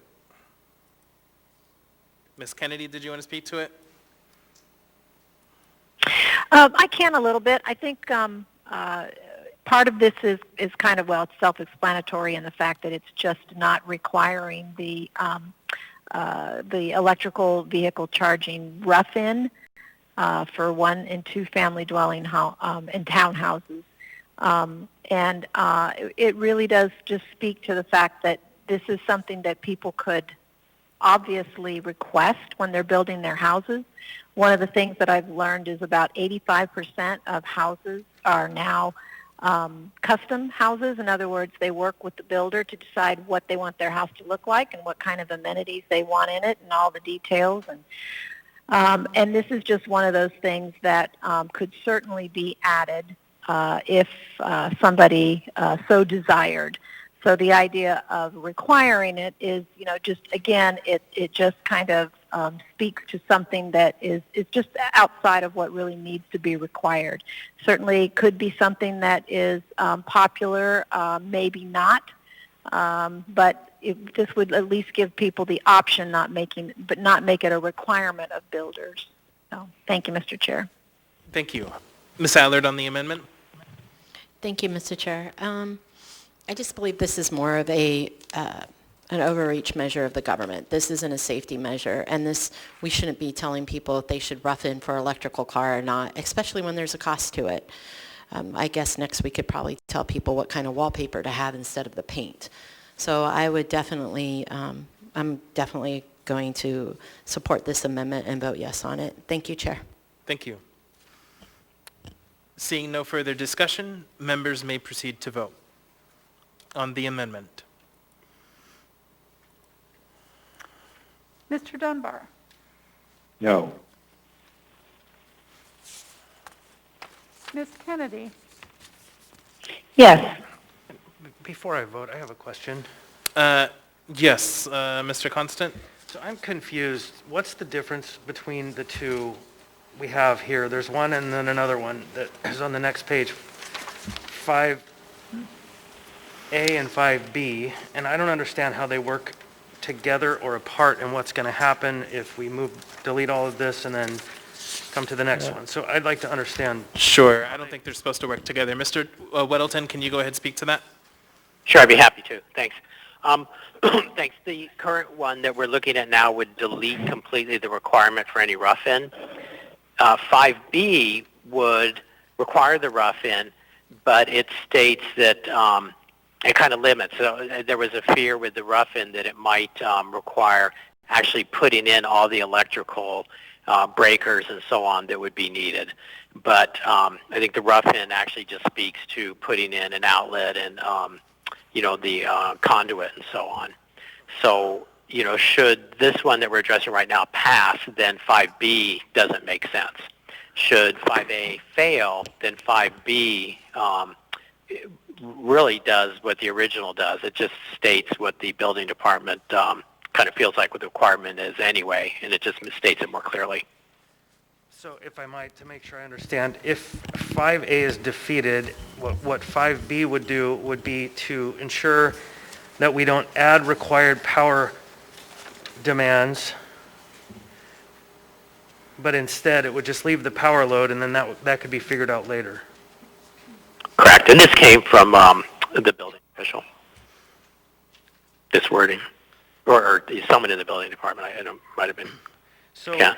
Thanks. And then one last question. I'm sorry to bring us back into the deliberations, but has anyone from the administration contemplated this in the context of our climate resilience efforts? Does the administration have a position? Climate action plan?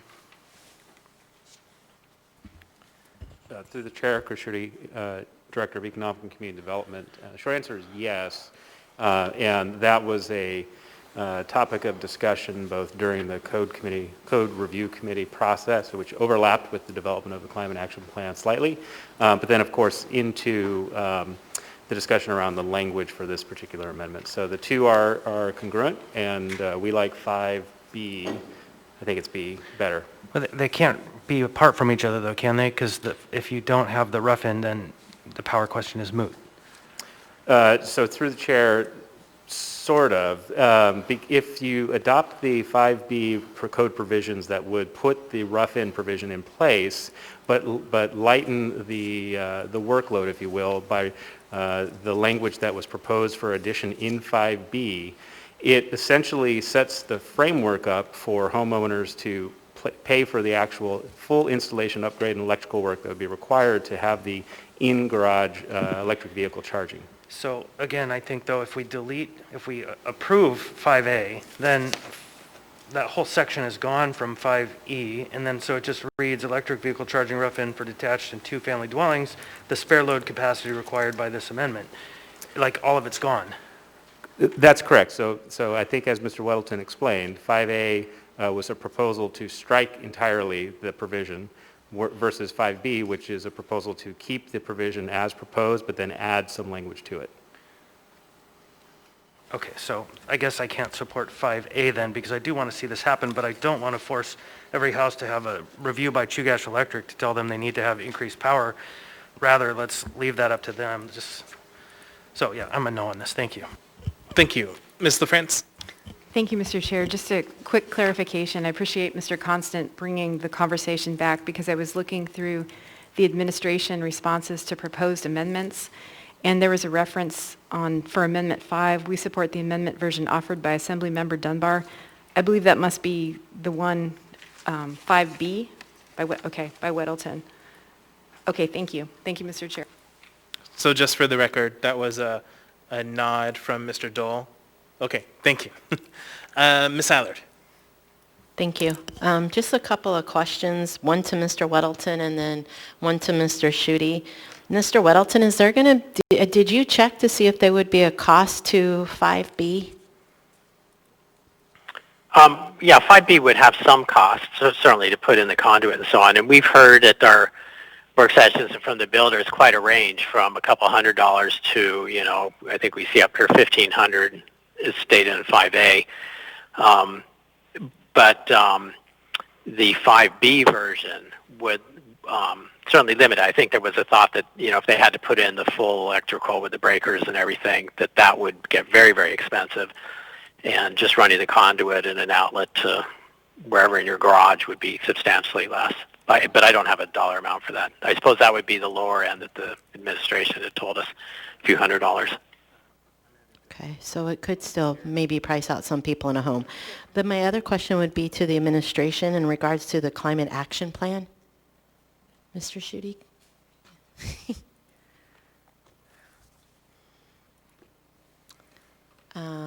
Just a quick question on the climate action plan.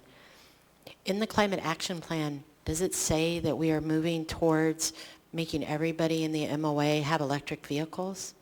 And are we going to be enforcing this potentially in the future? Through the chair, I actually would like to phone a friend. I am not the resident expert on the climate action plan. So I'm going to turn to, well, I don't see where Jason went. If you'll give us a moment, we will find someone with some better expertise than mine in the climate action plan. The answer is no. And John Weddleton's whispering no. John's on Chair, mute when he shouldn't be and not on mute when he should. But that's fine. Thank you, Mr. I'm fairly Weddleton. certain there's no Thank you. requirement for electric cars. Got it. All right, appreciate that. Ms. Kennedy? Thank you, Mr. Chair. Yeah, I just wanted to point out, I guess to me, 5B is kind of like a bit of a default in terms of what I'd like to see accomplished in 5A, and that is with 5A, it's the idea of just leaving this to the option of the builder and to their customer. This is just not necessarily necessary unless somebody actually does believe that it is necessary. So for the municipality to try to require it doesn't really make sense. If somebody knows they need it, they're going to ask for it when they're getting their house built, and that should be pretty much good enough. So I think we should just leave it up to builders and home buyers and let them make that decision rather than have it be required of them by the municipality. So I hope everybody will support A, and then when people do go to build their home, they can decide to do what they want with any kind of a vehicle charging rough-in. Thank you. Thank you. Seeing no further discussion, members may proceed to vote. And again, this is on the main motion for proposed amendment 5A. So it looks like Pete is out, Suzanne is out, you are out, Chris is out, Cameron is out. Okay? All right. Chair, I'm sorry. Can we do voice votes, please? Yes, please. Thank you. Okay. All right, we're going to go ahead and do voice votes. Okay. I have sorry, one go more. ahead.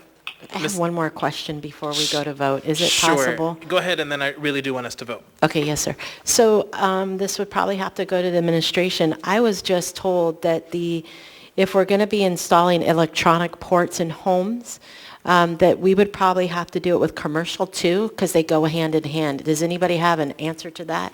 If that is in the climate action plan and in the future? Mr. Dole. If you could turn the mic on, please, yellow button. Thank you. I'll get the hang of that yet. Bob Dole, building official. Through the chair, Assembly Member Allard, there's no requirement at this point for e-vehicle charging in commercial applications. I'm not aware of a specific requirement in the commercial code. Thank you. All right, so unfortunately, because our systems are down, we're going to be doing voice votes. So, and then I don't know if folks can get in the queue. It appears you cannot. So if you do want to get in the queue, you're going to have to flag me down. If you're in person, folks on the phone, text me like normal. All right, go ahead. Okay, we're ready to vote? Yep. This is on amendment number 5A. Ms. Allard. Yes. Mr. Peterson. No. Ms. LaFrance. No. Mr. Dunbar. No. Mr. Rivera. No. Mr. Constant. No. Ms. Kennedy. Yes. Mr. Perez-Verdia. Nope. Ms. Zalatel. No. Mr. Weddleton. No. You're going to have to give me the count. What's the count? Yeah, you're going to have to give it to me. Sorry about that. Oh, that's very interesting. No. It failed 8-2. Okay, thank you. So that amendment fails 8-2. I'll try to keep track of that. All right, so next we have proposed amendment 5B by Mr. Weddleton. Will someone be moving that? I move Weddleton Amendment 5B. Second. Seconded by Second, Mr. Zalatel. Constant. Mr. Weddleton, do you want to go ahead and explain that, or are we good? I think we've gone through it quite well, thank you. I think so too. Again, if you want to get in the queue, you got to flag me. The system's not working. So would anyone like to discuss this amendment? Okay, not seeing anyone. Members may proceed to vote on proposed amendment 5B. Mr. Chair, can you tell me who seconded Mr. Weddleton's Constant. amendment? Okay. Ms. Allard. Yes. Mr. Peterson. Yes. Ms. LaFrance. Yes. Mr. Dunbar. Yes. Mr. Rivera. Yes. Mr. Constant. Yes. Ms. Kennedy. Yes. Mr. Perez-Verdia. Yes. Ms. Zalatel. Yes. Mr. Weddleton. Yes. That passed 10-0. Thank you. Next, we have proposed amendment number 6 by Weddleton and Kennedy. Will this amendment be moved?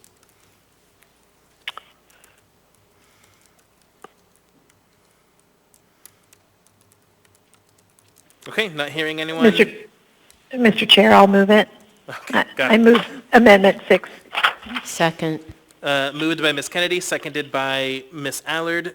Who would like to speak to it? Mr. Chair, Go ahead. This just adds is an amendment to add an additional exception on adding sheetrock to ceilings and basements and crawl spaces, so that it's not a requirement. So I'll leave it at that. It's pretty straightforward. Thank you. Mr. Weddleton on the amendment. Okay. I'll flesh it out a little bit more than that. I mean, this was what came out of the Code Review Committee. It was their recommendation, but that was not carried forward by, the building officials. And, I will oppose this, though I originally had brought it forward, and I think it made sense. I think probably is some sense in that. But I think in the response to these various amendments from Bob Dole, he made a fairly good case for this, that it is not extremely expensive, that the fires start in a whole variety of places, and in fact that it really responds to the new technology with those I-joists that just don't hold up like the older solid wood. I'm not a carpenter, so that's probably not the right term, but the older style wood joists. And then he also mentions in his response that there are fire retardant I-joists available that would not require that this be used. I don't have a cost on those, but that there are fire retardant I-joists kind of tells me there is a problem with this, or they wouldn't make those. So this appears to be a significant issue, and certainly the fire department made that case as well. So I won't be supporting this. Thank you. Thank you. Ms. Allard. I'd like to phone a firefighter, if I can ask them a quick question. Sure. Who do you want, the chief or? It doesn't matter. All right, whoever. Chief, I'm a little bit concerned about this one as well, and I'd probably be a no on it, but can you give me your expertise on a fire developing from not, or fire maybe being started with passing this?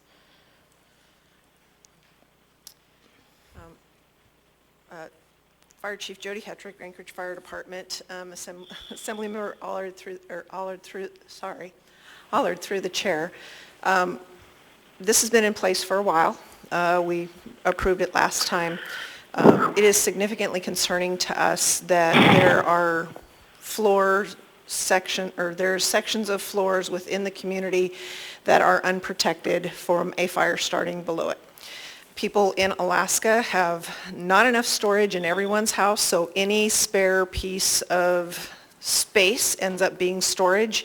And if there are things in storage, that means that is fuel for a fire.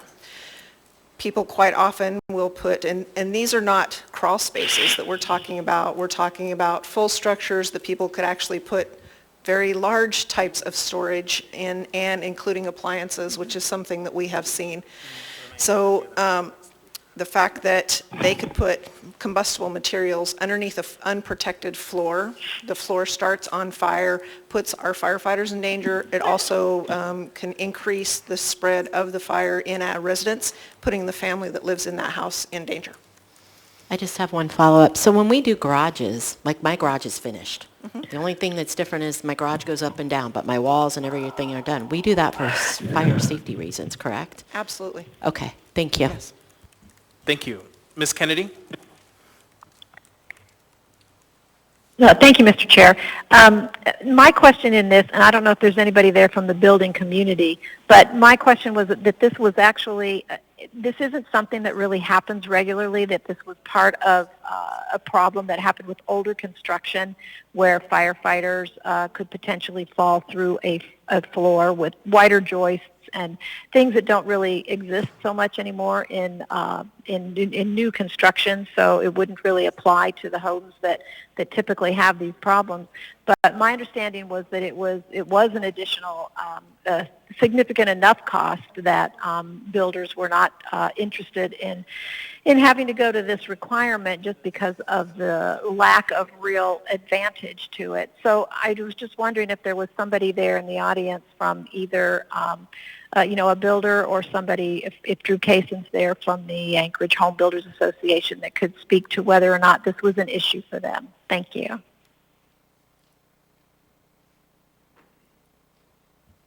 Mr. Kaysen?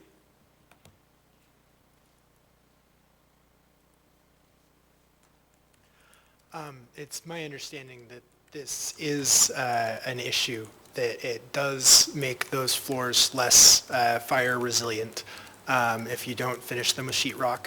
However, the code review committee included municipal employees and people from industry who had a variety of expertise on these, and the conclusion they came to, and I believe that there was municipal employees on both sides of this vote, both in favor and against the exception, was that due to our market, this is a significant enough cost driver that in the opinion of that committee of experts, the cost benefit of finishing the basements, or finishing the ceiling of basements in which these types of uses and equipment were held was worth it, and that those that didn't meet these uses, it was sort of worth it to at least leave the option to builders or homeowners to not finish those lids. Anything further, Ms. Kennedy?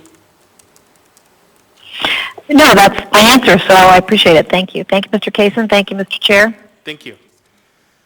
Seeing no further discussion on the amendment, members may proceed to vote.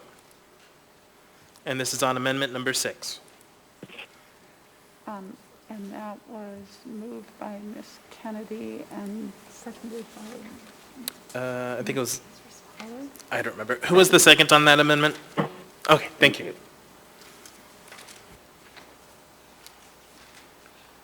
Ms. Allard? No. Mr. Peterson? This is on amendment number 6. No. Ms. LaFrance? No. Mr. Dunbar? No. Mr. Rivera? No. Mr. Constant? No. Ms. Kennedy? No. Mr. Perez-Verdia? Nope. Ms. Alatal? No. Mr. Weddleton? No.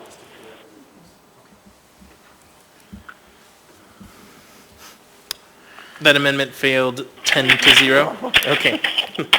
All right. So that finishes our packet of amendments. So we now have the main motion before us. Is there any further discussion on the main motion?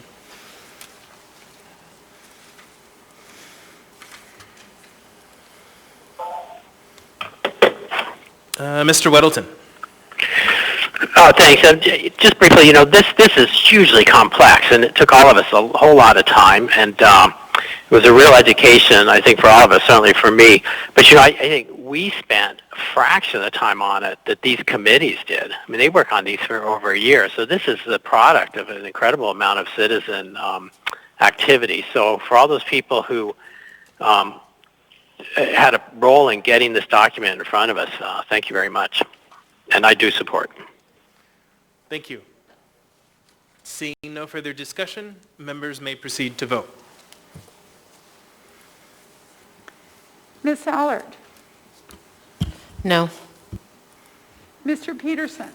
Yes. Ms. LaFrance? Yes. Mr. Dunbar? Yes. Mr. Rivera? Yes. Mr. Constant? Yes. Ms. Kennedy? Yes. Mr. Perez-Verdia? Yes. Ms. Zalatel? Yes. Mr. Weddleton? Yes. That passes 9-1.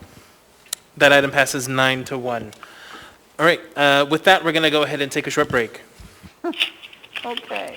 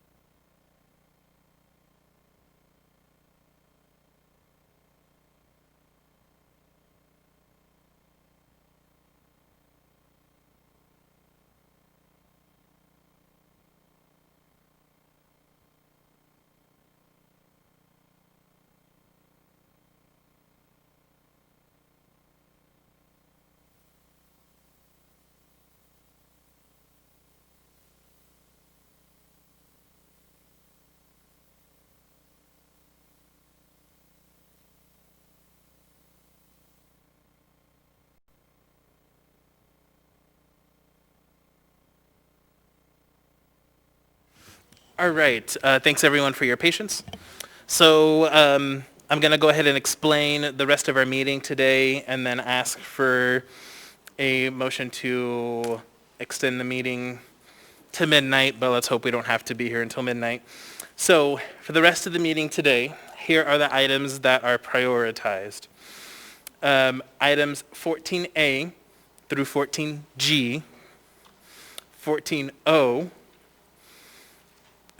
and 15B. From my understanding, talking with the administration, and the clerk, those are the only items that need to be done tonight. Don't forget we have a meeting next week on November 4th. So any items we don't finish today, we'll just take up next week on the 4th. Also, those folks may remember that last year during the first public hearing on the budget, when we were deliberating the 2020 budget, the first public hearing was really late in the evening, just like today. Because of that, I do want to give our constituents and community members more time to give us their thoughts on the budget. So just like I did last year, I will be scheduling a special meeting for us to have a third public hearing on the budget. What that looks like right now is November 10th, 6 p.m. here at the chambers for us to have a third public hearing on the budget. So with that, can I get a motion to change the order of the day as I described? Move to change the order of the day. Second. Moved and seconded. Is there any discussion? Is there any opposition?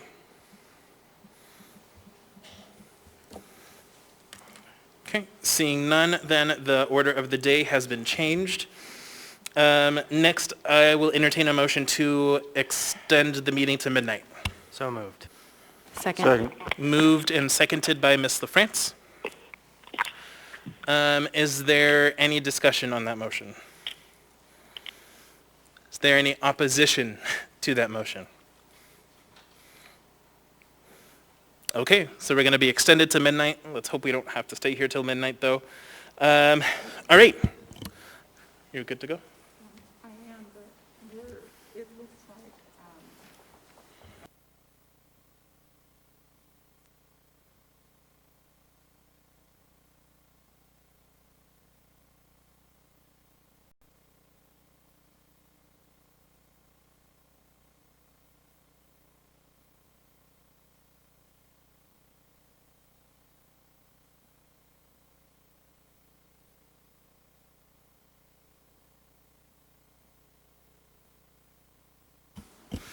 Okay.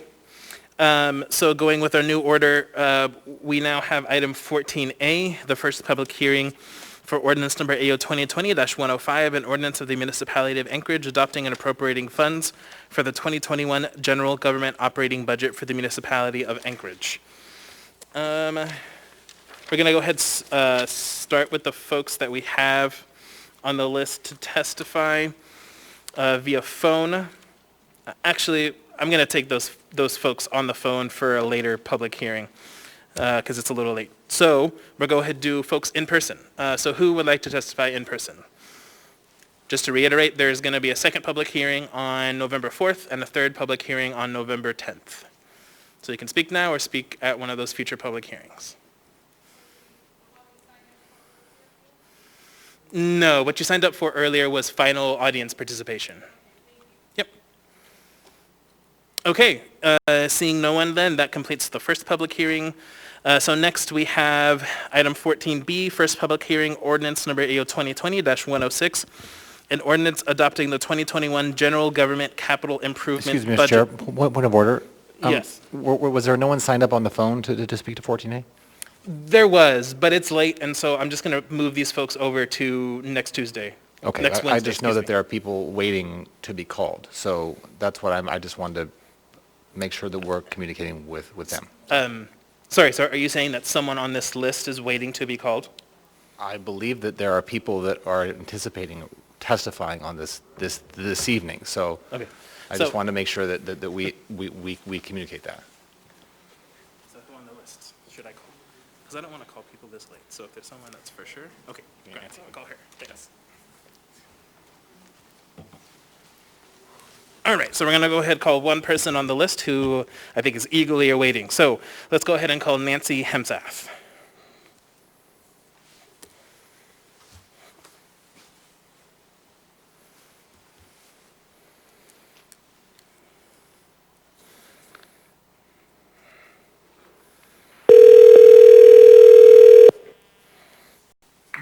This is Nancy. Hi, Ms. Hemsath. This is Felix Rivera. We are on the public hearing, the first public hearing for the 2021 operating budget. You have 3 minutes. Welcome. Thank you, Mr. Chair, and thank you to the Assembly. My name is Nancy Hemsath. I'm a 26-year resident of Eagle River. When we moved to Anchorage in 1994, we had 2 young children, and we were drawn to the small-town atmosphere, similar to what we had left behind in the Midwest. Yet with the amenities and quality of life we were seeking, including and especially the Anchorage Public Library, it's been a part of our lives since then. I'm speaking to you this evening on behalf of the library programs that are contained within the alcohol tax, and specifically the early literacy program. As a parent and now a grandparent, I know that the early years are crucial in developing reading skills, and that's what the early literacy program supports. The library is a partner in a family's learning. Through free books, educational programs, online tutoring, and more, the library will help children get ready for kindergarten, continue their educational journey, and develop a love of reading that will last throughout their lifetime. I'm here to urge the Assembly to maintain funding for the early literacy specialist and program through the alcohol tax revenues contained within this budget. The library has already made great strides in this direction. Grant funding has allowed youth services to begin early language programs called LENA to accelerate language development between birth and 3 years old. The same funding gave the boost needed to partner with Best Beginnings, a local nonprofit organization for resources for families to ensure that all children begin school ready to succeed. Continuing the funding through the alcohol tax will advance these steps toward early literacy.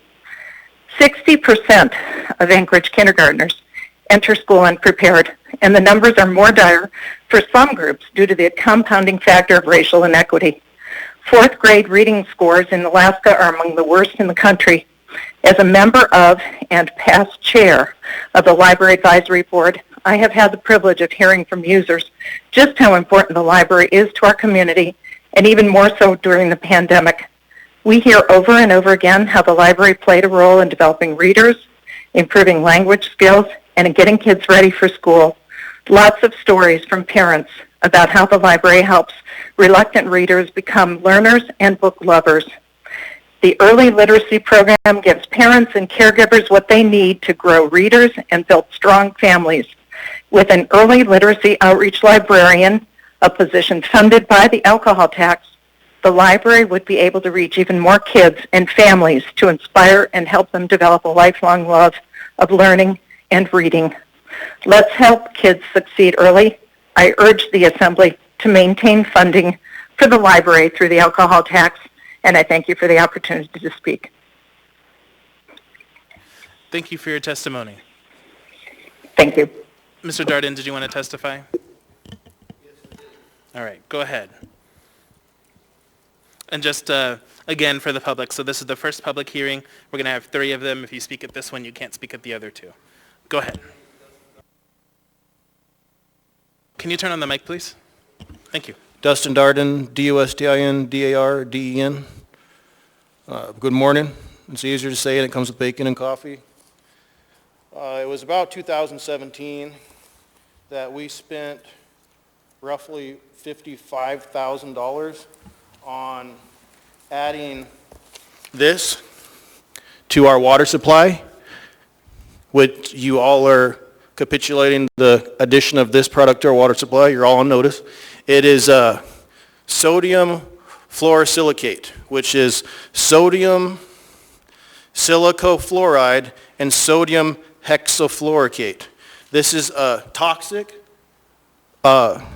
deadly byproduct from the mining industry, and this bag is actually the exact bag that's put in our water, and it's imported from China. And you're poisoning the people, and that's directly related to this budget because you spent over $55,000 on shipping it up here.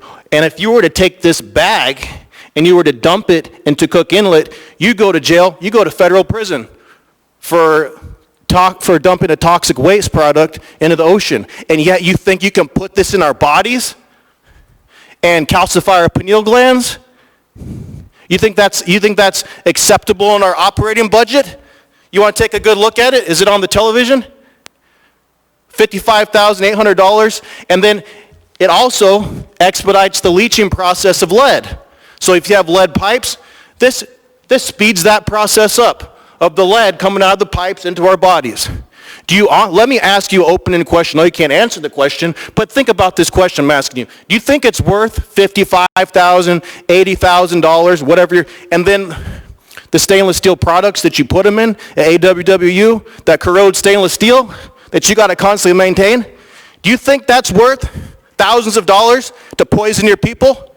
And the EPA has recently had a ruling against the Fluoride Action Network in Southern California, and the EPA got it handed to them. Do you think it's worth the taxpayers' dollars for you to get a class action lawsuit on you because you are disregarding the people's health in the schools, in the public? You're putting this in our water. It needs to stop. It's ridiculous. You should all be ashamed of yourselves for not taking action on this simple measure. Stop putting this crap in our water because it's killing it. Okay, it lowers the IQs in developing babies. Harms and risks. Here we go. Fluorosis, lower IQs, arthritis, kidney problems, migraines, violent crimes, autism, nervous system problems, hyperthyroid, bone fractures. It doesn't even help with cavities. You got any questions? I don't see any. Thank you for your testimony.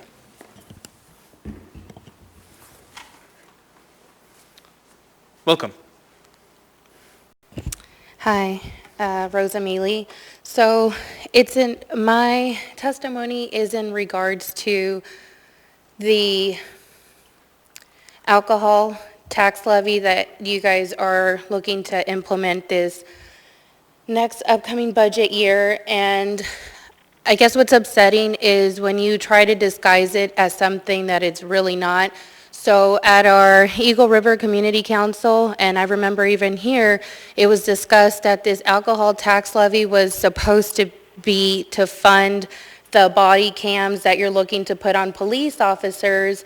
And now we hear another testimony where they're saying, oh, it's meant to be for the libraries. So I guess what I'm looking for is transparency with the public. Don't tell the public, oh, it's to help kids, when in reality, it's to put the body cams on the cops, because then you're going to pit the public against each other. So now you're making all of us that are going to testify about how budget should be, or how funds should be allocated in this budget, you're going to pit the public against each other by making it seem like we're against children learning, which we're not.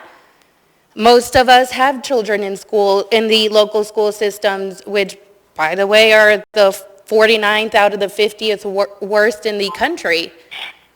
And it just, you already have all of this funding. You know, ASD is your biggest one of your biggest budget ticket items, and yet we can't even get those kids properly educated or through the school education system here in Alaska. And now you're looking to leach more funds out of your constituents through all of these taxes, but instead of actually being transparent with the public about how, you know, our school system isn't doing so great either, and now we want to put in more funds to try to fix something that we're not even doing by pouring all this money into it, you're just perpetuating that you're trying to throw money at things. Money doesn't fix things.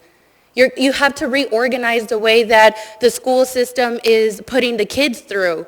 Because if you're throwing all this money at it and it hasn't fixed it, throwing more money isn't going to fix it.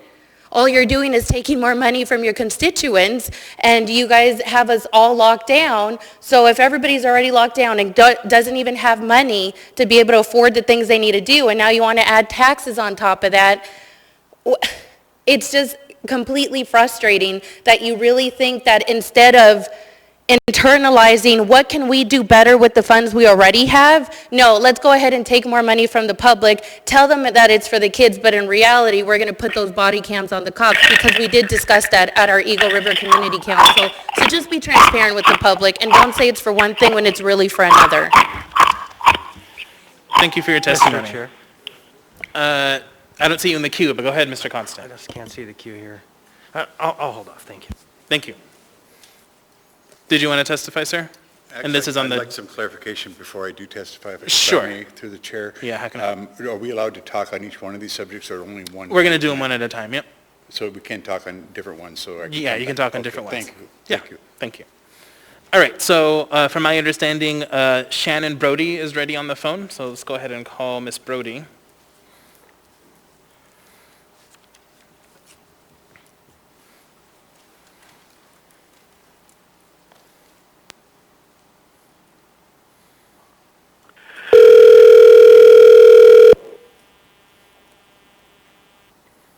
Hello? Hi, Ms. Brody. This is Felix Rivera. You're here with the Anchorage Assembly. We are on the first public hearing for the 2021 operating budget. You have 3 minutes. Welcome. Thank you. Is my time starting now? Yes. Okay. Hi, my name is Shannon Brody. I am a teacher and librarian at Bowman Elementary School. I've been with ASD for 30 years. I taught in the kindergarten classroom for 15 of those years, and this is my 15th year in a school library. I'm speaking today to ask you to support our Anchorage Public Library funding and the alcohol tax proposal for materials budget increase and the early literacy outreach librarian, as both will greatly benefit our students. First, I want to thank you so much for your support of our libraries this year. I'm grateful that the mayor's budget contains no cuts to the library and funds much needed educational programs through the alcohol tax. As a teacher, I've always looked to our public libraries for support. They are rich year-round resources for our students and our educators. They provide books, activities, and motivators throughout the summer while our schools are closed to keep our students reading. They have an amazing collection of online resources such as BookFlix, Tumble Books, Tumble Math, Hoopla, Freagle, Alaska Digital Library, etc., all of which ASD students and teachers are able to use through shared ASD and APL library accounts during the school year and summer months. To have access to a specialized early literacy outreach librarian would add even more value and connection between our programs. Currently, APL is facing the same challenges all libraries have. For example, large increases in downloadable electronic resources like ebooks and audiobooks. ASD saw an increase from 1,900 downloadables in April of 2019 to 12,000 in April of 2020. I can only imagine what APL's resource stats have become. This urges an increase in downloadable demands for our patrons. Electronic books are not cheap. On average, they're 50 to 200% more than printed materials. Libraries have also experienced an unusual amount of loss of physical books when our libraries close their book returns in the spring during a time of job loss and movement. We're now playing catch-up with the funds we have to replace those lost items, and with fewer community events and fundraisers in the near future, we will see less money coming into our libraries this year. Additionally, ASD libraries are grateful to APL's leadership going back into our schools this fall. We mirrored public library protocols to start our own school library curbside delivery systems, following their example while collaborating with curbside employees and APL's youth services coordinator. As I said earlier, the Anchorage Public Library is looking to address a need and increased demand for digital materials. Our students, including distant learners and homeschoolers, are using online resources that will go away in 2021 without additional funding. I ask for your support of the library's request for increased funding for digital materials and an early literacy outreach librarian. Two great needs for our community, made even more necessary by our COVID plight. Thank you. Thank you for your testimony. All right, with that, we'll go ahead and end the first public hearing on the general government operating budget. We'll move on to the first public hearing on ordinance number AO 2020-106, an ordinance adopting the 2021 general government capital improvement budget. Would anyone like to testify? Welcome. Thank you. Russ Reno from Downtown Community Council. I'm speaking on behalf of myself today from Anchorage Downtown Tour Group and my residency downtown Anchorage. I, for several years, have been involved with the Downtown Community Council, and we've had many opportunities to put in our input for the capital improvement projects that go on downtown, and we've seen money get appropriated to different parts of town rather than the ones that we've asked for, which is a lot of Third Avenue. Today I was in recipient, I just sent you guys a email that I received today telling us that they're now ending the Third Avenue improvement project indefinitely, and they're going to now talk about putting in fencing to fence in the homeless down Third Avenue, which I still don't understand, something through a HUD program, and I just wonder where these things are coming from. I just hope and I encourage you that if there is funding being ceased and desist indefinitely at this time. It looks to be that we were expecting to get because of, and I'll bring it up again, talking about the electrical upgrades that they did on 3rd Avenue and on 2nd and on 1st. Why is that money now just floating out in the air? Why are they not required to do the improvements that the people wanted, which we wanted improvements to the way we can walk down the street, that we're not getting hit by cars. We wanted to put actual crosswalks in our streets, and we can't get those. And those are the ones that are being ceased indefinitely, rather than these projects that were funded through the electrical and all those things. And I know just enough to get me in trouble on that, so don't quote me on it. But what I'm trying to say is please look into that. And when you go to approve budgets for 2021, I think there needs to be a little bit more accountability, because we're finding out about this stuff secondhand. The general public, you guys, you tend, and I'm not trying to put you on the spot here, but you tend to deal with these very difficult things that we would like to be a part of behind closed doors or in a home session, and then you come here and you spend all this redundancy over and over again on amendment to the amendments to the amendments to the amendments that don't really involve the public. And those things we'd like to see happen behind the scenes. We'd like to know more about what you're actually planning to do with the money. And what I've seen over the last 4 years that I've been involved with the capital improvement projects for downtown, I've seen consistently the things that we want as the people downtown are not getting done. It's just whatever these committees come up with, and we'll talk more about that when you talk about excuse me, this is important. When you guys talk about the Community Development Committee, which I am strongly against, but I'll tell you more about that later. Thank you so much for the time. Thank you for your testimony. Welcome. Dustin Darden, DUSDN, DRD. So you need to take this money and put it to a place that doesn't have anything to do with anything except for all the money you've wasted. You need to pay it. You need to take this money and pay down the debts, and you need to pay down the debts. You don't need to be spending no money because you wasted enough money. We don't need any new stuff. It's all wrong. Y'all are wrong. Thank you for your testimony. Would anyone else like to testify? Okay. All right, we'll hear from folks the second and third opportunity. So we'll move on to the first public hearing for resolution number AR 2021-351, a resolution adopting the 2021-2026 General Government Capital Improvement Program. Would anyone like to testify? Welcome. Thank you. Again, Russ Reno, resident of downtown Anchorage, speaking on behalf of myself. Capital improvements have been ignored for many, many years downtown, and I hope that you start realizing that. And we've got these small groups that seem to be making these decisions behind closed doors, and then our requests are not being heard at all. Or at least if they are, they're getting put through, but they're never coming to fruition. They're never finishing out. I just will challenge one thing, and I don't want to beat this to death because we've all heard this many times from many people, but is this budget in here also included, and I know very little about this process, so I'm not trying to tell you how to do your job, but does this also include all that money that you reappropriated for the homeless shelters and all that by taking it out of the first responders? Are you also budgeting in for first responders? Because I think you've got a lot of money there. That's how you're going to be able to move that money to buy the homeless shelters that you want to do, which I know are going to happen no matter what. I'm not here to argue that. I'm just simply saying, are you also budgeting in money on top of that now that you've taken the money from the COVID funds? Because I think it's important that we understand where our money is actually going to, what things are being actually done with the money, and not just this general thing where you're able to push it into a different fund, into a general fund, to where we now have no say over it because of a technicality. So I do hope that you'll take that into consideration when you consider the 2021 budget. Thank you. Thank you. Thank you for your testimony. Welcome. You guys with your face masks and all this retarded, this completely unacceptable. Yeah. You need to get everything right, man. You messed up. All right, so sir, that's your first warning. Please do not use that kind of language.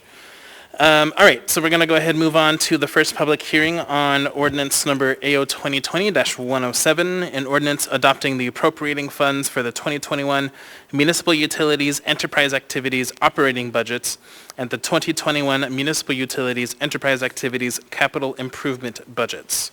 Would anyone like to testify? Welcome.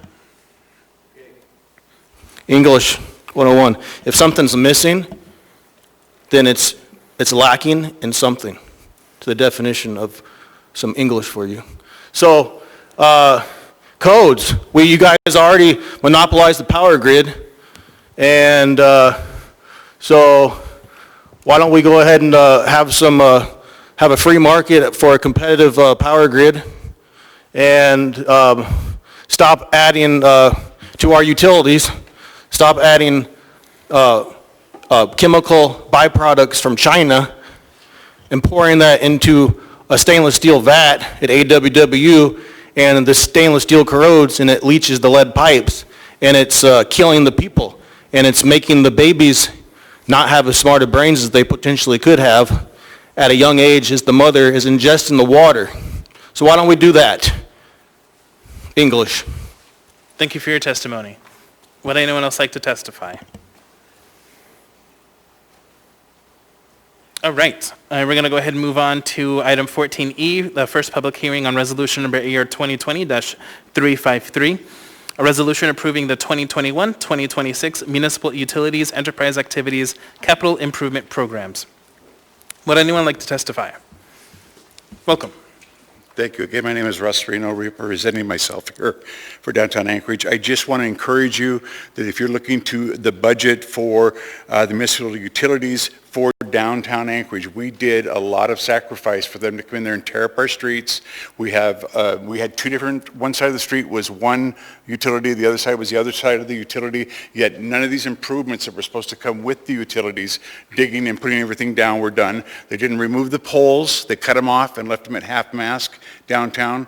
You've really please make sure that they follow what they originally agreed to do, and why the people accepted it in the first place, because they were supposed to put the underground utilities. They were supposed to put the lighting back. Now the alleys have no lights downtown Anchorage at all because they never put them back in there. They just cut them off and did not remove the poles out even. So now we've got these half poles that are sticking out there, and they're in places that shouldn't be there. And there was also paving that was supposed to be done, and a bunch of other things that were supposed to be done that we've been promised downtown Anchorage for a long time, and it's all under the name of we're bringing in this new utility system that's coming in there. So please just double check that that's all being taken care of the way it was originally written. Thank you for your time.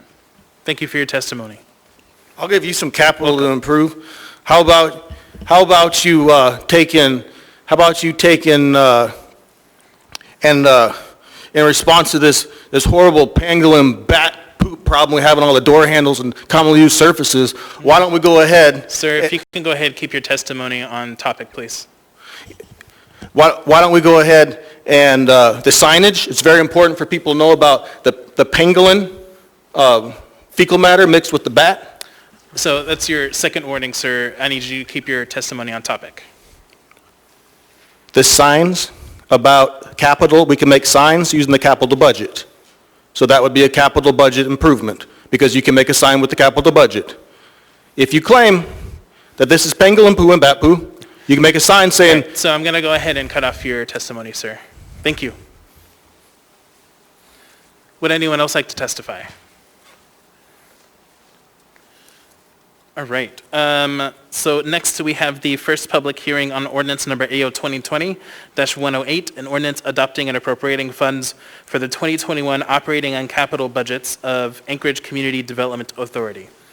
Welcome. Thank you. So in this drastic time of peril that we're in, where we all need to band together like never before, because these innocent people are just dropping like flies dead on the streets. And I believe that we need to strap more diapers onto our faces, and that we need to start distancing ourselves 60 feet apart, because I'm passionately speaking on how critical this is. This for us. Is not on topic. It's so critical, sir. Right, so people are dying on the street. Your testimony, and I'm going to ask you not to testify on any other items today. Thank you. You are a murderer. Sir, thank you. All right, would anyone else like to testify? Welcome. Thank you for the opportunity. Oh, if you can turn on the mic, please. Yellow button. Thanks.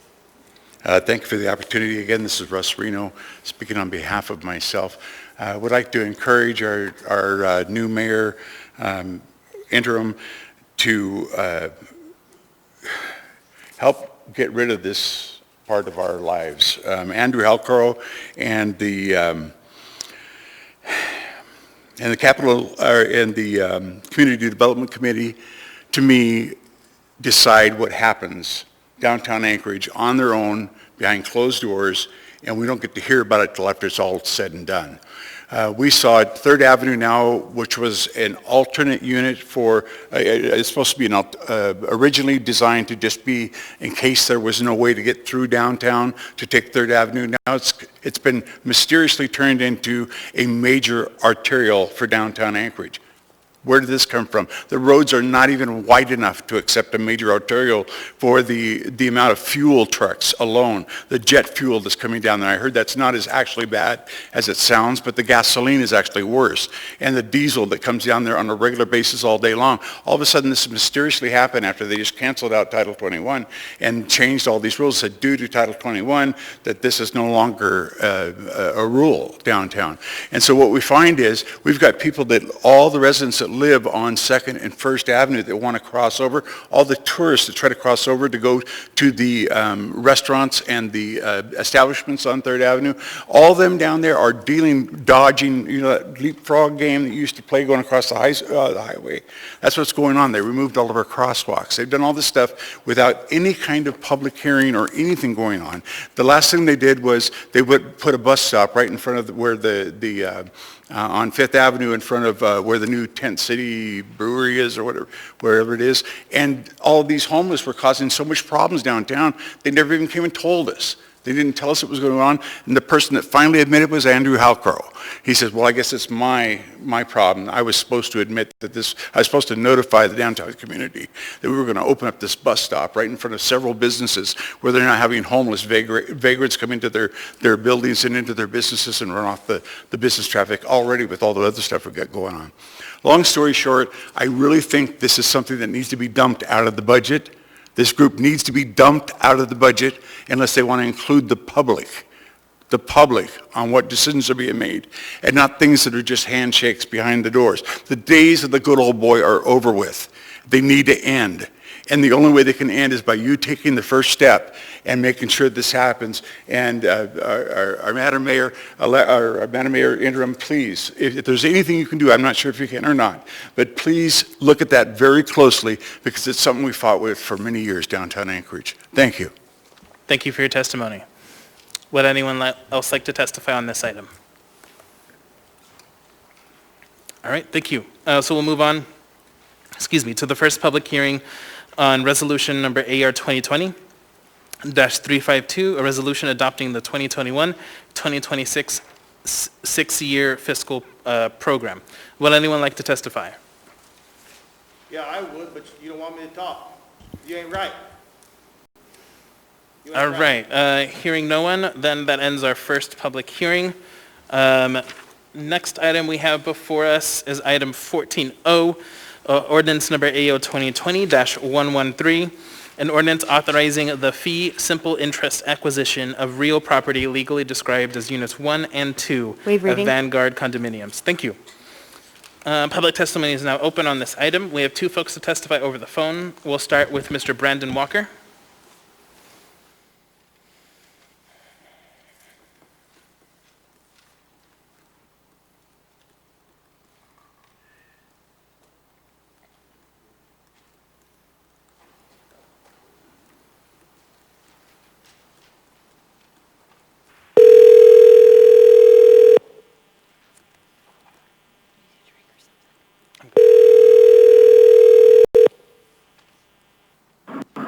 Brandon speaking. Hi, Mr. Walker. This is Felix Rivera. You are here with the Anchorage Assembly. We are on public testimony for AO number 2020-113. You have 3 minutes. Welcome. Thank you. Thanks, Felix. I think I just wanted to thank the Assembly and for all your service and your hard work on this assignment, and the administration. And I guess I should say, folks within the current and past administration. And we really appreciate everyone's hard work on this, and we think this is a great solution to get CHA out of the fray and save the taxpayers a lot of money. So thank you very much on behalf of PHA, and we really appreciate your support. Thank you for your testimony. Thank you. All right. Next on the phones, we have Mr. Dave Kuiper.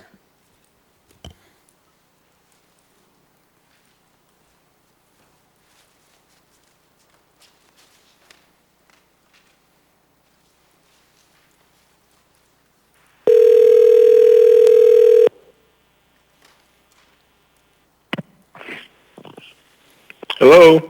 Hi, Mr. Kuiper. This is Felix Rivera. You are here with the Anchorage Assembly. We are on public testimony for AO 2020-113. You have 3 minutes. Welcome. Thank you, Chair Rivera, and thank you, Assembly, for the opportunity to speak tonight. I just listened to Brandon share his testimony a moment, and I actually apologize for becoming impatient and leaving the public meeting tonight just a half hour ago. I appreciate the hard work that you all do, and I appreciate the hard work that you've gone to move this ordinance along, the things related to this ordinance along. Appreciate the administration's help in getting us to this point, and we appreciate the Assembly voting tonight in favor of this ordinance so that the next steps can be taken, and we will be able to come out from under the cloud of uncertainty related to this road and move on more freely to continue to serve the community along with you all. So thank you very much. Thank you for your testimony. That completes our phone list. Would anyone else like to testify? Sir, I've already stated that you cannot testify for the remainder of the meeting. You don't care about the people dying from this horrible pandemic? Sir, I need you to pandemic? take a seat and not disturb this meeting. Okay, so I'm going to ask security to escort you out. Thank you. We're going to go ahead and take a short break. You guys are all going to be held accountable. This is America. This is my city. I was born here.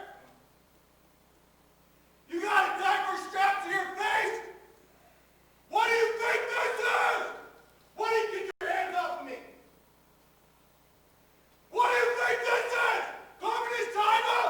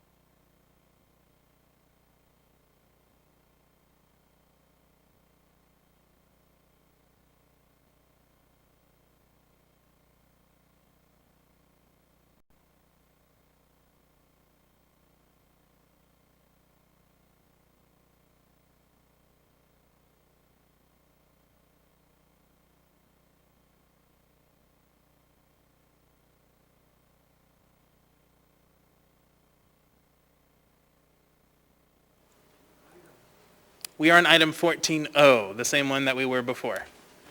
Thank you. Seeing and hearing no one, public testimony is closed. What is the will of the body? Move to approve. Second, Daltow. Moved and seconded by Ms. LaFrance. And thirded and fourted, if that's the right word. All right. I believe we do have an amendment on this item. Let me just dig through. I'll move Weddleton Amendment number 1 or number 1. Thank you. Is there a second? Second. Seconded by Ms. LaFrance. Go ahead, Mr. Weddleton.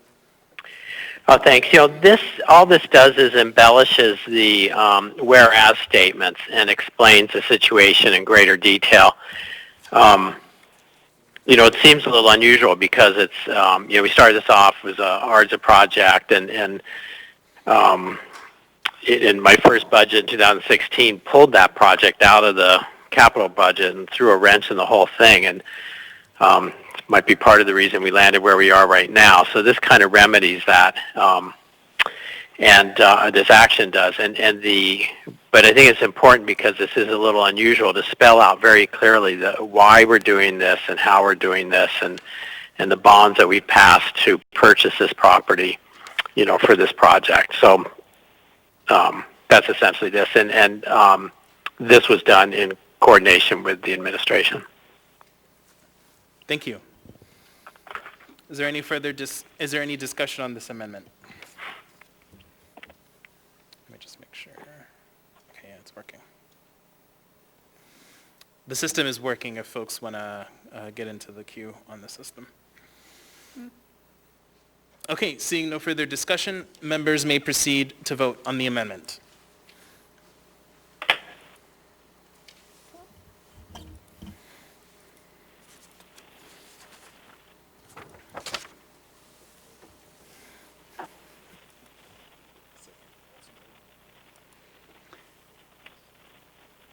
Mr. Dunbar? Oh, my gosh. Yes. Yeah. Oop. I'm sorry, I voted for you, Ms. LaFrance. Mr. Dunbar, you voted yes. Ms. Kennedy? Yes. Ms. Salatel? Yes. Mr. Weddleton? Yes.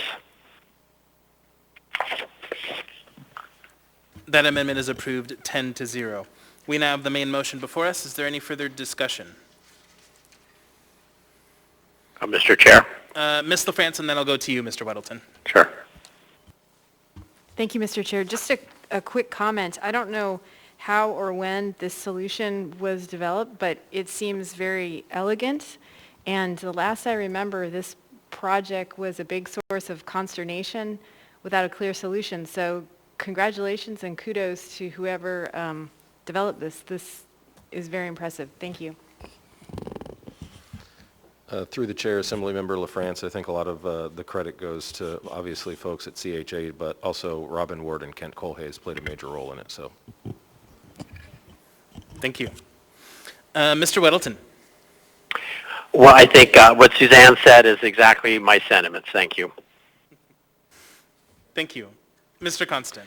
Thank you. And the cautionary tale should be restated that all of this work that went into this solution was because our relationship with the state and how they fund their road projects has changed. And it's changed dramatically over the last 4 years to 5 years. And this project started in 2000.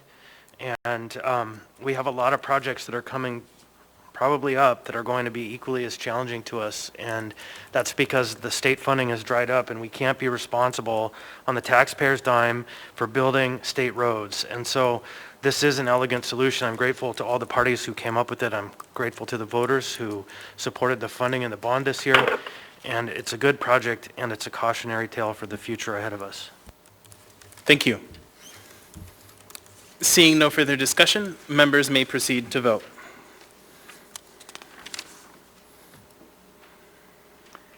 Mr. Dunbar? Yes. Ms. Kennedy? Yes. Ms. Zolotel? Yes. Mr. Weddleton? Yes. That item is approved 10-0. Next, we have reorganization. Is there a motion? Move to reorganize. Second. Moved and seconded by Ms. LaFrance. Just as a reminder for the public and the body, a yes vote means that the clerk will take over and she will run the election for the chair and vice chair. With that, members may proceed to vote.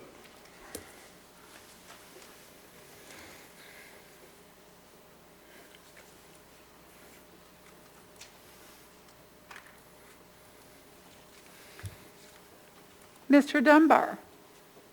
Yes. Ms. Kennedy? Yes. Ms. Zolotel? Yes. Mr. Weddleton? Yes. That motion is approved 10-0. Go ahead.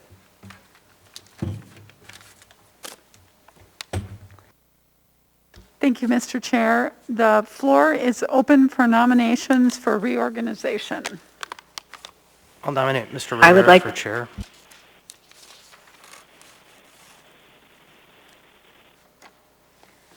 I didn't hear that. Nominated Mr. Rivera for chair.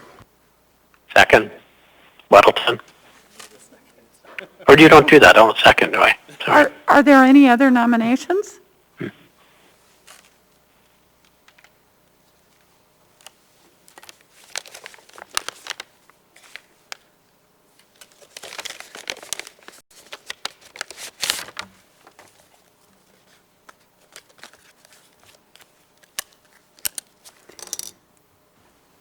We can vote, and I think the members know that you can vote for the person that's nominated, or you can vote for someone else. Point of order. You're in charge, so go ahead. Yes? Are we voting for, or are they voting for chair or acting chair? There's some concern that if they vote for a new chair, the chair of the assembly becomes the acting mayor.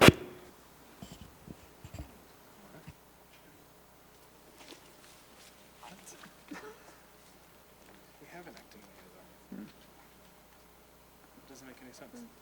Do you want me to ask her to explain that? Sure. Ms. Vogel, could you please explain the rationale for that? So, and I'm interested if Mr. Gates has a different take on this. Hold on one sec.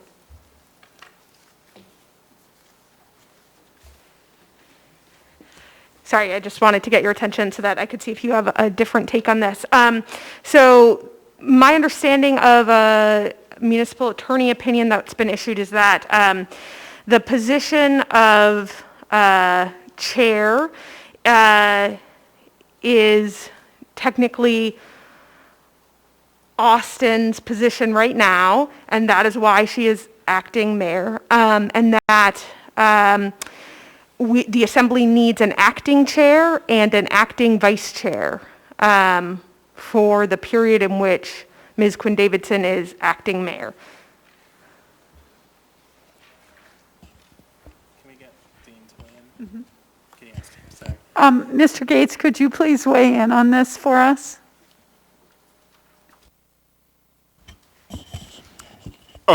Yes, I would agree with Mr. Attorney, excuse me. I agree with Mrs. Attorney Vogel. We actually read a Mrs. Attorney opinion that sort of described this as well, and that would be the purpose of a reorganization while we have the chair performing as acting mayor, an acting chair, an acting vice chair. In our code section on reorganization actually has this for both positions, so that's where we're at if the motion to reorganize was approved.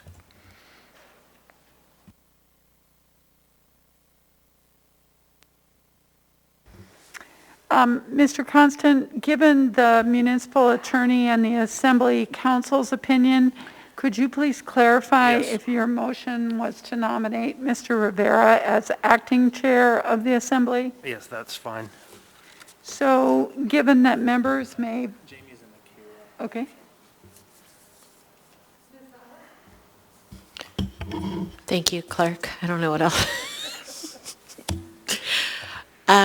So my question is then, if I read the code correctly, just to clarify with the attorneys and try to put this out there, if we have an acting chair and an acting co-chair, which I hadn't seen in the code, does then that lead us to be that if the acting mayor and the mayor cannot, for whatever reason, run the city, it would then go to the senior person on the assembly, which would be Pete Peterson? Because that's what I read in code. It would be the senior assembly member with seniority to then become the acting mayor if the others are incapacitated, or is it that the senior member of the assembly becomes the chair? Ms. Allard, I'm going to refer your question to Ms. Vogel and Mr. Gates. I'll tell you that one of my law school professors would have said the dog will limp.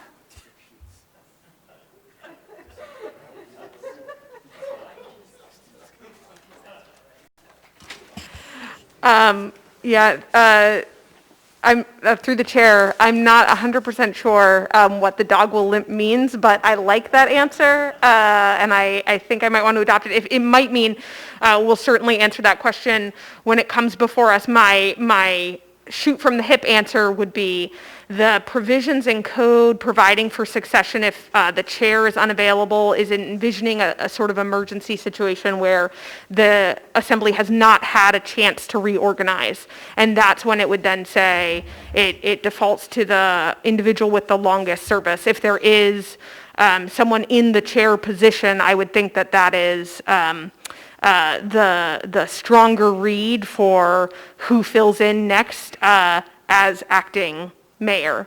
So I don't know that that exact situation has been addressed, and hopefully it doesn't need to be, but I think that that's probably the better read of code.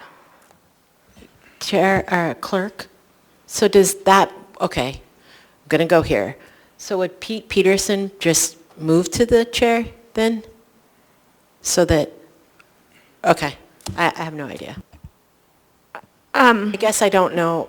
I don't know if you're positive or not, if you have a solid yes or no answer. Through the clerk, I'm not sure that I understood the hypothetical that I'm being asked to evaluate.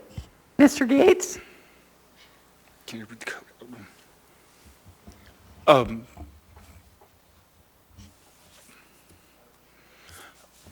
Yes, I would just like to add to what Ms. Vogel said, that succession that was mentioned about the longest serving member of Assembly succeeding, that only relates to the mayor's office.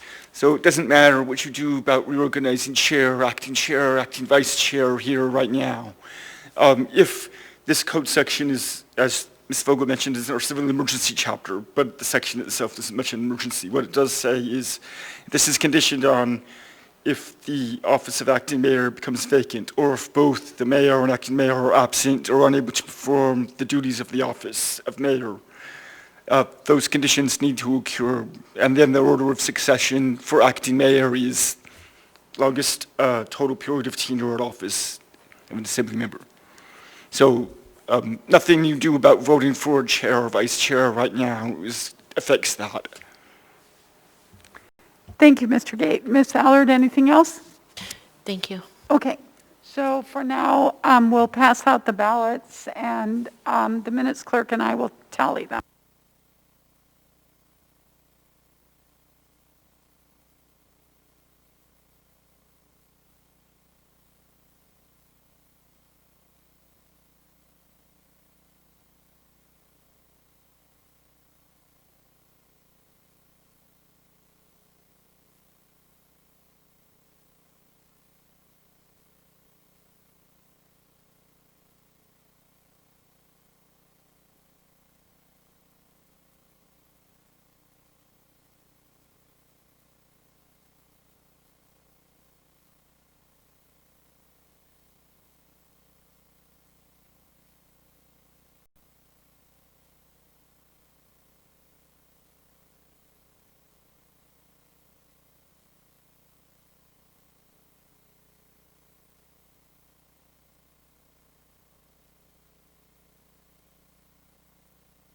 For our members on the phone, you're probably going to have to either mute or disconnect yourselves.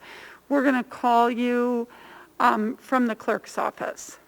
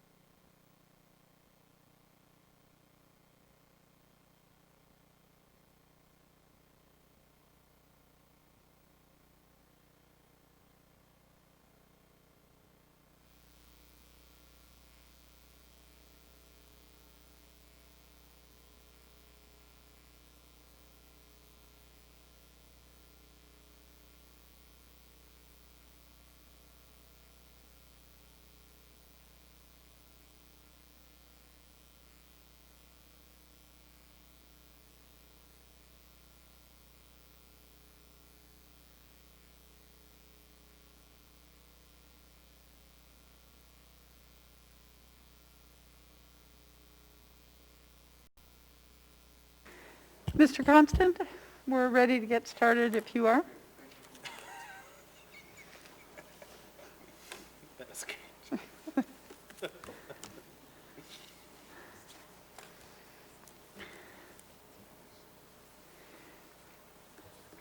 Thank you. Travis Turner, our minutes clerk, and I contacted the members on the phone. Do we have everyone back on the phone? We'll just do a quick roll call. Mr. Dunbar?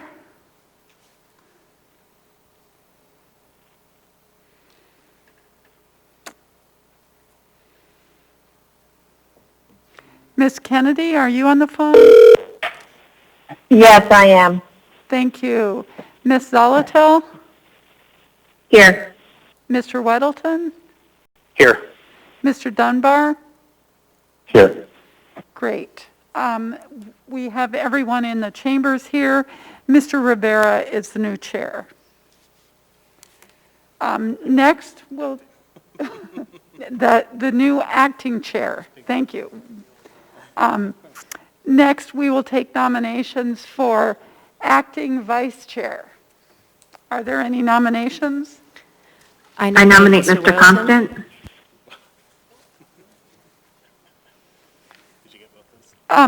I think someone on the phone made a nomination. Could you please clarify that? Yes, I nominate Mr. Constant. So we have a nomination for Mr. Weddleton and a nomination for Mr. Constant. Are there any other nominations for? I nominate Crystal Kennedy. Okay. We have a nomination for Mr. Constant, Mr. Weddleton, and Ms. Kennedy. Are there any other nominations for acting vice chair? Can you clarify the rules on the majority vote? Like, do you need a majority vote or? It's still. Madam Temporary Chair. It still has to be 6. Yes, Ms. Kennedy? Can I politely decline the nomination? I believe you can. I'm honored, but Is that all right with the nominator? If Ms. Kennedy insists. I do appreciate it, but yes, thank you. So we have Mr. Constant and Mr. Weddleton. Are there any additional nominations? Not hearing any, the nominations are closed. Travis and I are going to pass out the cards. We'll step out into the clerk's office, call the members on the phone, and then we'll tally the results and be back.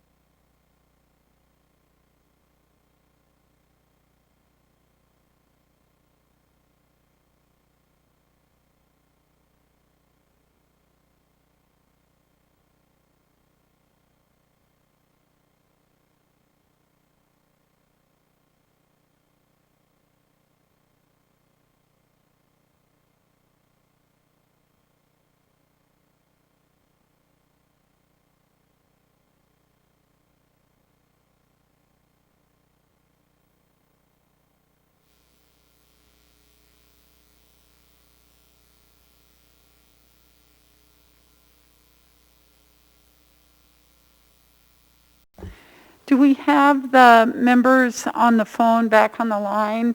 Mr. Dunbar? Yes, I'm here. Ms. Kennedy? Yes. Ms. Zolotel? Yes. Mr. Weddleton? Here.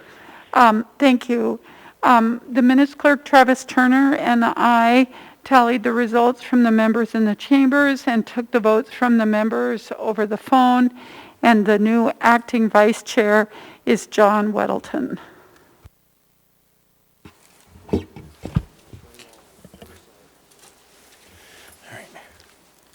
All right. So that completes our reorganization. We're going to go ahead and move on to final audience participation. So as a reminder, if you spoke during the initial audience participation, you cannot speak again during this final audience participation. For audience participation, please direct your comments to the assembly or the chair and not to anyone personally. Personal attacks are not appropriate. I will, as chair, work to maintain decorum at this meeting and ask for your assistance. Got it. All right, so I'm going to go ahead and go through our priority lists. I'll see who's in here in person, and then we'll finish in person, and then we'll go through the phones if folks want us to call at 11:40. Okay, so first we have Andrea Gardner. Are you here in person? Okay. David Hansen, you here in person? Okay. And Zena's not here in person. Chris Hansen. Okay. Janelle Walton. Okay. Jason Avery. Okay. Jen Bursch. Okay. Ryan Rivers. Okay. Sherry. Okay. Julie Brophy.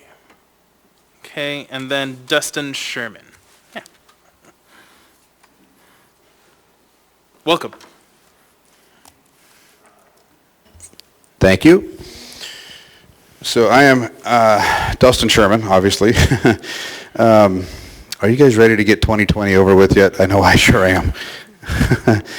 I plan on cracking a bottle of champagne here later. So first I came here to support an amendment that we didn't quite make it to tonight. So I'm going to go ahead and give my testimony on that.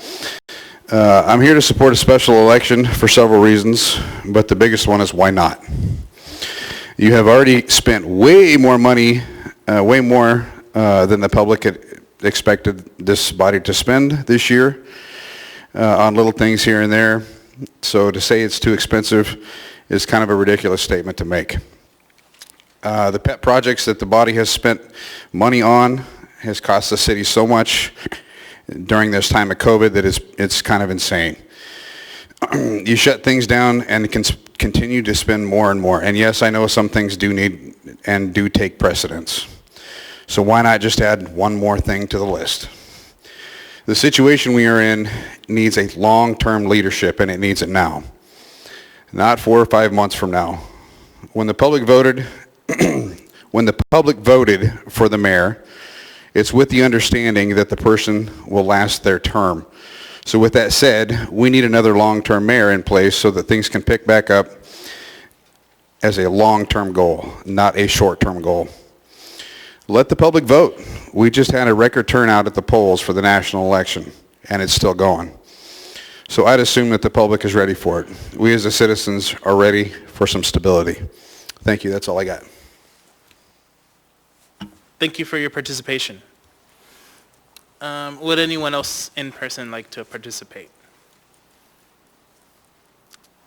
Welcome, sir. I'm new around here, but not new to Alaska. Anyway, my business is...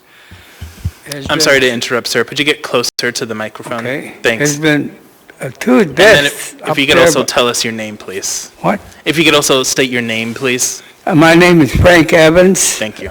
Anyway, I've lived in Alaska most of my life, away from in the military and back, but I'm here now, and I've been sober 43 years in November, one day at a time, and that's not my reason for here is to help out the homeless. Has been 2 deaths up there by the rescue mission on Tudor in the last 3 weeks, and they need a new light system or something where they can cross without getting run over. And I was wanted to talk to the person that's in charge, but he was not around, or he didn't want to. I don't know. I don't. That's not important anyway. Important thing is I'm here now, and you're aware of what's happening up there. And those lives they're human lives. That could be prevented. They can't speak for themselves. They're dead now. So,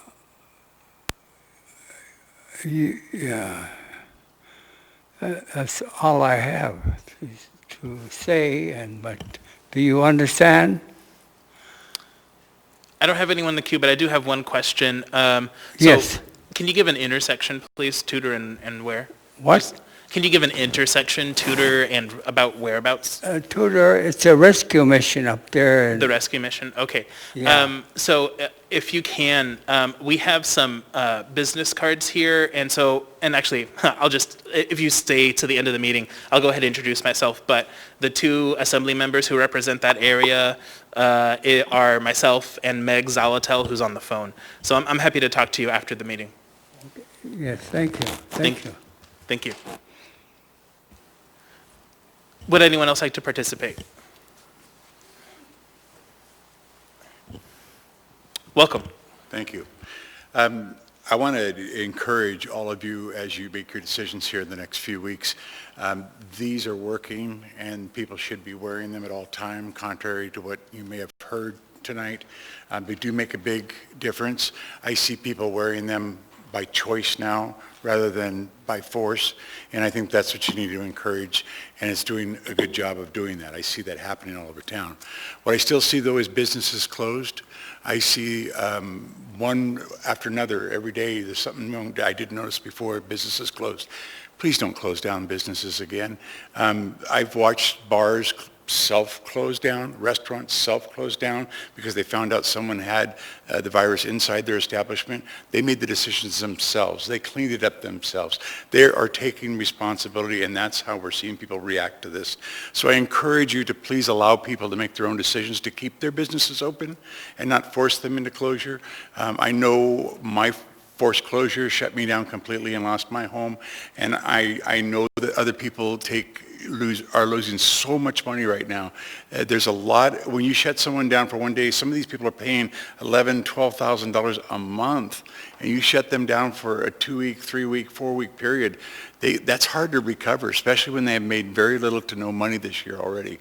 So encourage this, encourage distancing, encourage self-awareness to what people are doing to protect other people around them, but please don't shut us down again. I think you're making a huge mistake if you do that, and it's just, I think that's what's bringing a lot of the tension and everything else, because people want to be able to protect themselves and still be able to be given a chance to do the right thing rather than being told by a mayor or by the assembly that they are forcing them to do so. And so I want to encourage you along those lines. Finally, I know I talked a lot about all this already with the different budget items and things like that, but make sure that you're aware of all this stuff. I'm looking forward to hearing what this is all about by HUD funds being used to put fencing down on 3rd Avenue and fence in the homeless on the opposite side of the street. I've never heard this before. It's never come across anyone's desk that I know of, and if it has come across your desk, I encourage you to let your constituents know about it. I heard about it for the first time just the other day. And there's a lot of things going on that happen behind the scenes that we're not getting to the people. So spend time behind the scenes working on what you're going to do, like who you're going to put in these positions, and so it speeds that process along. So then you can have more time to listen to the public, because I think that's what we're really missing out on. Even the people that are going a little bit overboard on some of this stuff, they still got something to say. If they feel that they can say it and be heard, I think that would eliminate a lot of the stress that all of you may feel on this entire process. So encourage this. Don't shut us down. Thank you. Thank you for participating. Would anyone else like to participate? Anyone at all? All right, so we're going to go ahead and move on in our agenda to assembly comments. If there is no opposition, I'll go ahead and skip that for today. Okay, so then moving on, executive session, we don't have any, so adjournment. Can I get a motion to adjourn? So moved. All right. We're adjourned.